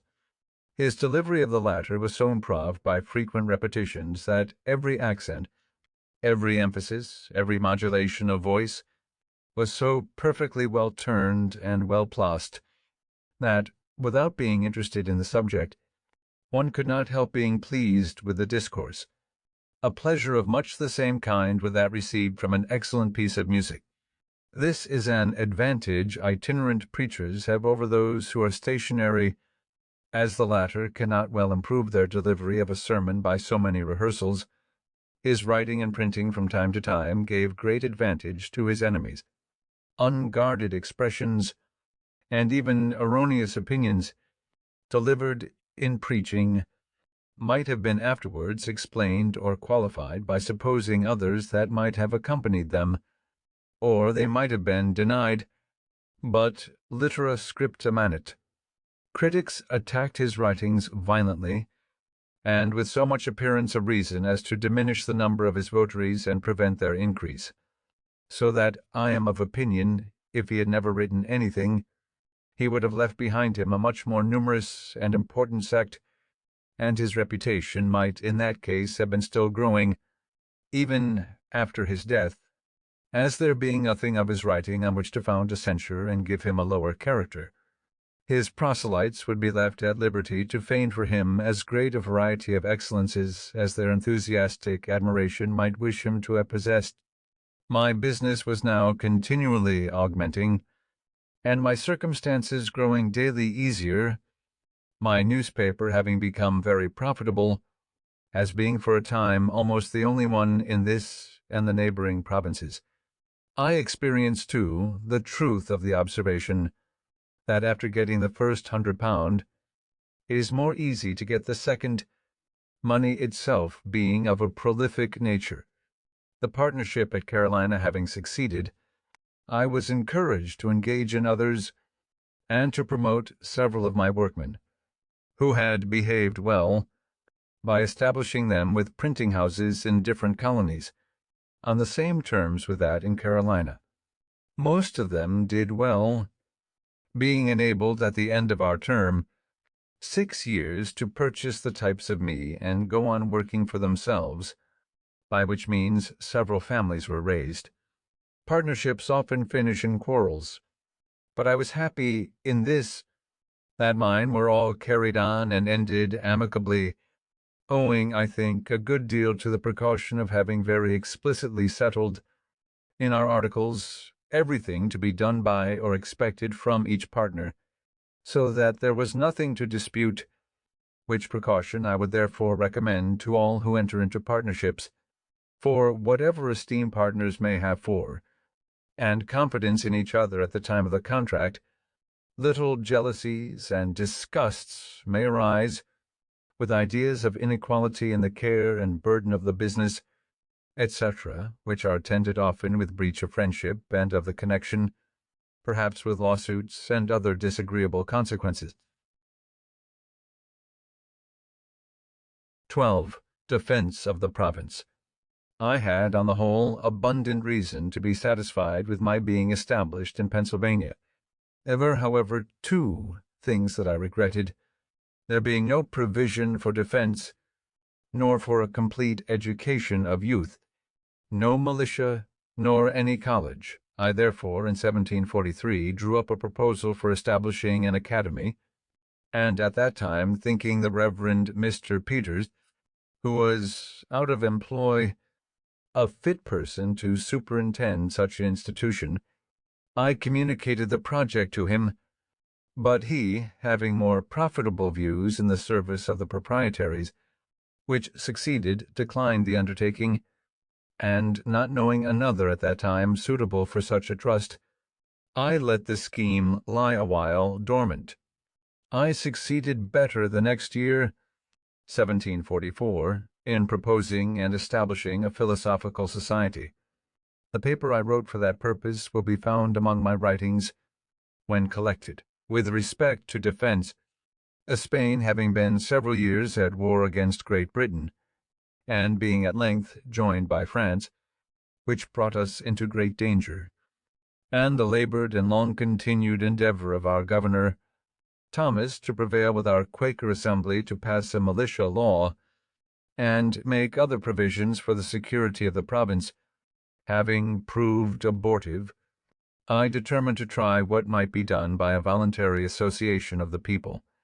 To promote this, I first wrote and published a pamphlet entitled Plain Truth, in which I stated our defenseless situation in strong lights, with the necessity of union and discipline for our defense, and promised to propose in a few days an association to be generally signed for that purpose.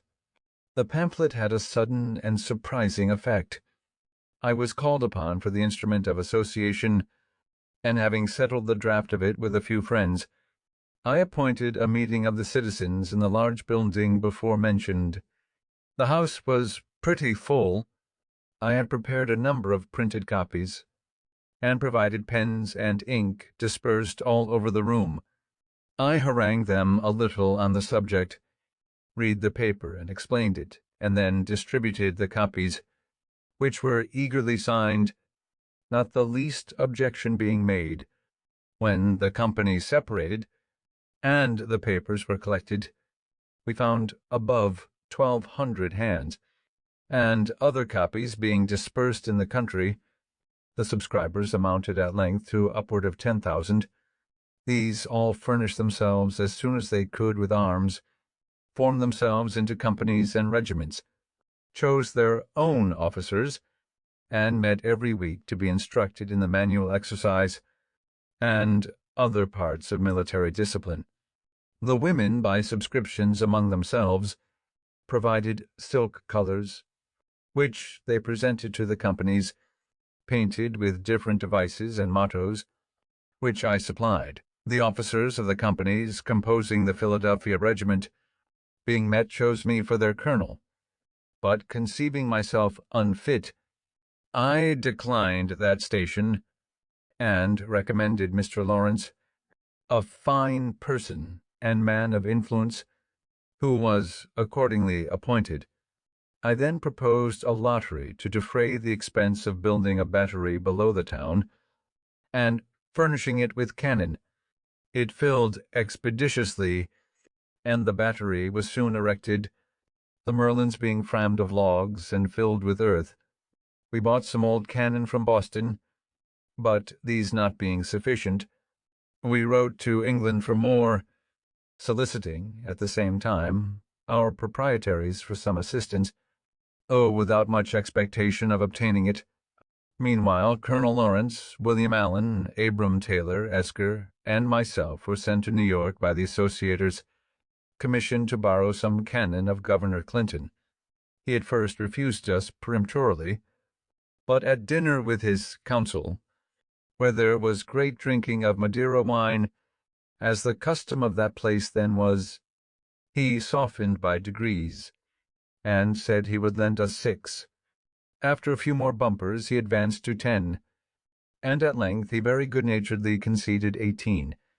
They were fine cannon, 18-pounders, with their carriages, which we soon transported and mounted on our battery, where the Associators kept a nightly guard while the war lasted, and among the rest I regularly took my turn of duty there as a common soldier. My activity in these operations was agreeable to the governor and council. They took me into confidence, and I was consulted by them in every measure wherein their concurrence was thought useful to the association. Calling in the aid of religion, I proposed to them the proclaiming a fast to promote reformation, and implore the blessing of heaven on our undertaking. They embraced the motion, but as it was the first fast ever thought of in the province, the secretary had no precedent from which to draw the proclamation. My education in New England, where a fast is proclaimed every year, was here of some advantage. I drew it in the accustomed style. It was translated into German, printed in both languages, and divulged through the province. This gave the clergy of the different sects an opportunity of influencing their congregations to join in the association, and it would probably have been general among all but Quakers if the peace had not soon intervened. It was thought by some of my friends that, by my activity in these affairs, I should offend that sect, and thereby lose my interest in the assembly of the province, where they formed a great majority. A young gentleman who had likewise some friends in the house, and wished to succeed me as their clerk, acquainted me that it was decided to displace me at the next election, and he therefore in good will advised me to resign, as more consistent with my honor than being turned out. My answer to him was, that I had read or heard of some public man who made it a rule never to ask for an office, and never to refuse one when offered to him. I approve, says I, of his rule, and will practice it with a small addition. I shall never ask, never refuse, nor ever resign an office. If they will have my office of clerk to dispose of to another, they shall take it from me. I will not, by giving it up, lose my right of some time or other making reprisals on my adversaries. I heard, however, no more of this. I was chosen again unanimously as usual at the next election, possibly as they disliked my late intimacy with the members of council, who had joined the governors in all the disputes about military preparations with which the House had long been harassed. They might have been pleased if I would voluntarily have left them, but they did not care to displace me on account merely of my zeal for the association, and they could not well give another reason. Indeed, I had some cause to believe that the defense of the country was not disagreeable to any of them, provided they were not required to assist in it, and I found that a much greater number of them than I could have imagined, against offensive war, were clearly for the defensive. Many pamphlets, pro and con, were published on the subject, and some by good Quakers in favor of defense, which I believe convinced most of their younger people. A transaction in our fire company gave me some insight into their prevailing sentiments. It had been proposed that we should encourage the scheme for building a battery by laying out the present stock, then about £60, in tickets of the lottery. By our rules, no money could be disposed of till the next meeting after the proposal. The company consisted of 30 members, of which 22 were Quakers, and 8 only of other persuasions.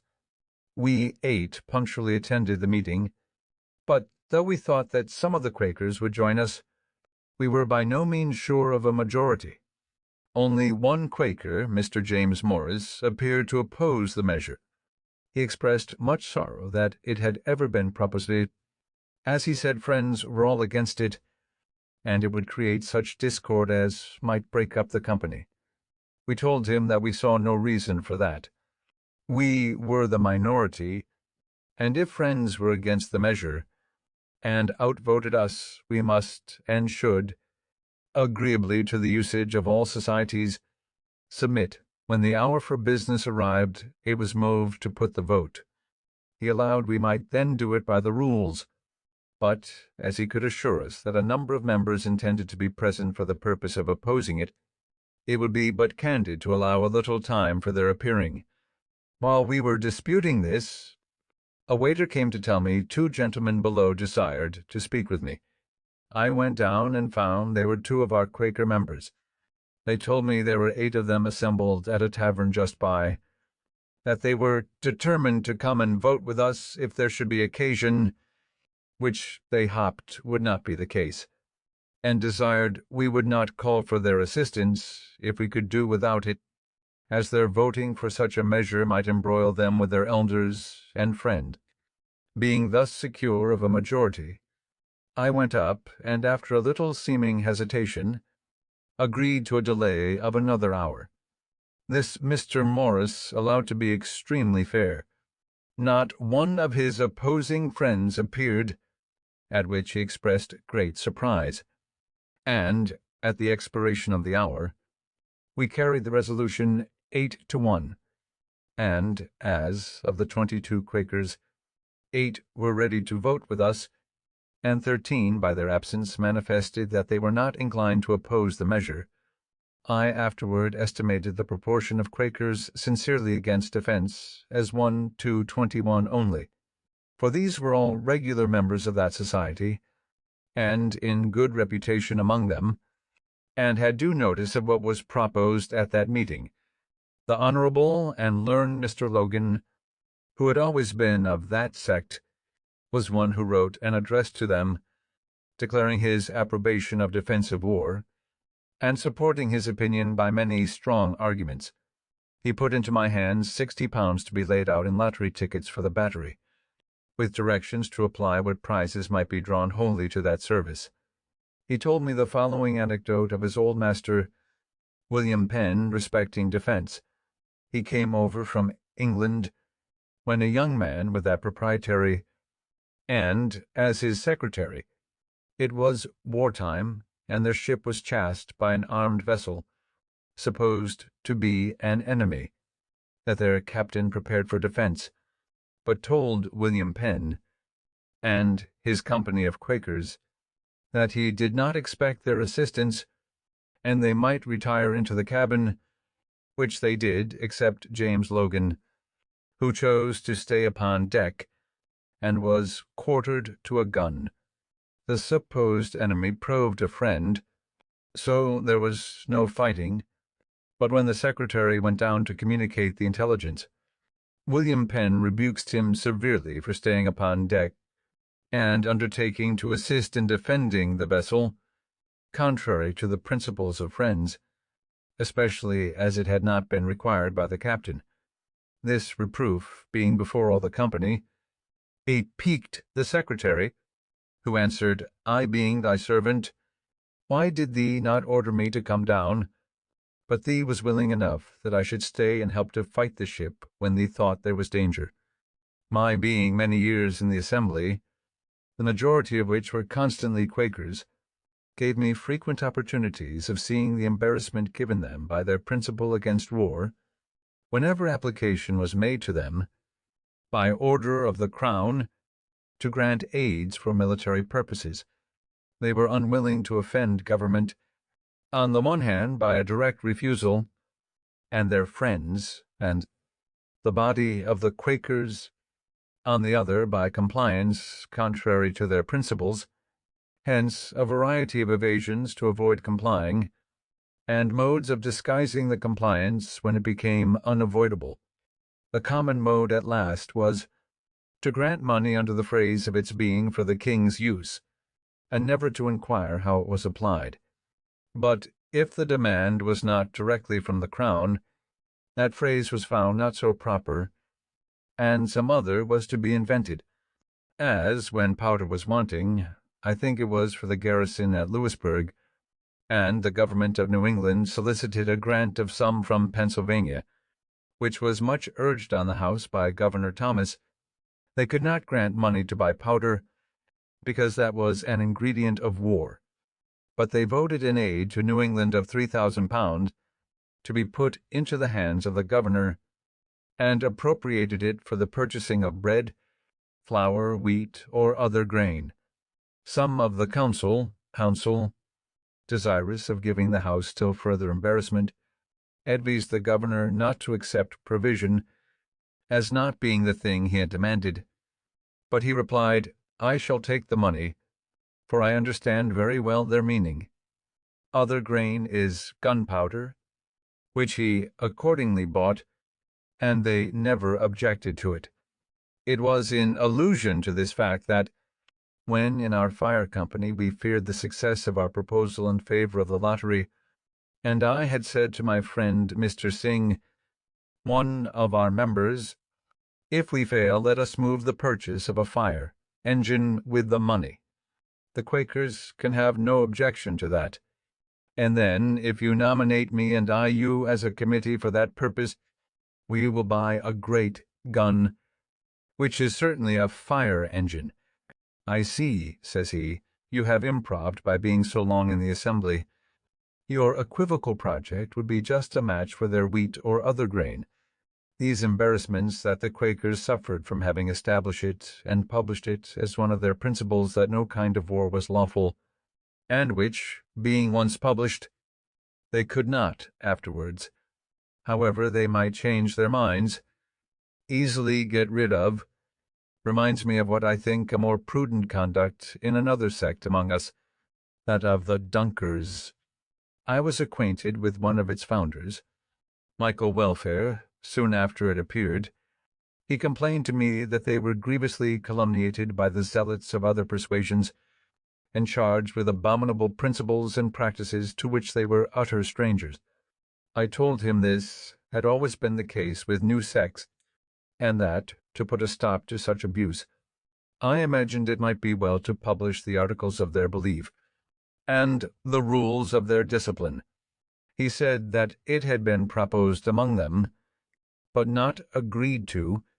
For this reason, when we were first drawn together as a society, says he, it had pleased God to enlighten our minds so far as to see that some doctrines, which we once esteemed truths, were errors, and that others, which we had esteemed errors, were real truths. From time to time he has been pleased to afford us farther light, and our principles have been improving, and our errors diminishing.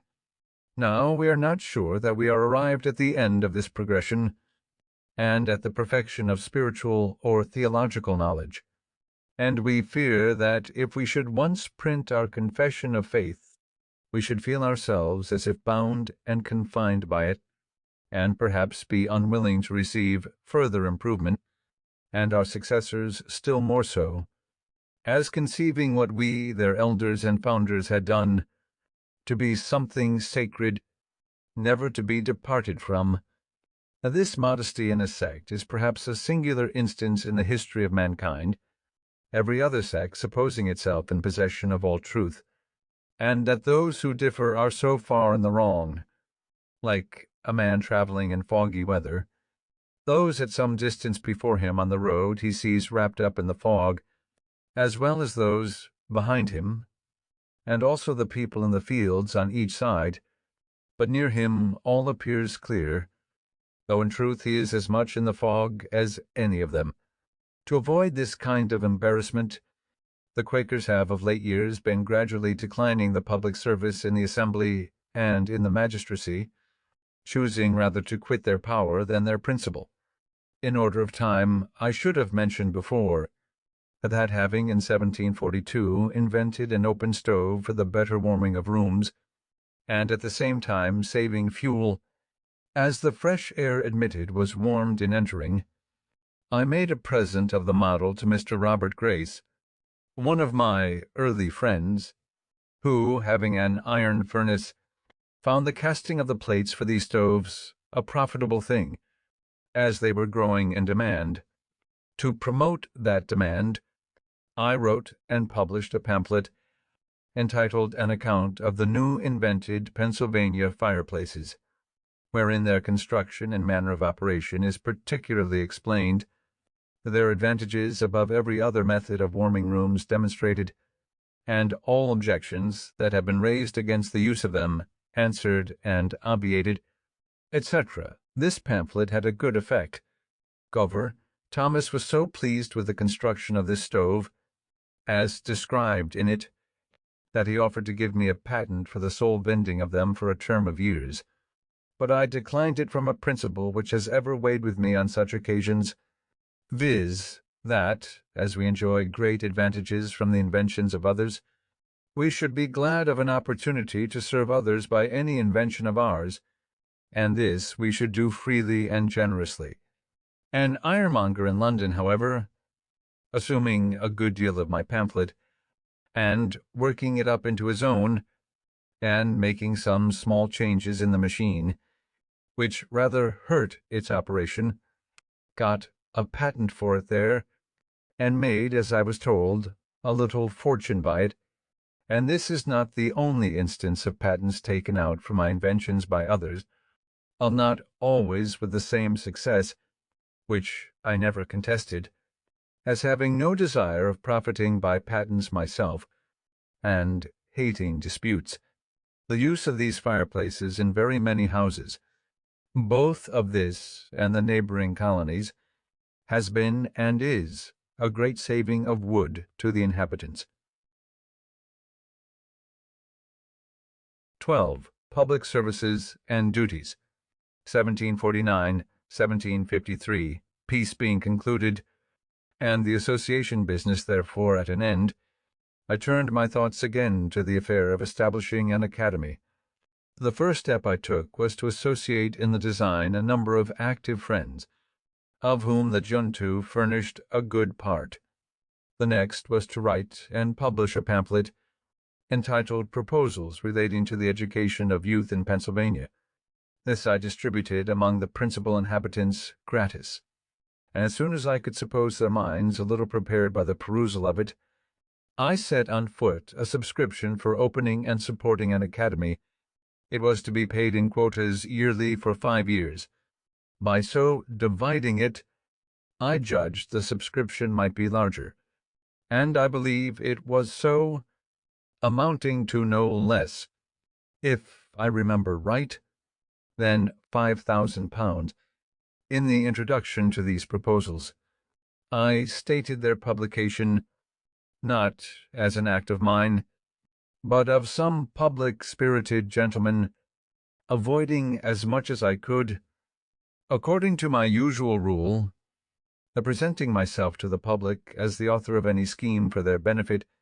The subscribers, to carry the project into immediate execution, chose out of their number 24 trustees, and appointed Mr. Francis, then Attorney General, and myself to draw up constitutions for the government of the academy, which being done and signed, a house was hired, masters engaged, and the schools opened, I think in the same year, 1749. The scholars increasing fast, the house was soon found too small, and we were looking out for a piece of ground properly situated, are with intention to build, when Providence threw into our way a large house ready built, which, with a few alterations, might well serve our purpose. This was the building before mentioned, erected by the hearers of Mr. Whitefield, and was obtained for us in the following manner. It is to be noted that the contributions to this building being made by people of different sects, care was taken in the nomination of trustees, in whom the building and ground was to be vested, that a predominancy should not be given to any sect, lest in time that predominancy might be a means of appropriating the whole to the use of such sect. Contrary to the original intention, it was therefore that one of each sect was appointed, viz., one Church of England man, one Presbyterian, one Baptist, one Moravian, etc. Those, in case of vacancy by death, were to fill it by election from among the contributors. The Moravian happened not to please his colleagues, and on his death they resolved to have no other of that sect. The difficulty then was, how to avoid having two of some other sect by means of the new choice. Several persons were named, and for that reason not agreed to. At length one mentioned me, with the observation that I was merely an honest man, and of no sect at all, which prevailed with them to choose me. The enthusiasm which existed when the house was built had long since abated, and its trustees had not been able to procure fresh contributions for paying the ground rent and discharging some other debts the building had occasioned, which embarrassed them greatly. Being now a member of both sets of trustees, that for the building and that for the academy, I had a good opportunity of negotiating with both, and brought them finally to an agreement by which the trustees for the building were to cede it to those of the academy, the latter undertaking to discharge the debt, to keep forever open in the building a large hall for occasional preachers, according to the original intention, and maintain a free school for the instruction of poor children. Writings were accordingly drawn, and on paying the debts, the trustees of the academy were put in possession of the premises, and by dividing the great and lofty hall into stories, and different rooms above and below for the several schools, and purchasing some additional ground, the whole was soon made fit for our purpose, and the scholars removed into the building. The care and trouble of agreeing with the workmen, purchasing materials, and superintending the work fell upon me, and I went through it the more cheerfully, as it did not then interfere with my private business, having the year before taken a very able, industrious, and honest partner, Mr. David Hall, with whose character I was well acquainted, as he had worked for me 4 years. He took off my hands all care of the printing office, paying me punctually my share of the profits. The partnership continued 18 years, as successfully for us both. The trustees of the academy, after a while, were incorporated by a charter from the governor. Their funds were increased by contributions in Britain and grants of land from the proprietaries, to which the assembly has since made considerable addition, and thus was established the present University of Philadelphia. I have been continued one of its trustees from the beginning, now near 40 years, and have had the very great pleasure of seeing a number of the youth who have received their education in it, distinguished by their improved abilities, serviceable in public stations, and ornaments to their country. When I disengaged myself, as above mentioned, then, from private business, I flattered myself that, by the sufficient though moderate fortune I had acquired, I had secured leisure during the rest of my life for philosophical studies and amusements. I purchased all Dr. Spence's apparatus, who had come from England to lecture here, and I proceeded in my electrical experiments with great alacrity. But the public, now considering me as a man of leisure, laid hold of me for their purposes. Every part of our civil government, and almost at the same time imposing some duty upon me, the governor put me into the commission of the peace. The corporation of the city chose me of the common council, and soon after an alderman, and the citizens at large chose me a burgess to represent them in assembly. This latter station was the more agreeable to me, as I was at length tired with sitting there to hear debates, in which, as clerk, I could take no part, and which were often so unentertaining that I was induced to amuse myself with making magic squares or circles, or anything to avoid weariness. And I conceived my becoming a member would enlarge my power of doing good. I would not, however, insinuate that my ambition was not flattered by all these promotions. It certainly was, for, considering my low beginning, they were great things to me, and they were still more pleasing, as being so many spontaneous testimonies of the public good opinion, and by me entirely unsolicited. The office of justice of the peace I tried a little, by attending a few courts, and sitting on the bench to hear causes. But finding that more knowledge of the common law than I possessed was necessary to act in that station with credit, I gradually withdrew from it, excusing myself by my being obliged to attend the higher duties of a legislator in the assembly. My election to this trust was repeated every year for 10 years, without my ever asking any elector for his vote, or signifying, either directly or indirectly, any desire of being chosen. On taking my seat in the House, my son was appointed their clerk. The year following, a treaty being to be held with the Indians at Carlisle, the governor sent a message to the House, proposing that they should nominate some of their members, to be joined with some members of council, as commissioners for that purpose. The House named the Speaker, Mr. Norris, and myself, and, being commissioned, we went to Carlisle, and met the Indians accordingly, as those people are extremely apt to get drunk, and when so, are very quarrelsome and disorderly.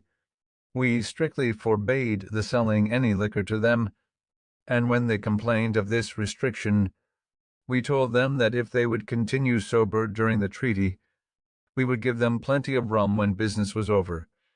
They promised this, and they kept their promise, because they could get no liquor, and the treaty was conducted very orderly, and concluded to mutual satisfaction. They then claimed and received the rum. This was in the afternoon. They were near 100 men, women, and children, and were lodged in temporary cabins, built in the form of a square just without the town. In the evening, hearing a great noise among them, the commissioners walked out to see what was the matter. We found they had made a great bonfire in the middle of the square. They were all drunk, men and women quarreling and fighting. Their dark-colored bodies, half naked, seen only by the gloomy light of the bonfire, running after and beating one another with firebrands, accompanied by their horrid yellings, formed a scene the most resembling our ideas of hell that could well be imagined. There was no appeasing the tumult, and we retired to our lodging.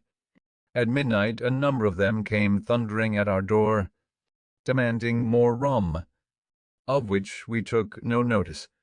The next day, sensible they had misbehaved in giving us that disturbance, they sent 3 of their old councillors to make their apology. The orator acknowledged the fault, but laid it upon the rum, and then endeavored to excuse the rum by saying, "The Great Spirit, the Tret, who made all things, made everything for some use, and whatever use he designed anything for, that usage should always be put to. Now, when he made rum, he said, 'Let this be for the Indians to get drunk with, and it must be so.' And indeed, if it be the design of Providence to extirpate these savages in order to make room for cultivators of the earth, it seems not improbable that rum may be the appointed means.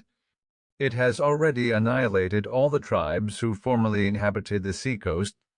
In 1751, Dr. Thomas Bond, a particular friend of mine, conceived the idea of establishing a hospital in Philadelphia, a very beneficent design, which has been ascribed to me, but was originally his, for the reception and cure of poor sick persons, whether inhabitants of the province or strangers. He was zealous and active in endeavoring to procure subscriptions for it, but the proposal being a novelty in America, and at first not well understood, he met but with small success. At length he came to me with the compliment that he found there was no such thing as carrying a public-spirited project through without my being concerned in it. For, says he, I am often asked by those to whom I propose subscribing, have you consulted Franklin upon this business? And what does he think of it? And when I tell them that I have not, supposing it rather out of your line, they do not subscribe, but say they will consider of it, I inquired into the nature and probable utility of his scheme, and receiving from him a very satisfactory explanation, I not only subscribe to it myself, but engage heartily in the design of procuring subscriptions from others. Previously, however, to the solicitation, I endeavored to prepare the minds of the people by writing on the subject in the newspapers, which was my usual custom in such cases, but which he had omitted. The subscriptions afterwards were more free and generous, but, beginning to flag, I saw they would be insufficient without some assistance from the Assembly, and therefore proposed to petition for it, which was done. The country members did not at first relish the project.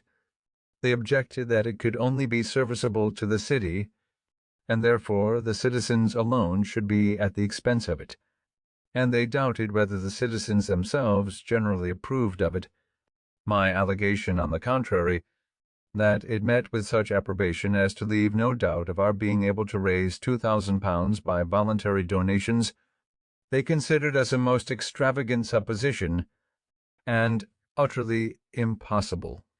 On this I formed my plan, and asking leave to bring in a bill for incorporating the contributors according to the prayer of their petition, and granting them a blank sum of money, which leave was obtained chiefly on the consideration that the House could throw the bill out if they did not like it, I drew it so as to make the important clause a conditional one, viz., and be it enacted, by the authority aforesaid, that when the said contributors shall have met and chosen their managers and treasurer, and shall have raised by their contributions a capital stock of value, the yearly interest of which is to be applied to the accommodating of the sick poor in the said hospital, free of charge for diet, attendance, advice, and medicines, and shall make the same appear to the satisfaction of the Speaker of the Assembly for the time being, that then it shall and may be lawful for the said Speaker, and he is hereby required,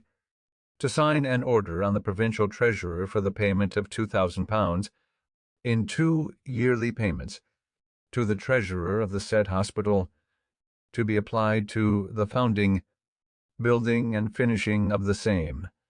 This condition carried the bill through, for the members who had opposed the grant, and now conceived they might have the credit of being charitable without the expense, agreed to its passage, and then, in soliciting subscriptions among the people, we urged the conditional promise of the law as an additional motive to give, since every man's donation would be doubled. Thus the clause worked both ways. The subscriptions accordingly soon exceeded the requisite sum, and we claimed and received the public gift, which enabled us to carry the design into execution. A convenient and handsome building was soon erected. The institution has by constant experience been found useful, and flourishes to this day, and I do not remember any of my political maneuvers, the success of which gave me at the time more pleasure, or wherein, after thinking of it, I more easily excused myself for having made some use of cunning. It was about this time that another projector, the Reverend Gilbert Tennant, came to me with a request that I would assist him in procuring a subscription for erecting a new meeting house. It was to be for the use of a congregation he had gathered among the Presbyterians, who were originally disciples of Mr. Whitefield. Unwilling to make myself disagreeable to my fellow citizens by too frequently soliciting their contributions, I absolutely refused. He then desired I would furnish him with a list of the names of persons I knew by experience to be generous and public-spirited. I thought it would be unbecoming in me, after their kind compliance with my solicitations, to mark them out to be worried by other beggars, and therefore refused also to give such a list. He then desired I would at least give him my advice. "That I will readily do," said I, "and, in the first place, I advise you to apply to all those whom you know will give something, next to those whom you are uncertain whether they will give anything or not, and show them the list of those who have given, and, lastly, do not neglect those who you are sure will give nothing, for in some of them you may be mistaken." He laughed and thanked me, and said he would take my advice. He did so, for he asked of everybody, and he obtained a much larger sum than he expected, with which he erected the capacious and very elegant meeting-house that stands in Arch Street. Our city, though laid out with a beautiful regularity, the streets large, straight, and crossing each other at right angles, had the disgrace of suffering those streets to remain long unpaved, and in wet weather the wheels of heavy carriages ploughed them into a quagmire, so that it was difficult to cross them, and in dry weather the dust was offensive. I had lived near what was called the Jersey Market, and saw with pain the inhabitants wading in mud while purchasing their provisions. A strip of ground down the middle of that market was at length paved with brick, so that, being once in the market, they had firm footing, but were often over shoes in dirt to get there. By talking and writing on the subject, I was at length instrumental in getting the street paved with stone between the market and the bricked foot pavement that was on each side next the houses. This for some time gave an easy access to the market dryshod, but the rest of the street not being paved, whenever a carriage came out of the mud upon this pavement, it shook off and left its dirt upon it, and was soon covered with mire, which was not removed, the city as yet having no scavengers. After some inquiry, I found a poor industrious man who was willing to undertake keeping the pavement clean by sweeping it twice a week, carrying off the dirt from before all the neighbors' doors, for the sum of 6 pence per month, to be paid by each house. I then wrote and printed a paper setting forth the advantages to the neighborhood that might be obtained by this small expense, the greater ease in keeping our houses clean, so much dirt not being brought in by people's feet, the benefit to the shops by more custom, etc., as buyers could more easily get at them, and by not having, in windy weather, the dust blown in upon their goods, etc., etc. One of these papers to each house, and in a day or two went round to see who would subscribe an agreement to pay these 6 pences. It was unanimously signed, and for a time well executed. All the inhabitants of the city were delighted with the cleanliness of the pavement that surrounded the market, it being a convenience to all, and this raised a general desire to have all the streets paved, and made the people more willing to submit to a tax for that purpose. After some time I drew a bill for paving the city, and brought it into the Assembly. It was just before I went to England, in 1757, and did not pass till I was gone, and then with an alteration in the mode of assessment, which I thought not for the better, but with an additional provision for lighting as well as paving the streets, which was a great improvement. It was by a private person, the late Mr. John Clifton, his giving a sample of the utility of lamps, by placing one at his door, that the people were first impressed with the idea of enlightening all the city, The honor of this public benefit has also been ascribed to me, but it belongs truly to that gentleman. I did but follow his example, and have only some merit to claim respecting the form of our lamps, as differing from the globe lamps we were at first supplied with from London. Those we found inconvenient in these respects. They admitted no air below. The smoke, therefore, did not readily go out above, but circulated in the globe, lodged on its inside, and soon obstructed the light they were intended to afford, giving besides the daily trouble of wiping them clean, and an accidental stroke on one of them would demolish it and render it totally useless. I therefore suggested the composing them of 4 flat panes, with a long funnel above to draw up the smoke, and crevices admitting air below, to facilitate the ascent of the smoke. By this means they were kept clean, and did not grow dark in a few hours, as the London lamps do, but continued bright till morning, and an accidental stroke would generally break but a single pane, easily repaired. I have sometimes wondered that the Londoners did not, from the effect holes in the bottom of the globe lamps used at Vauxhall have in keeping them clean, learn to have such holes in their street lamps. But these holes being made for another purpose, viz., to communicate flame more suddenly to the wick by little flax hanging down through them, the other use, of letting in air, seems not to have been thought of, and therefore after the lamps have been lit a few hours, the streets of London are very poorly illuminated. The mention of these improvements puts me in mind of one I proposed when in London to Dr. Fothergill, who was among the best men I have known, and a great promoter of useful projects. I had observed that the streets, when dry, were never swept, and the light dust carried away, but it was suffered to accumulate till wet weather reduced it to mud, and then, after lying some days so deep on the pavement that there was no crossing but in paths kept clean by poor people with brooms, it was with great labor raked together and thrown up into carts open above, the sides of which suffered some of the slush at every jolt on the pavement to shake out and fall, sometimes to the annoyance of foot passengers. The reason given for not sweeping the dusty streets was that the dust would fly into the windows of shops and houses.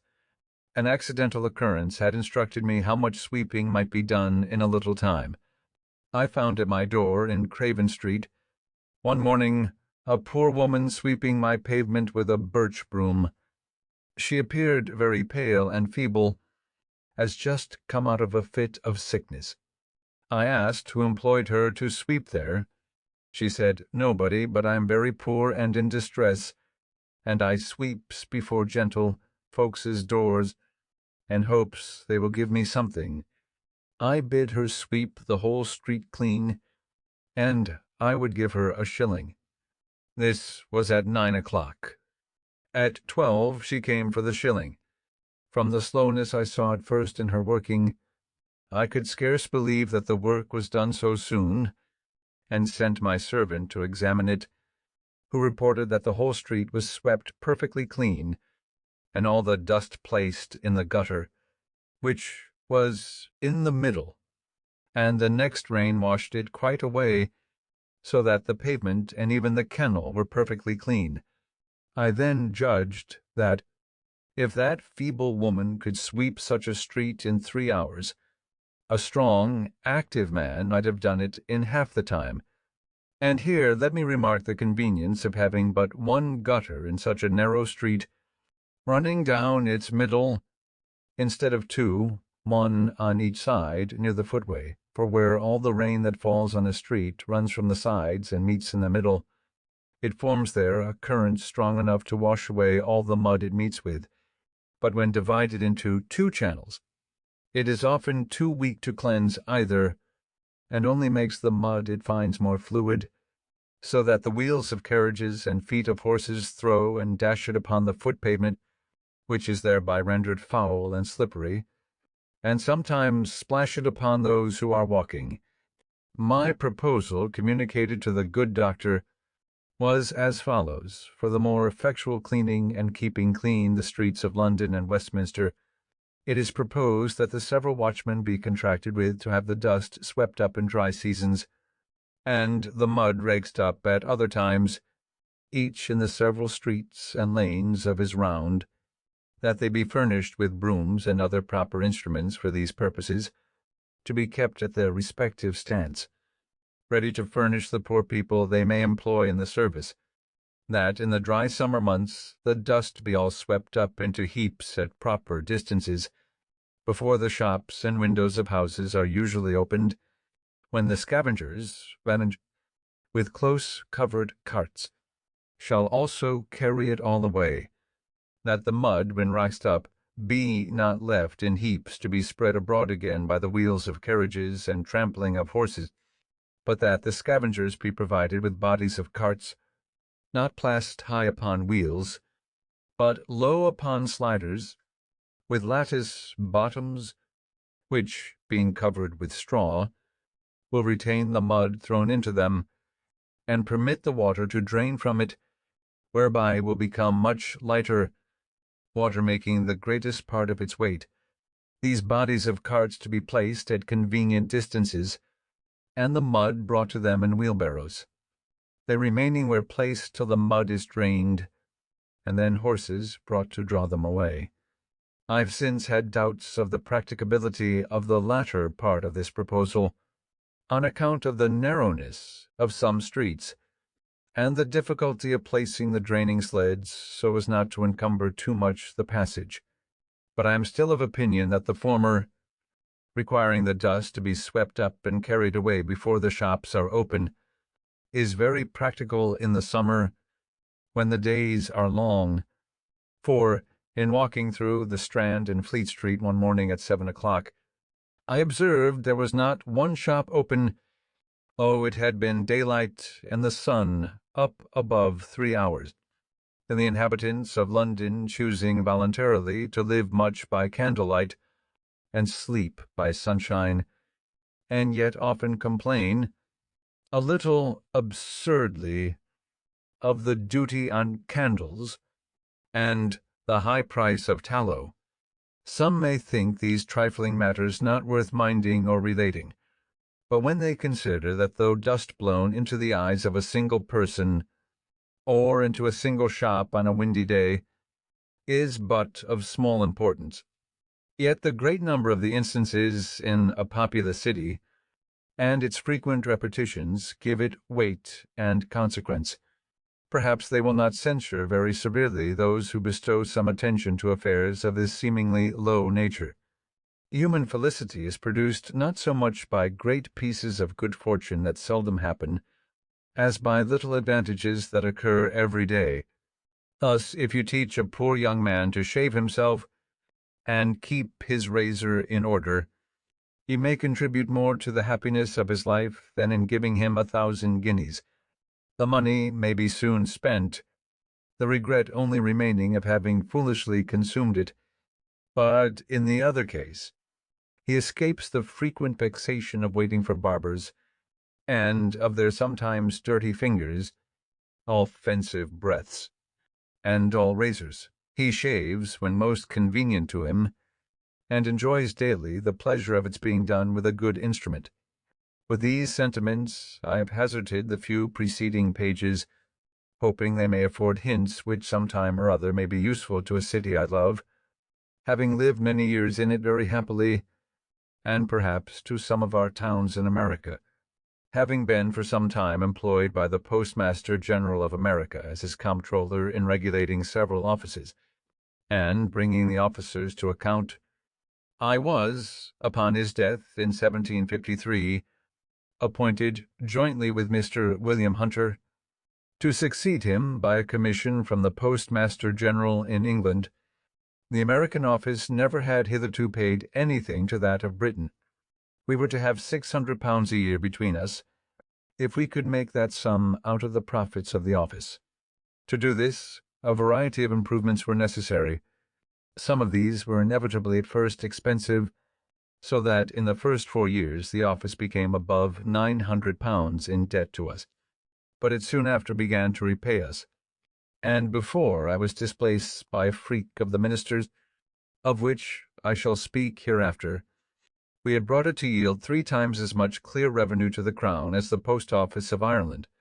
Since that imprudent transaction, that they have received from it not 1 farthing. The business of the Post Office occasioned my taking a journey this year to New England, where the College of Cambridge, of their own motion, presented me with the degree of Master of Arts. Yale College in Connecticut had before made me a similar compliment. Thus, without studying in a college, I came to partake of their honors. They were conferred in consideration of my improvements and discoveries in the electric branch of natural philosophy. 14. Albany Plan of Union. In 1754, war with France being again apprehended, a Congress of Commissioners from the different colonies was, by an order of the Lords of Trade, to be assembled at Albany, there to confer with the chiefs of the 6 nations concerning the means of defending both their country and ours. Governor Hamilton, having received this order, acquainted the House with it, requesting they would furnish proper presents for the Indians to be given on this occasion, and naming the Speaker, Mr. Norris, and myself to join Mr. Thomas Penn and Mr. Secretary Peters as commissioners to act for Pennsylvania. The House approved the nomination, and provided the goods for the present, and though they did not much like treating out of the provinces, and we met the other commissioners at Albany about the middle of June. In our way thither, I projected and drew a plan for the union of all the colonies under one government, so far as might be necessary for defense, and other important general purposes. As we passed through New York, I had there shown my project to Mr. James Alexander and Mr. Kennedy, 2 gentlemen of great knowledge in public affairs, and being fortified by their approbation, I ventured to lay it before the Congress. It then appeared that several of the commissioners had formed plans of the same kind. A previous question was first taken whether a union should be established, which passed in the affirmative unanimously. A committee was then appointed, 1 member from each colony, to consider the several plans and report.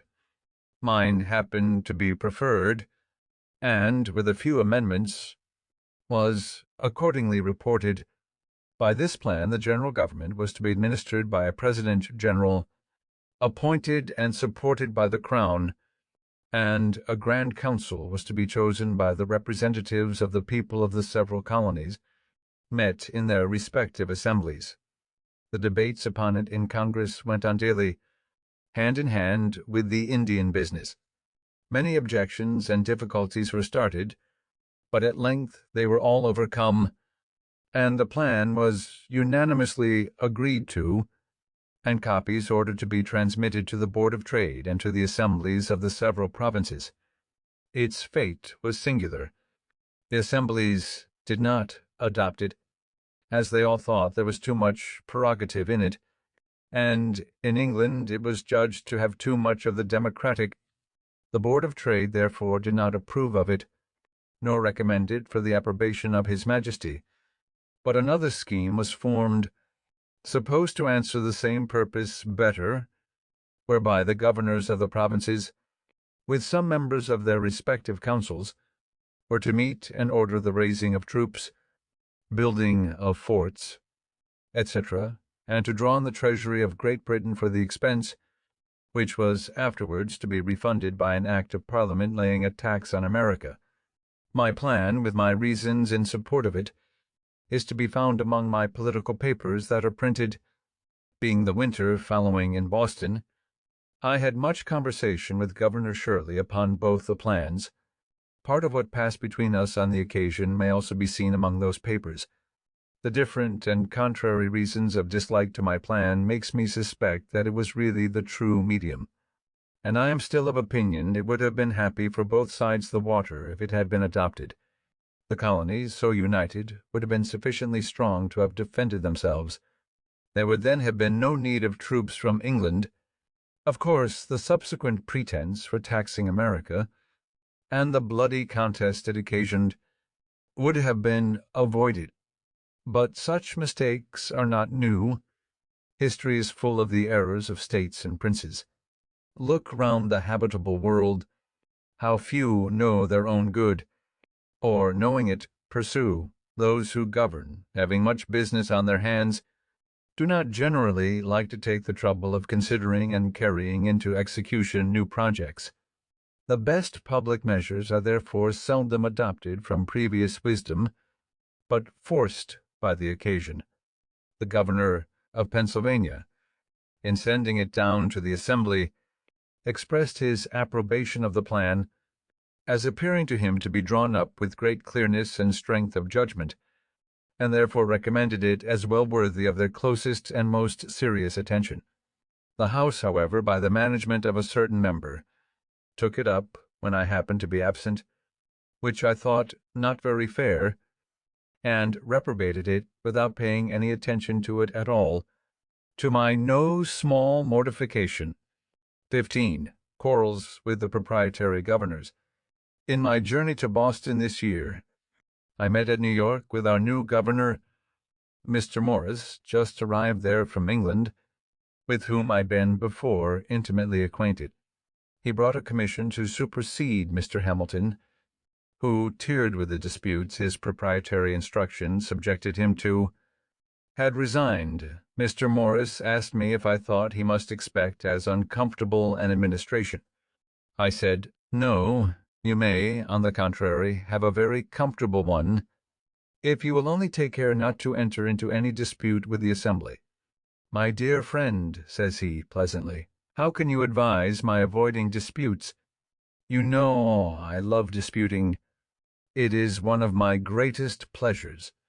However, to show the regard I have for your counsel, I promise you I will, if possible, avoid them." He had some reason for loving to dispute, being eloquent, an acute sophister, and therefore generally successful in argumentative conversation.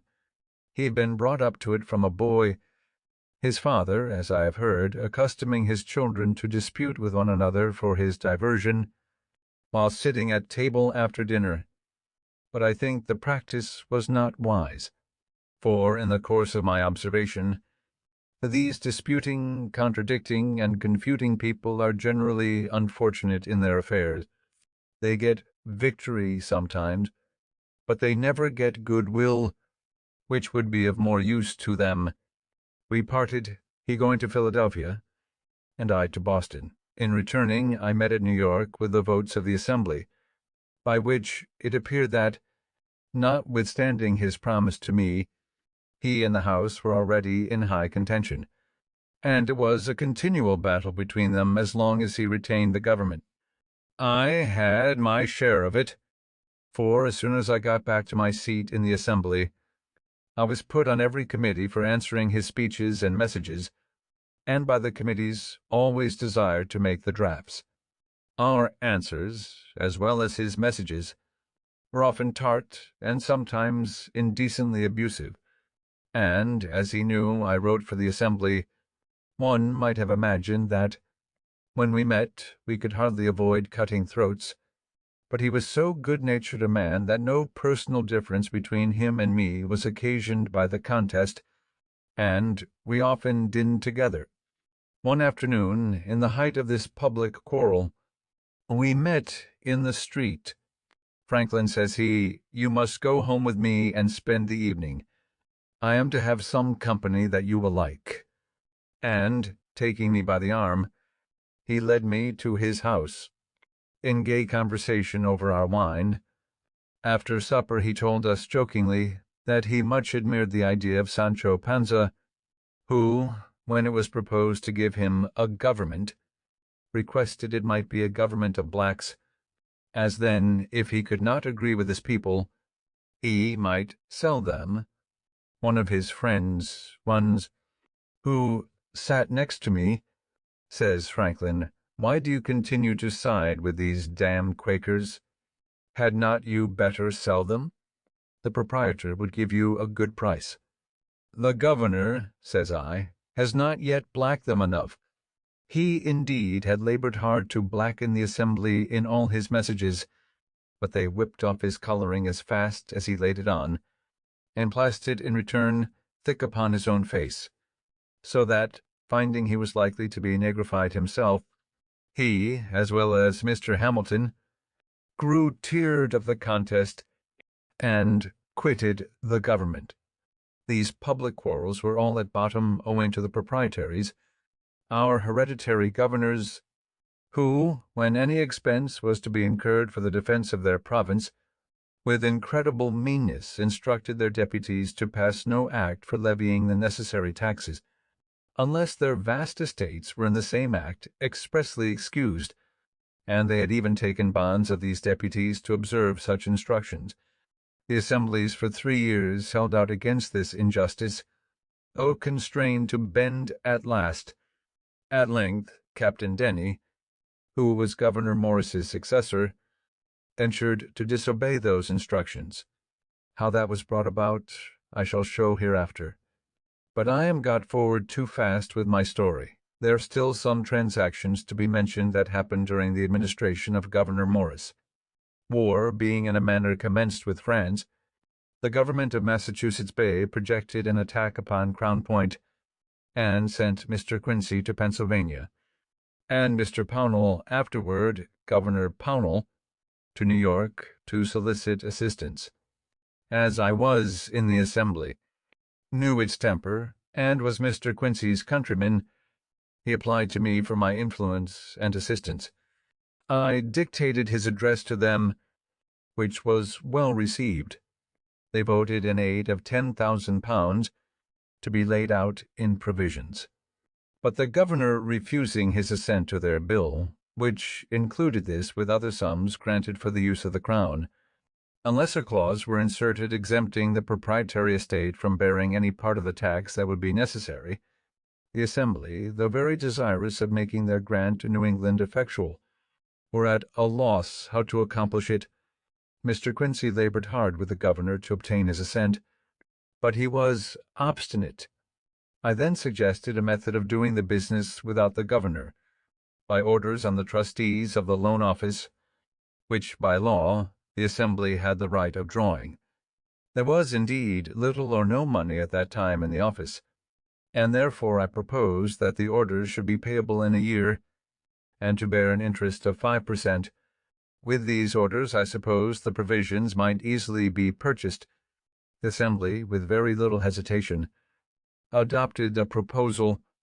The orders were immediately printed, and I was one of the committee directed to sign and dispose of them. The fund for paying them was the interest of all the paper currency then extant in the province upon loan, together with the revenue arising from the excise, which, being known to be more than sufficient, they obtained instant credit, and were not only received in payment for the provisions, but many moneyed people, who had cash lying by them, vested it in those orders, which they found advantageous, as they bore interest while upon hand, and might on any occasion be used as money, so that they were eagerly all bought up, and in a few weeks none of them were to be seen. Thus this important affair was by my means completed. Mr. Quincy returned thanks to the assembly in a handsome memorial, went home highly pleased with this success of his embassy, and ever after bore for me the most cordial and affectionate friendship. 16. Braddock South Expedition. The British government, not choosing to permit the union of the colonies as proposed at Albany, and to trust that union with their defense, lest they should thereby grow too military, and feel their own strength, suspicions and jealousies at this time being entertained of them, sent over General Braddock with 2 regiments of regular English troops for that purpose. He landed at Alexandria, in Virginia, and thence marched to Fredericktown, in Maryland, where he halted for carriages. Our assembly, apprehending, from some information that he had conceived violent prejudices against them, as averse to the service, wished me to wait upon him, not as from them, but as Postmaster General, under the guise of proposing to settle with him the mode of conducting with most celerity and certainty the dispatches between him and the governors of the several provinces, with whom he must necessarily have continual correspondence, and of which they proposed to pay the expense. My son accompanied me on this journey. We found the general at Fredericktown, waiting impatiently for the return of those he had sent through the back parts of Maryland and Virginia to collect wagons. I stayed with him several days, dined with him daily, and had full opportunity of removing all his prejudices by the information of what the Assembly had before his arrival actually done, and were still willing to do, to facilitate his operations. When I was about to depart, the returns of wagons to be obtained were brought in, by which it appeared that they amounted only to 25, and not all of those were in serviceable condition. The general and all the officers were surprised, declared the expedition was then at an end, being impossible, and exclaimed against the ministers for ignorantly landing them in a country destitute of the means of conveying their stores, baggage, etc., not less than 150 wagons being necessary. I happened to say I thought it was pity they had not been landed rather in Pennsylvania, as in that country almost every farmer had his wagon. The general eagerly laid hold of my words, and said, "Then you, sir, who are a man of interest there, can probably procure them for us, and I beg you will undertake it." I asked what terms were to be offered the owners of the wagons, and I was desired to put on paper the terms that appeared to me necessary. This I did, and they were agreed to, and a commission and instructions accordingly prepared immediately. What those terms were will appear in the advertisement I published as soon as I arrived at Lancaster, which being, from the great and sudden effect it produced, a piece of some curiosity, I shall insert it at length, as follows. Advertisement. Lancaster, April 26, 1755. Whereas 150 wagons, with 4 horses to each wagon, and 1,500 saddle or pack horses, are wanted for the service of His Majesty's forces now about to rendezvous at Will's Creek, and His Excellency General Braddock having been pleased to empower me to contract for the hire of the same, I hereby give notice that I shall attend for that purpose at Lancaster from this day to next Wednesday evening, and at York from next Thursday morning till Friday evening, where I shall be ready to agree for wagons and teams, or single horses, on the following terms, viz. 1. That there shall be paid for each wagon, with 4 good horses and a driver, 15 shillings per diem, and for each able horse with a pack saddle, or other saddle and furniture, 2 shillings per diem, and for each able horse without a saddle, 18 pence per diem. 2. That the pay commence from the time of their joining the forces at Will's Creek, which must be on or before the 20th of May ensuing, and that a reasonable allowance be paid over and above for the time necessary for their traveling to Will's Creek and home again after their discharge. 3. Each wagon and team, and every saddle or pack horse, is to be valued by indifferent persons chosen between me and the owner, and in case of the loss of any wagon, team, or other horse in the service, the price according to such valuation is to be allowed and paid. 4. 7 days' pay is to be advanced and paid in hand by me to the owner of each wagon and team, or horse at the time of contracting, if required, and the remainder to be paid by General Braddock, or by the paymaster of the army, at the time of their discharge, or from time to time, as it shall be demanded. 5. No drivers of wagons, or persons taking care of the hired horses, are on any account to be called upon to do the duty of soldiers, or be otherwise employed than in conducting or taking care of their carriages or horses. 6. All oats, Indian corn, or other forage that wagons or horses bring to the camp, more than is necessary for the subsistence of the horses is to be taken for the use of the army, and a reasonable price paid for the same. Note: my son, William Franklin, is empowered to enter into like contracts with any person in Cumberland County. B. Franklin. To the inhabitants of the counties of Lancaster, York, and Cumberland, friends and countrymen, being occasionally at the camp at Frederick a few days since, I found the general and officers extremely exasperated on account of their not being supplied with horses and carriages, which had been expected from this province, as most able to furnish them. But through the dissensions between our governor and assembly, money had not been provided, nor any steps taken for that purpose. It was proposed to send an armed force immediately into these counties, to seize as many of the best carriages and horses as should be wanted, and compel as many persons into the service as would be necessary to drive and take care of them. I apprehended that the progress of British soldiers through these counties on such an occasion, especially considering the temper they are in, and their resentment against us, would be attended with many and great inconveniences to the inhabitants, and therefore more willingly took the trouble of trying first what might be done by fair and equitable means. The people of these back counties have lately complained to the Assembly that a sufficient currency was wanting. You have an opportunity of receiving and dividing among you a very considerable sum, for if the service of this expedition should continue, as it is more than probable it will, for 120 days, the hire of these wagons and horses will amount to upward of 30,000 pounds, which will be paid you in silver and gold of the king's money.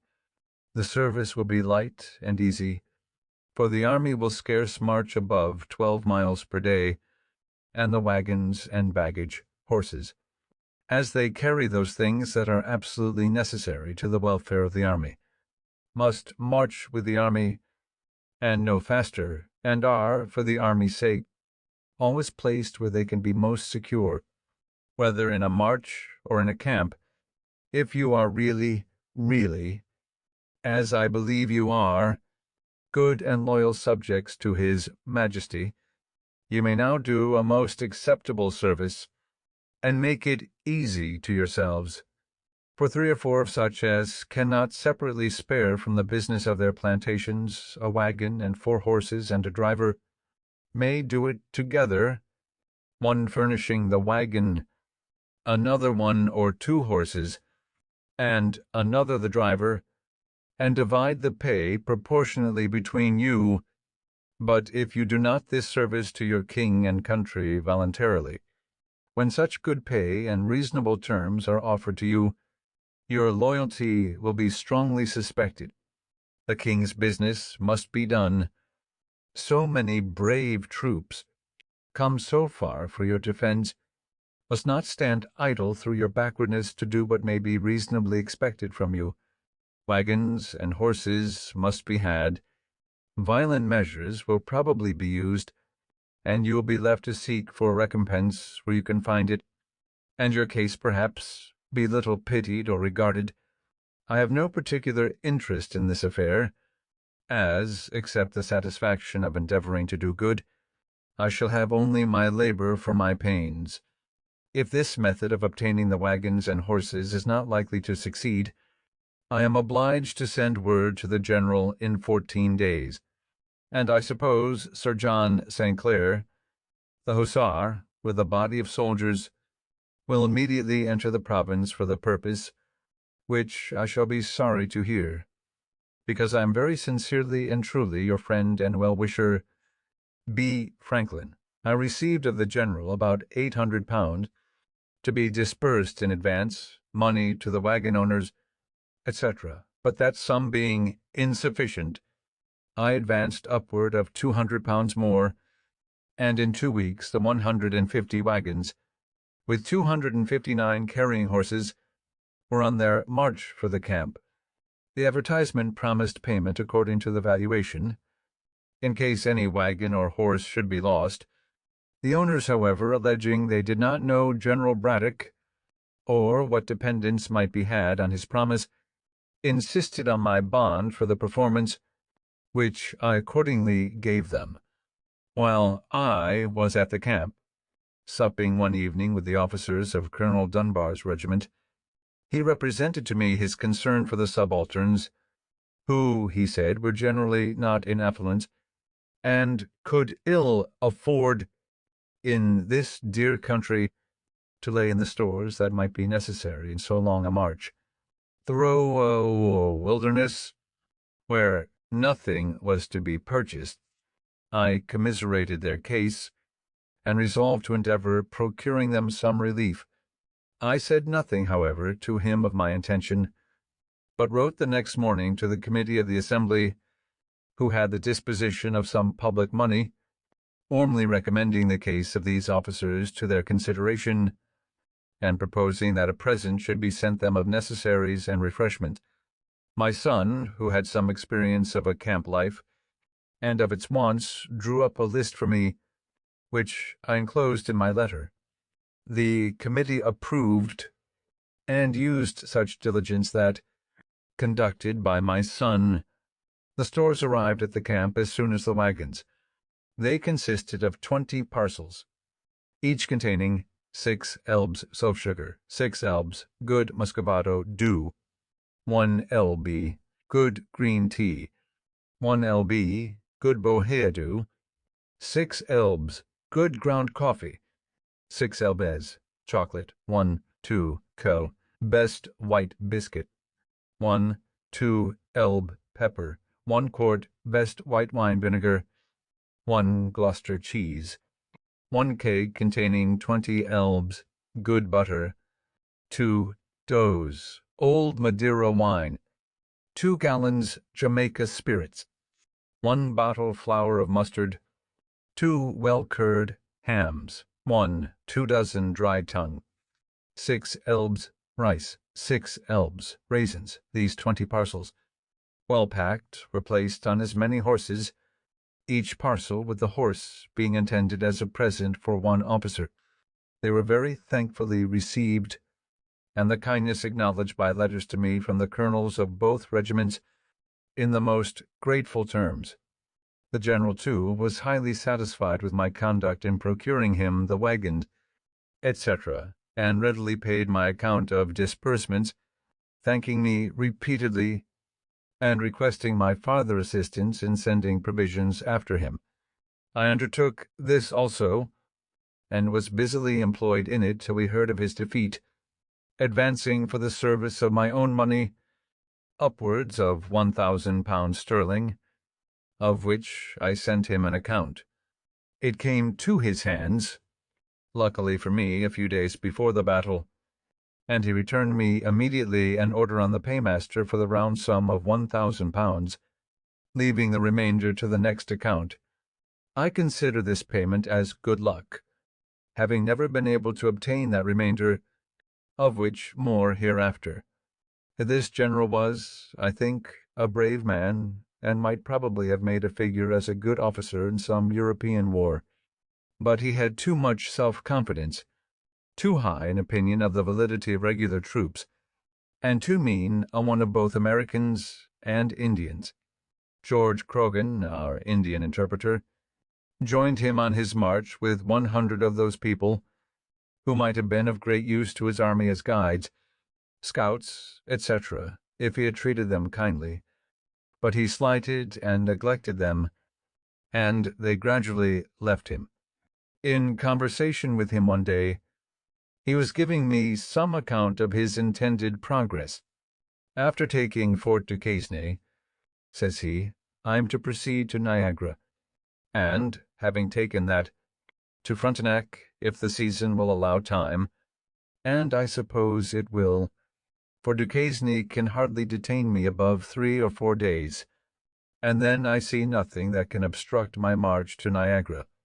Having before revolved in my mind the long line his army must make in their march by a very narrow road, to be cut for them through the woods and bushes, and also what I had read of a former defeat of 1,500 French, who invaded the Iroquois country, I had conceived some doubts and some fears for the event of the campaign, but I ventured only to say, "To be sure, sir, if you arrive well before Duquesne, with these fine troops, so well provided with artillery, that place not yet completely fortified, and, as we hear, with no very strong garrison, can probably make but a short resistance.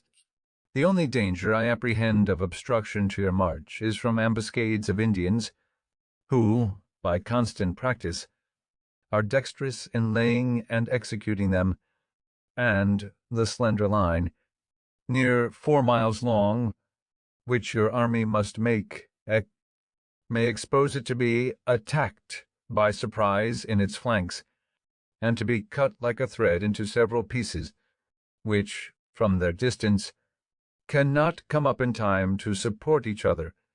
He smiled at my ignorance, and replied, "These savages may, indeed, be a formidable enemy to your raw American militia, but upon the king's regular and disciplined troops, sir, it is impossible they should make any impression." I was conscious of an impropriety in my disputing with a military man in matters of his profession, and said no more. The enemy, however, did not take the advantage of his army, which I apprehended its long line of march exposed it to, but let it advance without interruption till within 9 miles of the place, and then more in a body, for it had just passed a river, where the front had halted till all were come over, and in a more open part of the woods than any it had passed, attacked its advanced guard by heavy fire from behind trees and bushes, which was the first intelligence the general had of an enemy's being near him. This guard being disordered, the general hurried the troops up to their assistance, which was done in great confusion, through wagons, baggage, and cattle, and presently the fire came upon their flank. The officers, being on horseback, were more easily distinguished, picked out as marks, and fell very fast, and the soldiers were crowded together in a huddle, having or hearing no orders, and standing to be shot till 2/3 of them were killed, and then, being seized with a panic, the whole fled with precipitation. The wagoners took each a horse out of his team and scampered. Their example was immediately followed by others, so that all the wagons, provisions, artillery, and stores were left to the enemy. The general, being wounded, was brought off with difficulty. His secretary, Mr. Shirley, was killed by his side, and out of 86 officers, 63 were killed or wounded, and 714 men killed out of 1,100. These 1,100 had been picked men from the whole army. The rest had been left behind with Colonel Dunbar, who was to follow with the heavier part of the stores, provisions, and baggage. The flyers, not being pursued, arrived at Dunbar's camp, and the panic they brought with them instantly seized him and all his people. And though he had now above 1,000 men, and the enemy who had beaten Braddock did not at most exceed 400 Indians and French together, instead of proceeding and endeavoring to recover some of the lost honor, he ordered all the stores, ammunition, etc., to be destroyed, that he might have more horses to assist his flight towards the settlements, and less lumber to remove. He was there met with requests from the governors of Virginia, Maryland, and Pennsylvania that he would post his troops on the frontier, so as to afford some protection to the inhabitants. But he continued his hasty march through all the country, not thinking himself safe till he arrived at Philadelphia, where the inhabitants could protect him. This whole transaction gave us Americans the first suspicion that our exalted ideas of the prowess of British regulars had not been well founded. In their first march, from their landing till they got beyond the settlements, they had plundered and stripped the inhabitants, totally ruining some poor families, besides insulting, abusing, and confining the people if they remonstrated. This was enough to put us out of conceit of such defenders, if we had really wanted any. How different was the conduct of our French friends in 1781, who, during a march the most inhabited part of our country from Rhode Island to Virginia, near 700 miles, occasioned not the smallest complaint for the loss of a pig, a chicken, or even an apple. Captain Orme, who was one of the general's aides de camp, and, being grievously wounded, was brought off with him, and continued with him to his death, which happened in a few days, told me that he was totally silent all the first day, and at night only said, "Who would have thought it?" that he was silent again the following day, saying only at last, "We shall better know how to deal with them another time," and died in a few minutes after.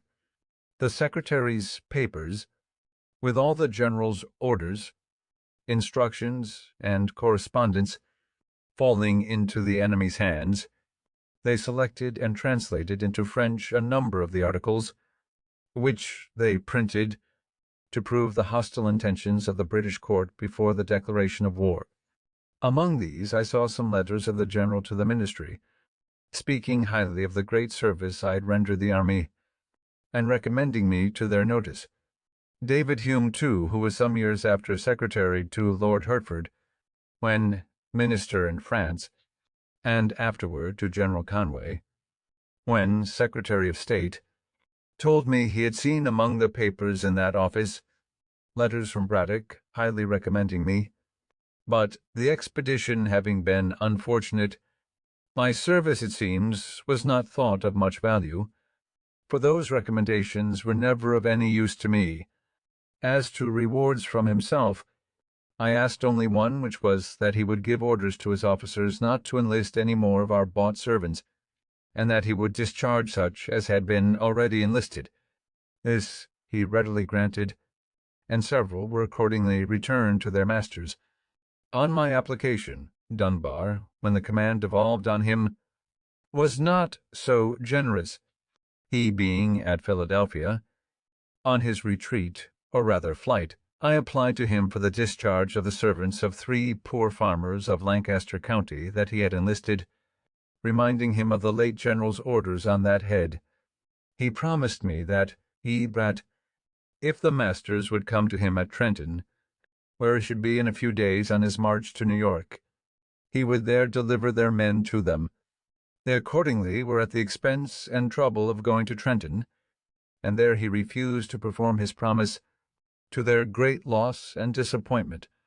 As soon as the loss of the wagons and horses was generally known, all the owners came upon me for the valuation which I had given bond to pay.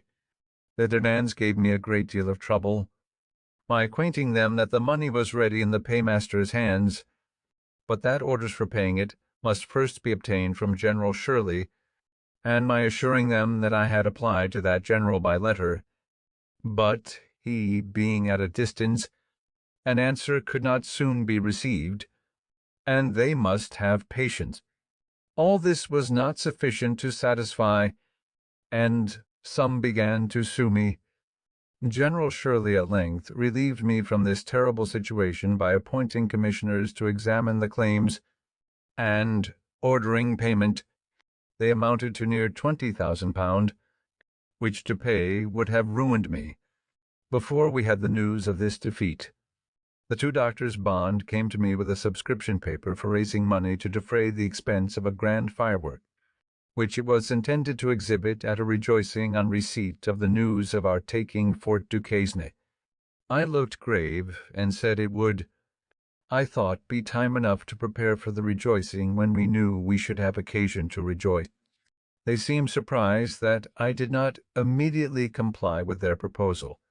"Why, the D.L.L.," says one of them, "you surely don't suppose that the fort will not be taken?" "I don't know that it will not be taken, but I know that the events of war are subject to great uncertainty." I gave them the reasons of my doubting. The subscription was dropped, and the projectors thereby missed the mortification they would have undergone if the firework had been prepared. Dr. Bond, on some other occasion afterward, said that he did not like Franklin's forebodings. Governor Morris, who had continually worried the Assembly with message after message before the defeat of Braddock, to beat them into the making of acts to raise money for the defense of the province, without taxing, among others, the proprietary estates, and had rejected all their bills for not having such an exempting clause, now redoubled his attacks with more hope of success, the danger and necessity being greater. The Assembly, however, continued firm, believing they had justice on their side, and that it would be giving up an essential right if they suffered the governor to amend their money bills. In one of the last, indeed, which was for granting £50,000, his proposed amendment was only of a single word. The bill expressed that all estates, real and personal, were to be taxed, those of the proprietaries not excepted. His amendment was, for not read only, a small, but very material alteration. However, when the news of this disaster reached England, our friends there, whom we had taken care to furnish with all the Assembly's answers to the governor's messages, raised a clamor against the proprietaries for their meanness and injustice in giving their governor such instruction, some going so far as to say that, by obstructing the defense of their province, they forfeited their right to it. They were intimidated by this, and sent orders to their receiver general to add £5,000 of their money to whatever sum might be given by the Assembly for such purpose. This, being notified to the House, was accepted in lieu of their share of a general tax, and a new bill was formed with an exempting clause, which passed accordingly. By this act I was appointed one of the commissioners for disposing of the money, £60,000. I had been active in modelling the bill and procuring its passage, and had at the same time drawn a bill for establishing and disciplining a voluntary militia, which I carried through the House without much difficulty, as care was taken in it to leave the Quakers at their liberty, to promote the association necessary to form the militia. I wrote a dialogue, stating and answering all the objections I could think of to such a militia, which was printed and had, as I thought, great effect. 17. Franklin's defense of the frontier. While the several companies in the city and country were forming and learning their exercise, the governor prevailed with me to take charge of our northwestern frontier, which was infested by the enemy, and provide for the defense of the inhabitants by raising troops and building a line of forts. I undertook this military business. While I did not conceive myself well qualified for it, he gave me a commission with full powers, and a parcel of blank commissions for officers to be given to whom I thought fit. I had but little difficulty in raising men, having soon 560 under my command. My son, who had, in the preceding war, been an officer in the army raised against Canada, was my aide-de-camp and of great use to me. The Indians had burned Gnadenhut, a village settled by the Moravians, and massacred the inhabitants, but the place was thought a good situation for one of the forts. In order to march thither, I assembled the companies at Bethlehem, the chief establishment of those people. I was surprised to find it in so good a posture of defense. The destruction of Gnadenhut had made them apprehend danger. The principal buildings were defended by a stockade. They had purchased a quantity of arms and ammunition from New York, and had even placed quantities of small paving stones between the windows of their high stone houses, for their women to throw down upon the heads of any Indians that should attempt to force into them. The armed brethren, too, kept watch, and relieved as methodically as in any garrison town. In conversation with the bishop at Spangenberg, I mentioned this my surprise, for, knowing they had obtained an act of Parliament exempting them from military duties in the colonies, I had supposed they were conscientiously scrupulous of bearing arms. He answered me that it was not one of their established principles, but that, at the time of their obtaining that act, it was thought to be a principle with many of their people. On this occasion, however, they, to their surprise, found it adopted by but a few.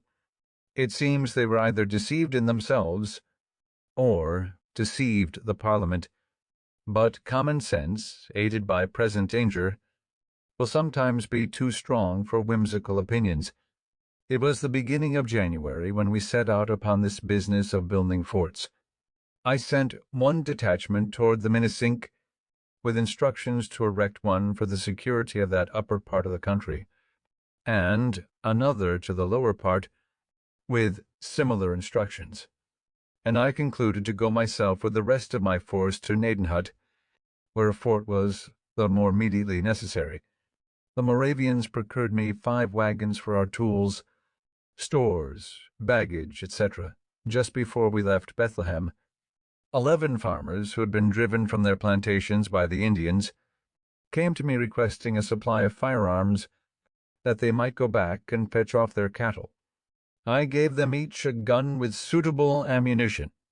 We had not marched many miles before it began to rain, and it continued raining all day.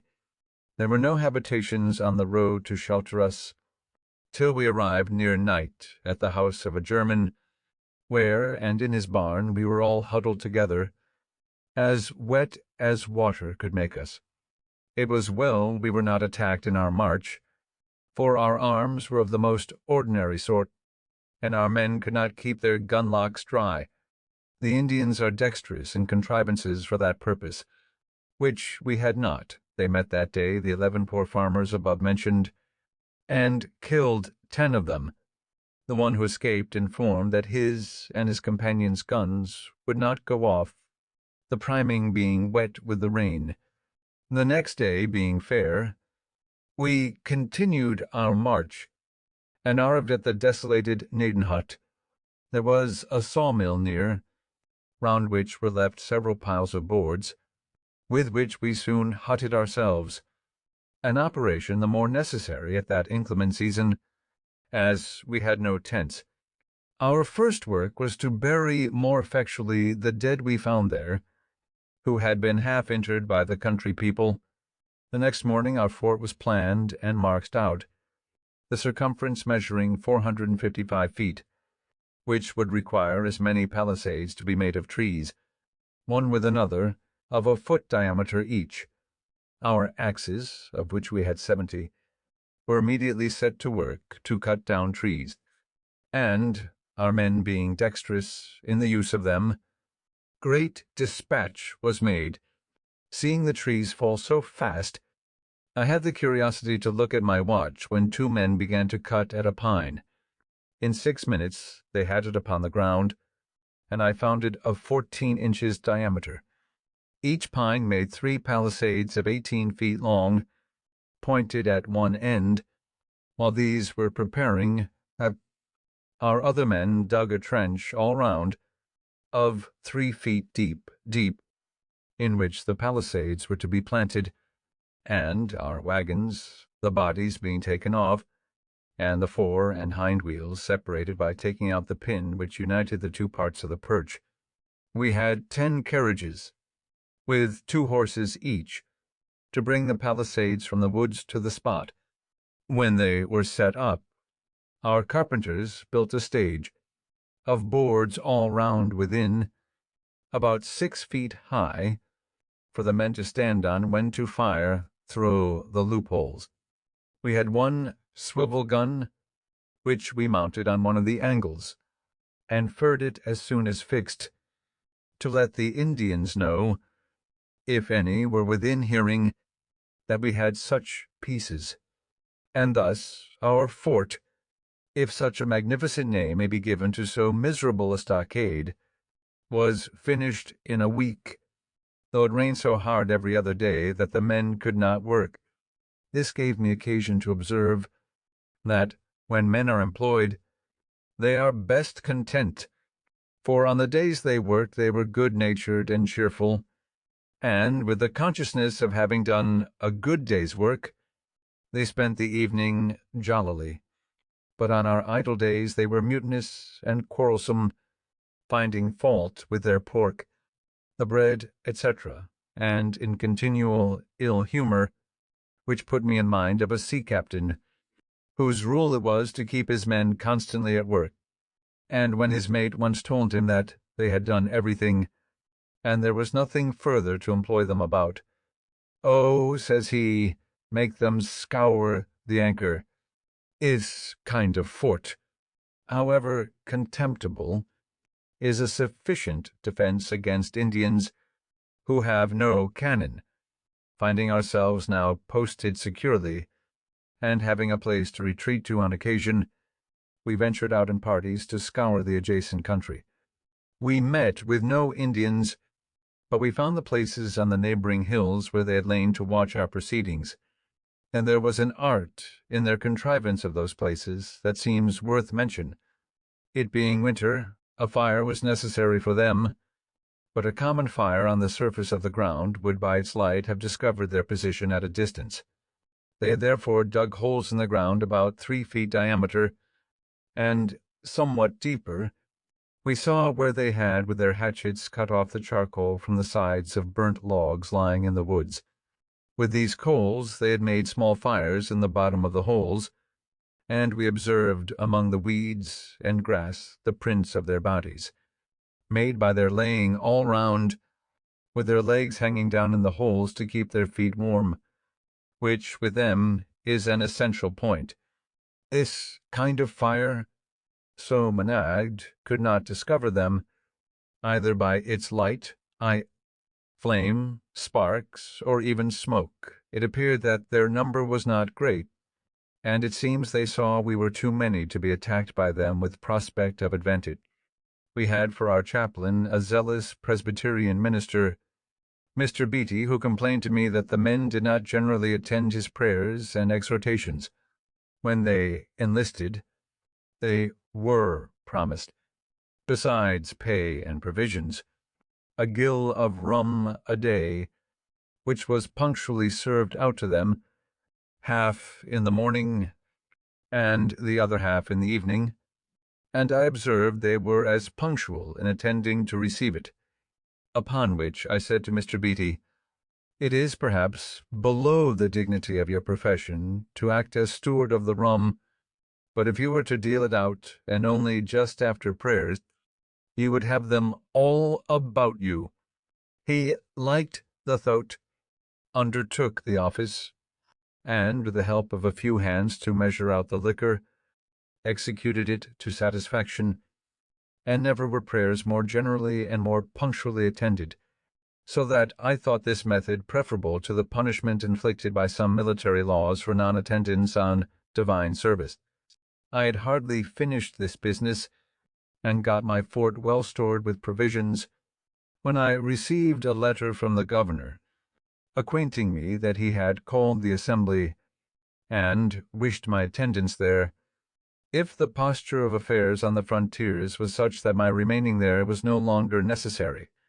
My friends, too, of the assembly, pressing me by their letters to be, if possible, at the meeting, and my 3 intended forts being now completed, and the inhabitants contented to remain on their farms under that protection, I resolved to return, the more willingly, as a New England officer, Colonel Clapham, experienced in Indian war, being on a visit to our establishment, consented to accept the command. I gave him a commission, and, parading the garrison, had it read before them, and introduced him to them as an officer who, from his skill in military affairs, was much more fit to command them than myself, and, giving them a little exhortation, took my leave. I was escorted as far as Bethlehem, where I rested a few days to recover from the fatigue I had undergone. The first night, being in a good bed, I could hardly sleep. It was so different from my hard lodging on the floor of our hut at Naden, wrapped only in a blanket or two. While at Bethlehem, I inquired a little into the practice of the Moravians. Some of them had accompanied me, and all were very kind to me. I found they worked for a common stock, ate at common tables, and slept in common dormitories, great numbers together. In the dormitories I observed loopholes at certain distances all along just under the ceiling, which I thought judiciously placed for change of air.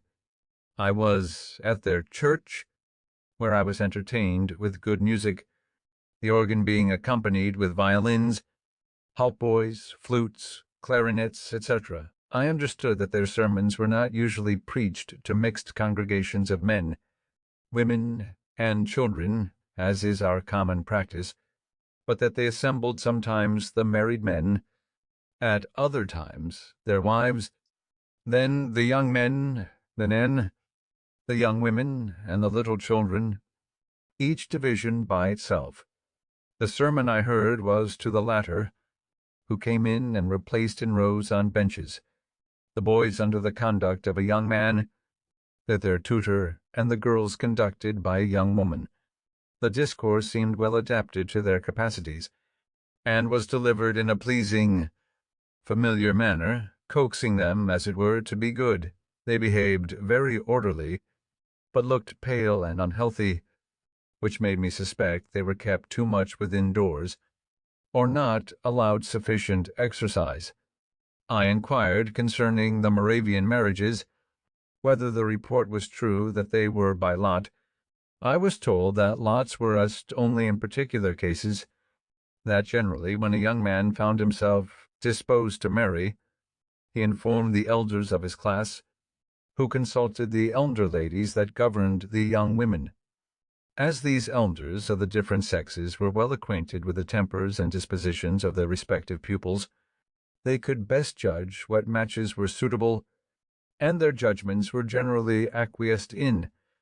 But if, for example, it should happen that 2 or 3 young women were found to be equally proper for the young man, the lot was then recurred to. I objected, if the matches are not made by the mutual choice of the parties, some of them may chance to be very unhappy. And so they may, answered my informer, if you let the parties choose for themselves, which indeed I could not deny. Being returned to Philadelphia, I found the association went on swimmingly, the inhabitants that were not Quakers having pretty generally come into it, formed themselves into companies, and chose their captains, lieutenants, and ensigns, according to the new law. Dr. B. visited me, and gave me an account of the pains he had taken to spread a general good liking to the law, and ascribed much to those endeavors.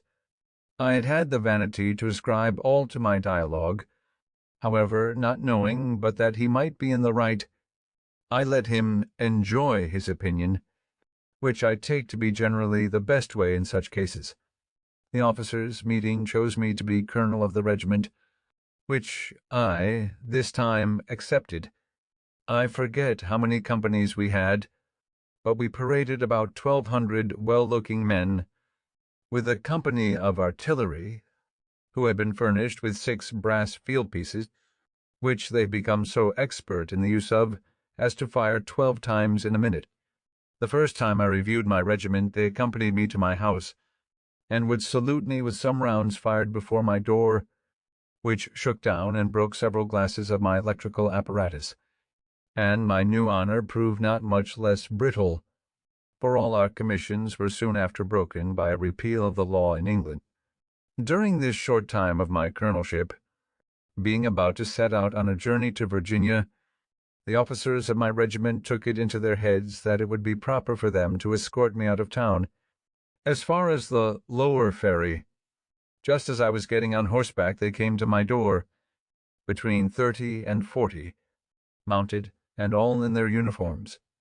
I had not been previously acquainted with the project, or I should have prevented it, being naturally averse to the assuming of state on any occasion, and I was a good deal chagrined at their appearance, as I could not avoid their accompanying me. What made it worse was that, as soon as we began to move, they drew their swords and rode with them naked all the way. Somebody wrote an account of this to the proprietor, and it gave him great offence. No such honor had been paid him when in the province, nor to any of his governors, and he said it was only proper to princes of the blood royal, which may be true for aught I know, who was, and still am, ignorant of the etiquette in such cases. This silly affair, however, greatly increased his rancour against me, which was before not a little, on account of my conduct in the assembly respecting the exemption of his estate from taxation, which I had always opposed very warmly, and not without severe reflections on his meanness and injustice of contending for it.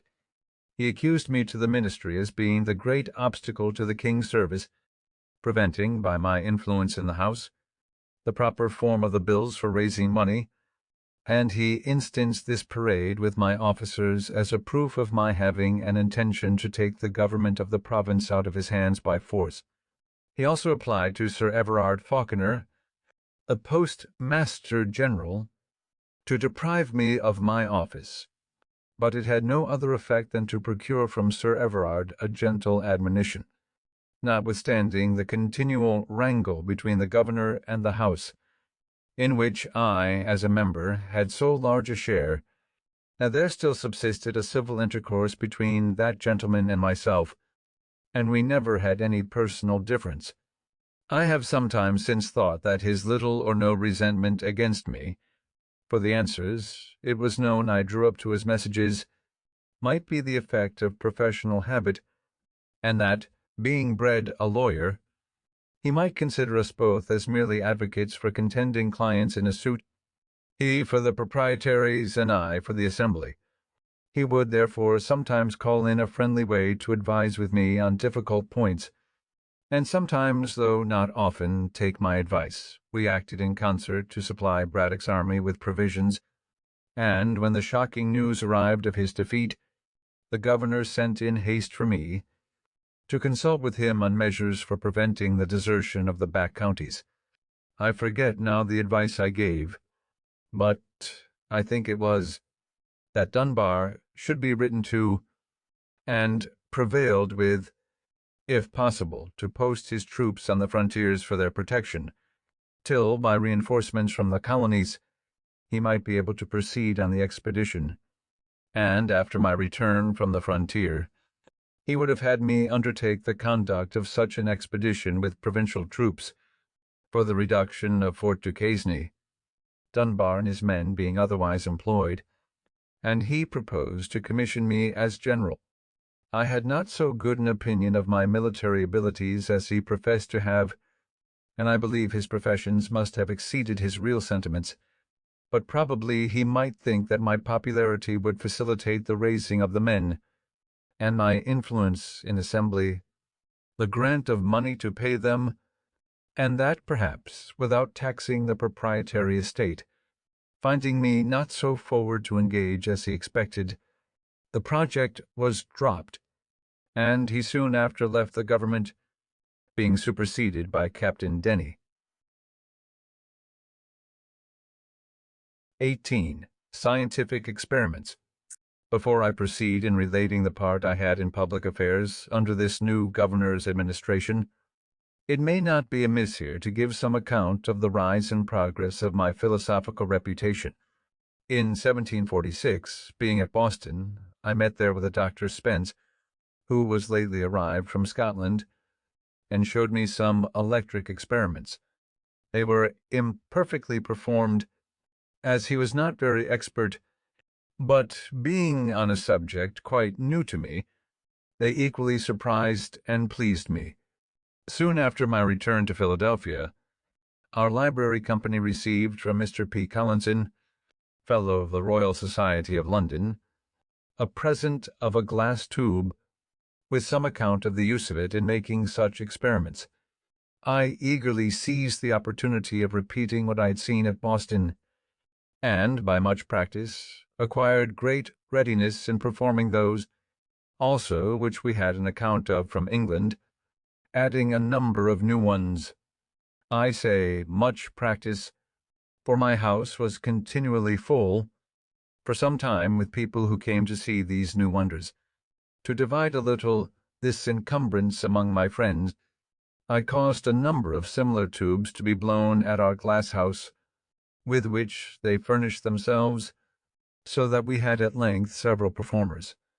Among these, the principal was Mr. Kinnersley, an ingenious neighbor, who, being out of business, I encouraged to undertake showing the experiments for money, and drew up for him 2 lectures, in which the experiments were ranked in such order, and accompanied with such explanations in such method, as that the foregoing should assist in comprehending the following.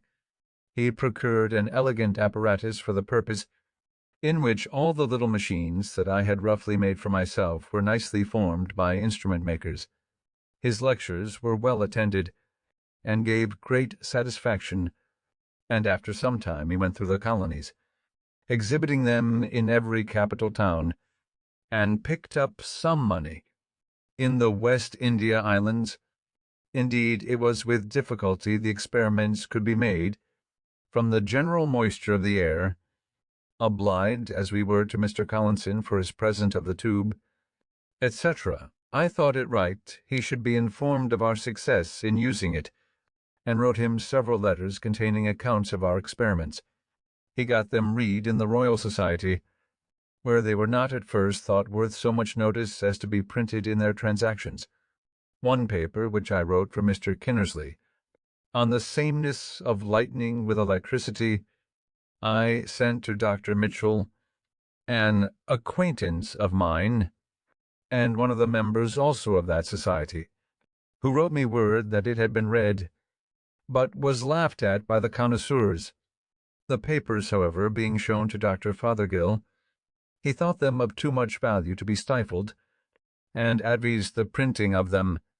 Mr. Collinson then gave them to Cave for publication in his Gentleman's Magazine, but he chose to print them separately in a pamphlet, and Dr. Fothergill wrote the preface. Cave, it seems, judged rightly for his profit, for by the editions that arrived afterward, they swelled to a 4th volume, which has had 5 editions, and cost him nothing for copy money.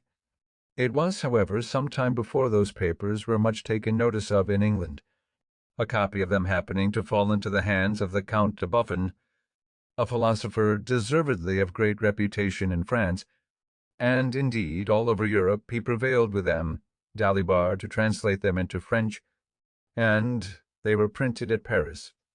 The publication offended the Abbé Nollet, preceptor in natural philosophy to the royal family, and an able experimenter, who had formed and published a theory of electricity, which then had the general vogue. He could not at first believe that such a work came from America, and said it must have been fabricated by his enemies at Paris to decry his system. Afterwards, having been assured that there really existed such a person as Franklin at Philadelphia, which he had doubted, he wrote and published a volume of letters, chiefly addressed to me, defending his theory, and denying the verity of my experiments, and of the positions deduced from them. I once purposed answering the Abbé, and actually began the answer, but on consideration that my writings contained a description of experiments which anyone might repeat and verify, and if not to be verified, could not be defended, or of observations offered as conjectures, and not delivered dogmatically, therefore not laying me under any obligation to defend them, and reflecting that a dispute between 2 persons, writing in different languages, might be lengthened greatly by mistranslations, and thence misconceptions of one another's meaning, much of one of the Abbé's letters being founded on an error in the translation, I concluded to let my papers shift for themselves, believing it was better to spend what time I could spare from public business in making new experiments, than in disputing about those already made. I therefore never answered M.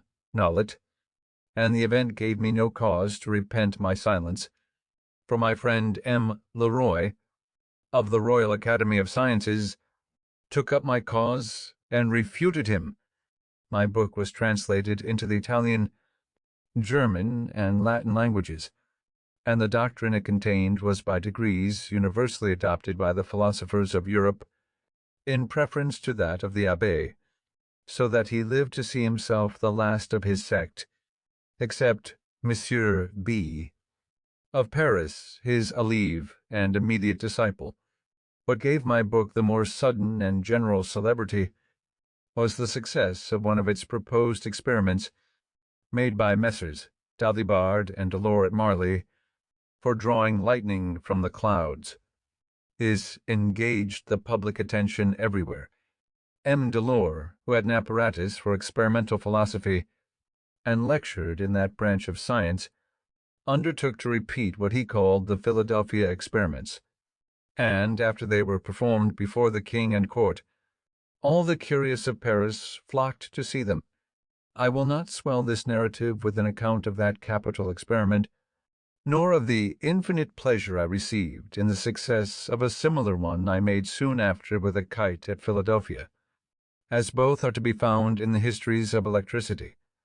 Dr. Wright, an English physician, when at Paris, wrote to a friend, who was of the Royal Society, an account of the high esteem my experiments were in among the learned abroad, and of their wonder that my writings had been so little noticed in England.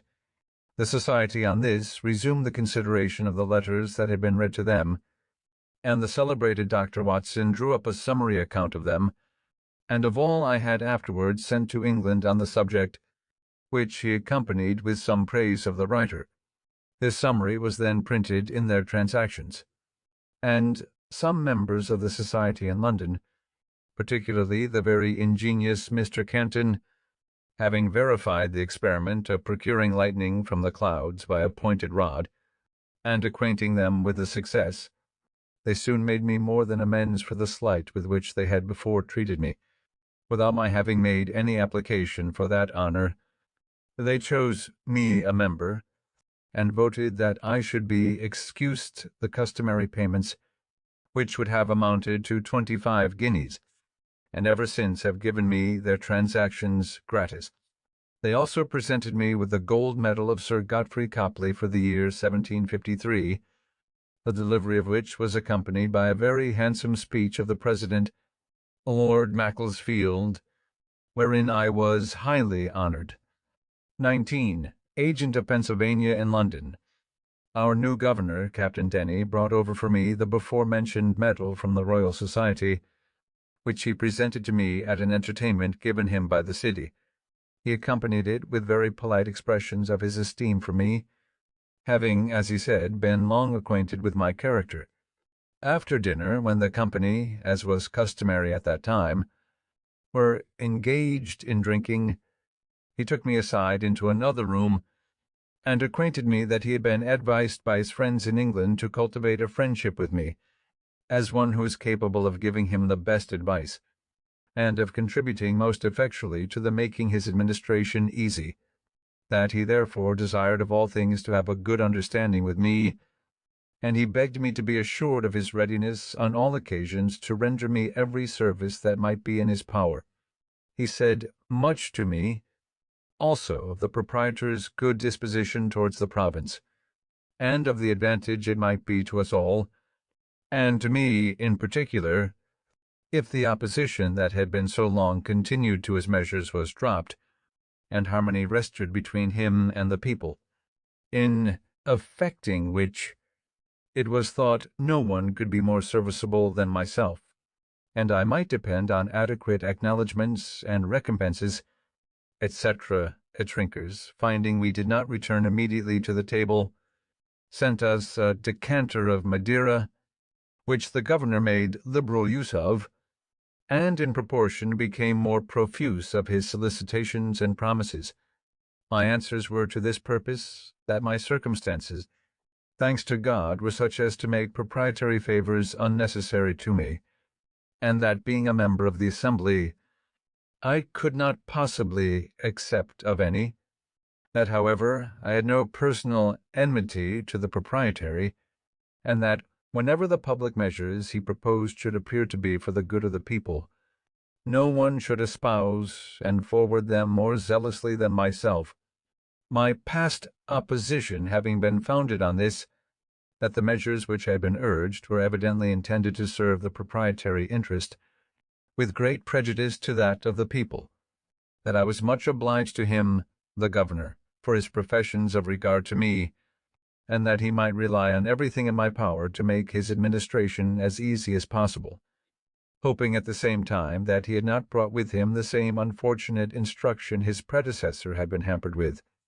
On this he did not then explain himself, but when he afterwards came to do business with the Assembly, that they appeared again, the disputes were renewed, and I was as active as ever in the opposition, being the penman, first of the request to have a communication of the instructions, and then of the remarks upon them, which may be found in the votes of the time, and in the Historical Review I afterward publish it.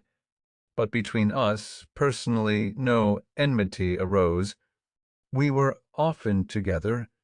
He was a man of letters, had seen much of the world, and was very entertaining and pleasing in conversation.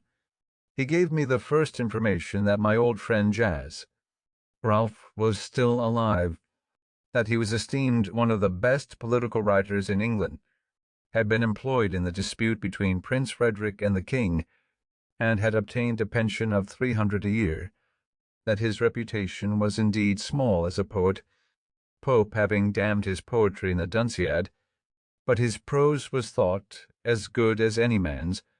The Assembly, finally finding the proprietary obstinately persisted in manacling their deputies with instructions inconsistent not only with the privileges of the people, but with the service of the crown, resolved to petition the king against them, and appointed me their agent to go over to England, to present and support the petition. The House had sent up a bill to the governor, granting a sum of £60,000 for the king's use, £10,000 of which was subjected to the orders of the then General, Lord Loudoun, which the governor absolutely refused to pass, in compliance with his instructions. I had agreed with Captain Morris, of the packet at New York, for my passage, and my stores were put on board, when Lord Loudoun arrived at Philadelphia, expressly, as he told me, to endeavor an accommodation between the governor and Assembly, that his Majesty's service might not be obstructed by their dissensions. Accordingly, he desired the governor and myself to meet him, that he might hear what was to be said on both sides. We met and discussed the business. In behalf of the Assembly, I urged all the various arguments that may be found in the public papers of that time, which were of my writing, and are printed with the minutes of the Assembly, and the governor pleaded his instructions, the bond he had given to observe them, and his ruin if he disobeyed, yet seemed not unwilling to hazard himself if Lord Loudoun would advise it. This his lordship did not choose to do, though I once thought I had nearly prevailed with him to do it, but finally he rather chose to urge the compliance of the Assembly, and he entreated me to use my endeavors with them for that purpose, declaring that he would spare none of the king's troops for the defense of our frontiers, and that, if we did not continue to provide for that defense ourselves, they must remain exposed to the enemy. I acquainted the House with what had passed, and, presenting them with a set of resolutions I had drawn up, declaring our rights, and that we did not relinquish our claim to those rights, but only suspended the exercise of them on this occasion through force, against which we protested, they at length agreed to drop that bill and frame another conformable to the proprietary instructions. This, of course, the governor passed, and I was then at liberty to proceed on my voyage. But in the meantime the packet had sailed with my sea stores, which was some loss to me, and my only recompense was his lordship's thanks for my service, all the credit of obtaining the accommodation falling to his share. He set out for New York before me, and as the time for dispatching the packet-boats was at his disposition, and there were 2 then remaining there, one of which, he said, was to sail very soon, I requested to know the precise time, that I might not miss her by any delay of mine. His answer was, "I've given out that she is to sail on Saturday next, but I may let you know, entre nous, that if you are there by Monday morning, you will be in time, but do not delay longer.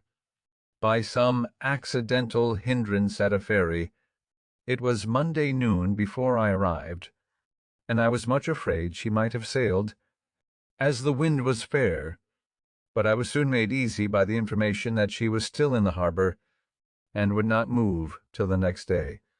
One would imagine that I was now on the very point of departing for Europe. I thought so, but I was not then so well acquainted with his lordship's character, of which indecision was one of the strongest features. I shall give some instances. It was about the beginning of April that I came to New York, and I think it was near the end of June before we sailed. There were then 2 of the packet-boats, which had been long in port, but were detained for the general's letters, which were always to be ready tomorrow. Another packet arrived. She, too, was detained, and before we sailed, a 4th was expected. Ours was the first to be dispatched, as having been there longest. Passengers were engaged in all, and some extremely impatient to be gone, and the merchants uneasy about their letters, and the orders they had given for insurance, it being war-time, for fall goods. But their anxiety availed nothing. His lordship's letters were not ready, and yet whoever waited on him found him always at his desk, pen in hand, and concluded he must needs write abundantly. Going myself one morning to pay my respects, I found in his antechamber one Innes, a messenger of Philadelphia, who had come from thence express with a packet from Governor Denny for the general. He delivered to me some letters from my friends there, which occasioned my inquiring when he was to return, and where he lodged, that I might send some letters by him. He told me he was ordered to call tomorrow at 9 for the general's answer to the governor, and should set off immediately. I put my letters into his hands the same day. A fortnight after I met him again in the same place. "So you are soon returned." Innes, returned? No, I am not gone yet. "How so? I have called here by order every morning these 2 weeks past for his lordship's letter, and it is not yet ready. Is it possible, when he is so great a writer, for I see him constantly at his escritoire?" "Yes," says Innes, "but he is like St. George on the signs, always on horseback, and never rides on." This observation of the messenger was, it seems, well founded, for when in England I understood that Mr. Pitt gave it as one reason for removing this general, and sending Generals Amherst and Wolfe, that the minister never heard from him, and could not know what he was doing. This daily expectation of sailing, and all the 3 packets going down to Sandy Hook to join the fleet there, the passengers thought it best to be on board, lest by a sudden order the ships should sail, and they be left behind. There, if I remember right, we were about 6 weeks, consuming our sea stores, and obliged to procure more. At length the fleet sailed, the general and all his army on board, bound to Louisbourg, with the intent to besiege and take that fortress. All the packet-boats in company ordered to attend the general's ship, ready to receive his dispatches when they should be ready. We were out 5 days before we got a letter with leave to part, and then our ship quitted the fleet and steered for England. The other 2 packets he still detained, carried them with him to Halifax, where he stayed some time to exercise the men in sham attacks upon sham forts, then altered his mind as to besieging Louisbourg, and returned to New York with all his troops, together with the 2 packets above mentioned, and all their passengers. During his absence the French and savages had taken Fort George, on the frontier of that province, and the savages had massacred many of the garrison after capitulation. I saw afterwards in London Captain Bonnell, who commanded one of those packets. He told me that, when he had been detained a month, he acquainted his lordship that his ship was grown foul, to a degree that must necessarily hinder her fast sailing, a point of consequence for a packet-boat, and requested an allowance of time to heave her down and clean her bottom. He was asked how long time that would require. He answered 3 days. The general replied, "If you can do it in 1 day, I give leave, otherwise not, for you must certainly sail the day after tomorrow." So he never obtained leave, though detained afterwards from day to day during full 3 months. I saw also in London one of Bonnell's passengers, who was so enraged against his lordship for deceiving and detaining him so long at New York, and then carrying him to Halifax and back again, that he swore he would sue him for damages. Whether he did or not, I never heard, but, as he represented the injury to his affairs, it was very considerable. On the whole, I wondered much how such a man came to be entrusted with so important a business as the conduct of a great army. But, having since seen more of the great world, and the means of obtaining, and motives for giving places, my wonder is diminished. General Shirley, on whom the command of the army devolved upon the death of Braddock, would, in my opinion, if continued in place, have made a much better campaign than that of Loudoun in 1757, which was frivolous, expensive, and disgraceful to our nation beyond conception. For, though Shirley was not a bred soldier, he was sensible and sagacious in himself, and attentive to good advice from others, capable of forming judicious plans, and quick and active in carrying them into execution.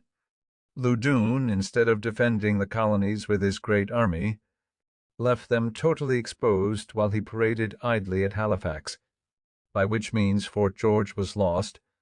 Besides, he deranged all our mercantile operations, and distressed our trade by a long embargo on the exportation of provisions, on pretense of keeping supplies from being obtained by the enemy, but in reality for beating down their price in favor of the contractors, in whose profits, it was said perhaps from suspicion only, he had a share, and, when at length the embargo was taken off, by neglecting to send notice of it to Charlestown, the Carolina fleet was detained near 3 months longer, whereby their bottoms were so much damaged by the worm that a great part of them foundered in their passage home. Shirley was, I believe, sincerely glad of being relieved from so burdensome a charge as the conduct of an army must be to a man unacquainted with military business. I was at the entertainment given by the city of New York to Lord Loudoun, on his taking upon him the command.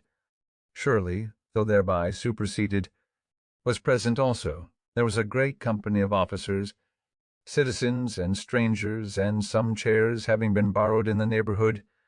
There was one among them very low, which fell to the lot of Mr. Shirley. Perceiving it as I sat by him, I said, "They have given you, sir, too low a seat." "No matter," says he, "Mr. Franklin, I find a low seat the easiest." While I was, as aforementioned, detained at New York, I received all the accounts of the provisions, etc., that I had furnished to Braddock, some of which accounts could not sooner be obtained from the different persons I had employed to assist in the business. I presented them to Lord Loudoun, desiring to be paid the balance. He caused them to be regularly examined by the proper officer, who, after comparing every article with its voucher, certified them to be right, and the balance due, for which his lordship promised to give me an order on the paymaster. This was, however, put off from time to time, and though I called often for it by appointment, I did not get it. At length, just before my departure, he told me he had, on better consideration, concluded not to mix his accounts with those of his predecessors. "And you," says he, "when in England, have only to exhibit your accounts at the Treasury, and you will be paid immediately. I mentioned, but without effect, the great and unexpected expense I had been put to by being detained so long at New York, as a reason for my desiring to be presently paid, and on my observing that it was not right I should be put to any further trouble or delay in obtaining the money I had advanced, as I charged no commission for my service. "Oh, sir," says he, "you must not think of persuading us that you are no gainer. We understand better those affairs, and know that everyone concerned in supplying the army finds means, in the doing it, to fill his own pockets." I assured him that was not my case, and that I had not pocketed a farthing, but he appeared clearly not to believe me, and indeed I have since learnt that immense fortunes are often made in such employments. As to my balance, I am not paid it to this day, of which more hereafter. Our captain of the Paquet had boasted much, before we sailed, of the swiftness of his ship. Unfortunately, when we came to sea, she proved the dullest of 96 sail, to his no small mortification. After many conjectures respecting the cause, when we were near another ship almost as dull as ours, which, however, gained upon us, the captain ordered all hands to come aft, and stand as near the ensign's staff as possible. We were, passengers included, about 40 persons. While we stood there, the ship mended her pace, and soon left her neighbour far behind, which proved clearly what our captain suspected, that she was loaded too much by the head. The casks of water, it seems, had been all placed forward. These he therefore ordered to be moved further aft, on which the ship recovered her character, and proved the best sailor in the fleet. The captain said she had once gone at the rate of 13 knots, which is accounted 13 miles per hour. We had on board as a passenger Captain Kennedy of the Navy, who contended that it was impossible, and that no ship ever sailed so fast, and that there must have been some error in the division of the log line, or some mistake in heaving the log. A wager ensued between the two captains, to be decided when there should be sufficient wind. Kennedy thereupon examined rigorously the log line, and, being satisfied with that, he determined to throw the log himself. Accordingly, some days after, when the wind blew very fair and fresh, and the captain of the Paquet, Ludwig, said he believed she then went at the rate of 13 knots, Kennedy made the experiment, and owned his wager lost. The above fact I give for the sake of the following observation.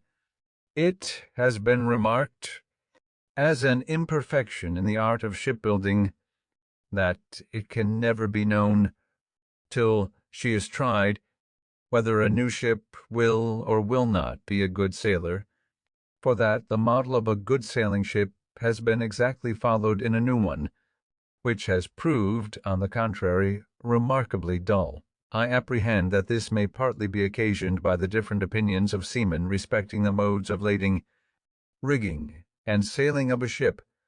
Each has his system, and the same vessel, laden by the judgment and orders of one captain, shall sail better or worse than when by the orders of another. Besides, it scarce ever happens that a ship is formed, fitted for the sea, and sailed by the same person. One man builds the hull, another rigs her, a third lades and sails her. No one of these has the advantage of knowing all the ideas and experience of the others, and therefore cannot draw just conclusions from a combination of the whole. Even in the simple operation of sailing when at sea, I have often observed different judgments in the officers who commanded the successive watches, the wind being the same. One would have the sails trimmed sharper or flatter than another, so that they seem to have no certain rule to govern by. Yet I think a set of experiments might be instituted. First, to determine the most proper form of the hull for swift sailing. Next, the best dimensions and properest place for the masts, then the form and quantity of sails, and their position, as the wind may be, and, lastly, the disposition of the lading. This is an age of experiments, and I think a set accurately made and combined would be of great use. I am persuaded, therefore, that ere long some ingenious philosopher will undertake it, to whom I wish success. We were several times choused in our passage, but out sailed everything, and in 30 days had soundings.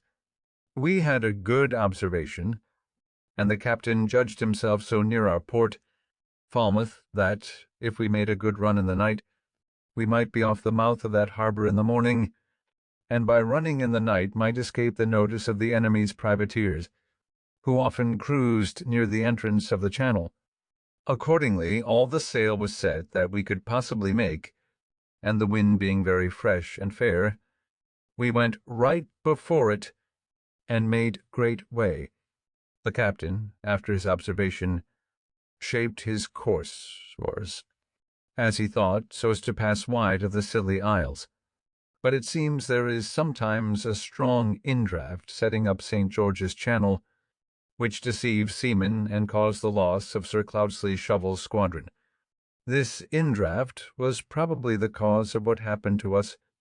We had a watchman placed in the bow, to whom they often called, "Look well out before there," and he as often answered, "Aye, aye," but perhaps had his eyes shut, and was half asleep at the time, they sometimes answering, as is said, mechanically, for he did not see a light just before us, which had been hid by the studding sails from the man at the helm, and from the rest of the watch, but by an accidental yaw of the ship was discovered, and occasioned a great alarm, we being very near it, the light appearing to me as big as a cart-wheel.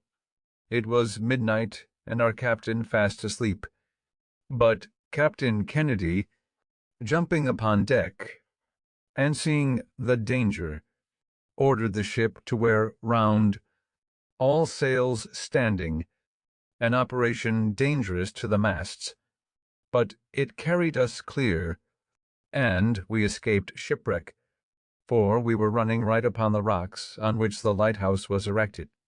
This deliverance impressed me strongly with the utility of lighthouses, and made me resolve to encourage the building more of them in America if I should live to return there.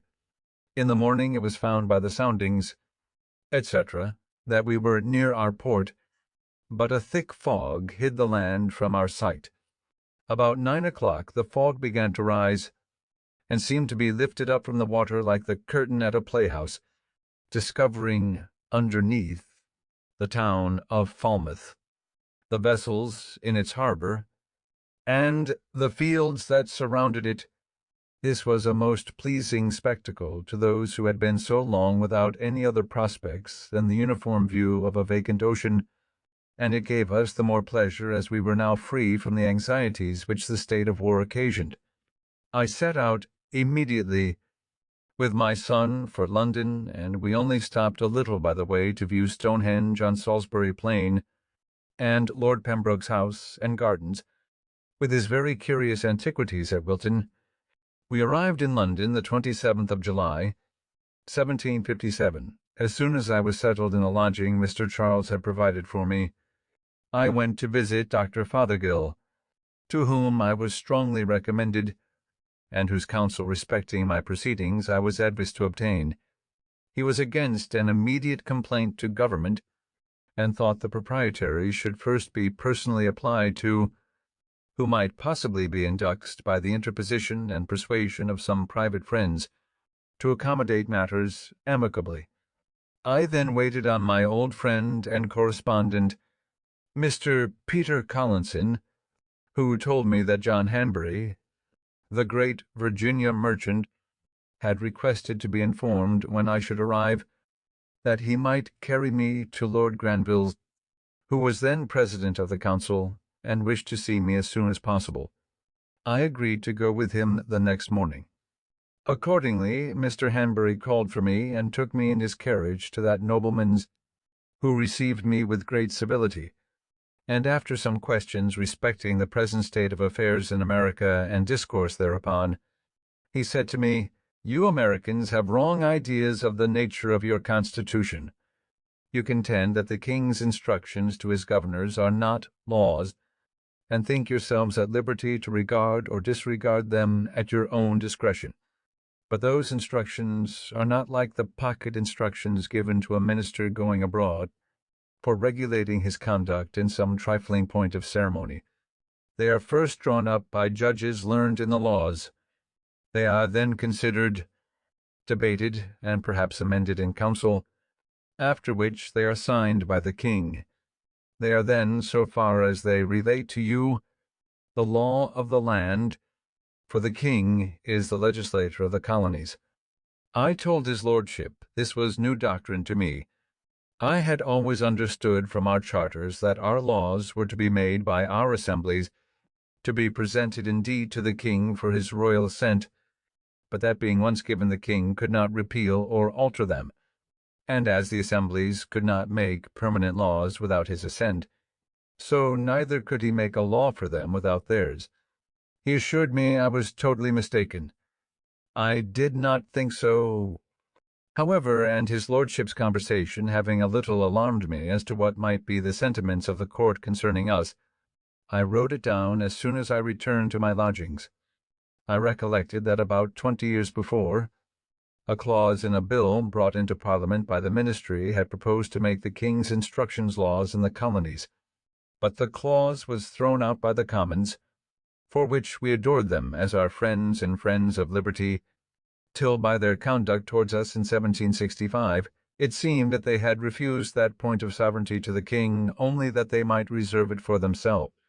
After some days, Dr. Fothergill having spoken to the proprietaries, they agreed to a meeting with me at Mr. T. Penn's house in Spring Garden. The conversation at first consisted of mutual declarations of disposition to reasonable accommodation, but I suppose each party had its own ideas of what should be meant by reasonable. We then went into consideration of our several points of complaint, which I enumerated. The proprietaries justified their conduct as well as they could, and I, the assemblies. We now appeared very wide, and so far from each other in our opinions as to discourage all hope of agreement. However, it was concluded that I should give them the heads of our complaints in writing, and they promised then to consider them.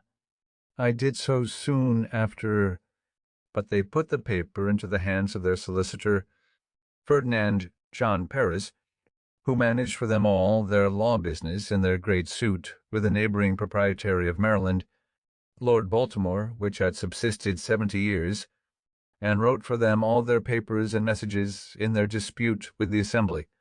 He was a proud, angry man, and as I had occasionally in the answers of the Assembly treated his papers with some severity, they being really weak in point of argument and haughty in expression, he had conceived a mortal enmity to me, which discovering itself whenever we met, I declined the proprietary's proposal that he and I should discuss the heads of complaint between our two selves, and refused treating with anyone but them.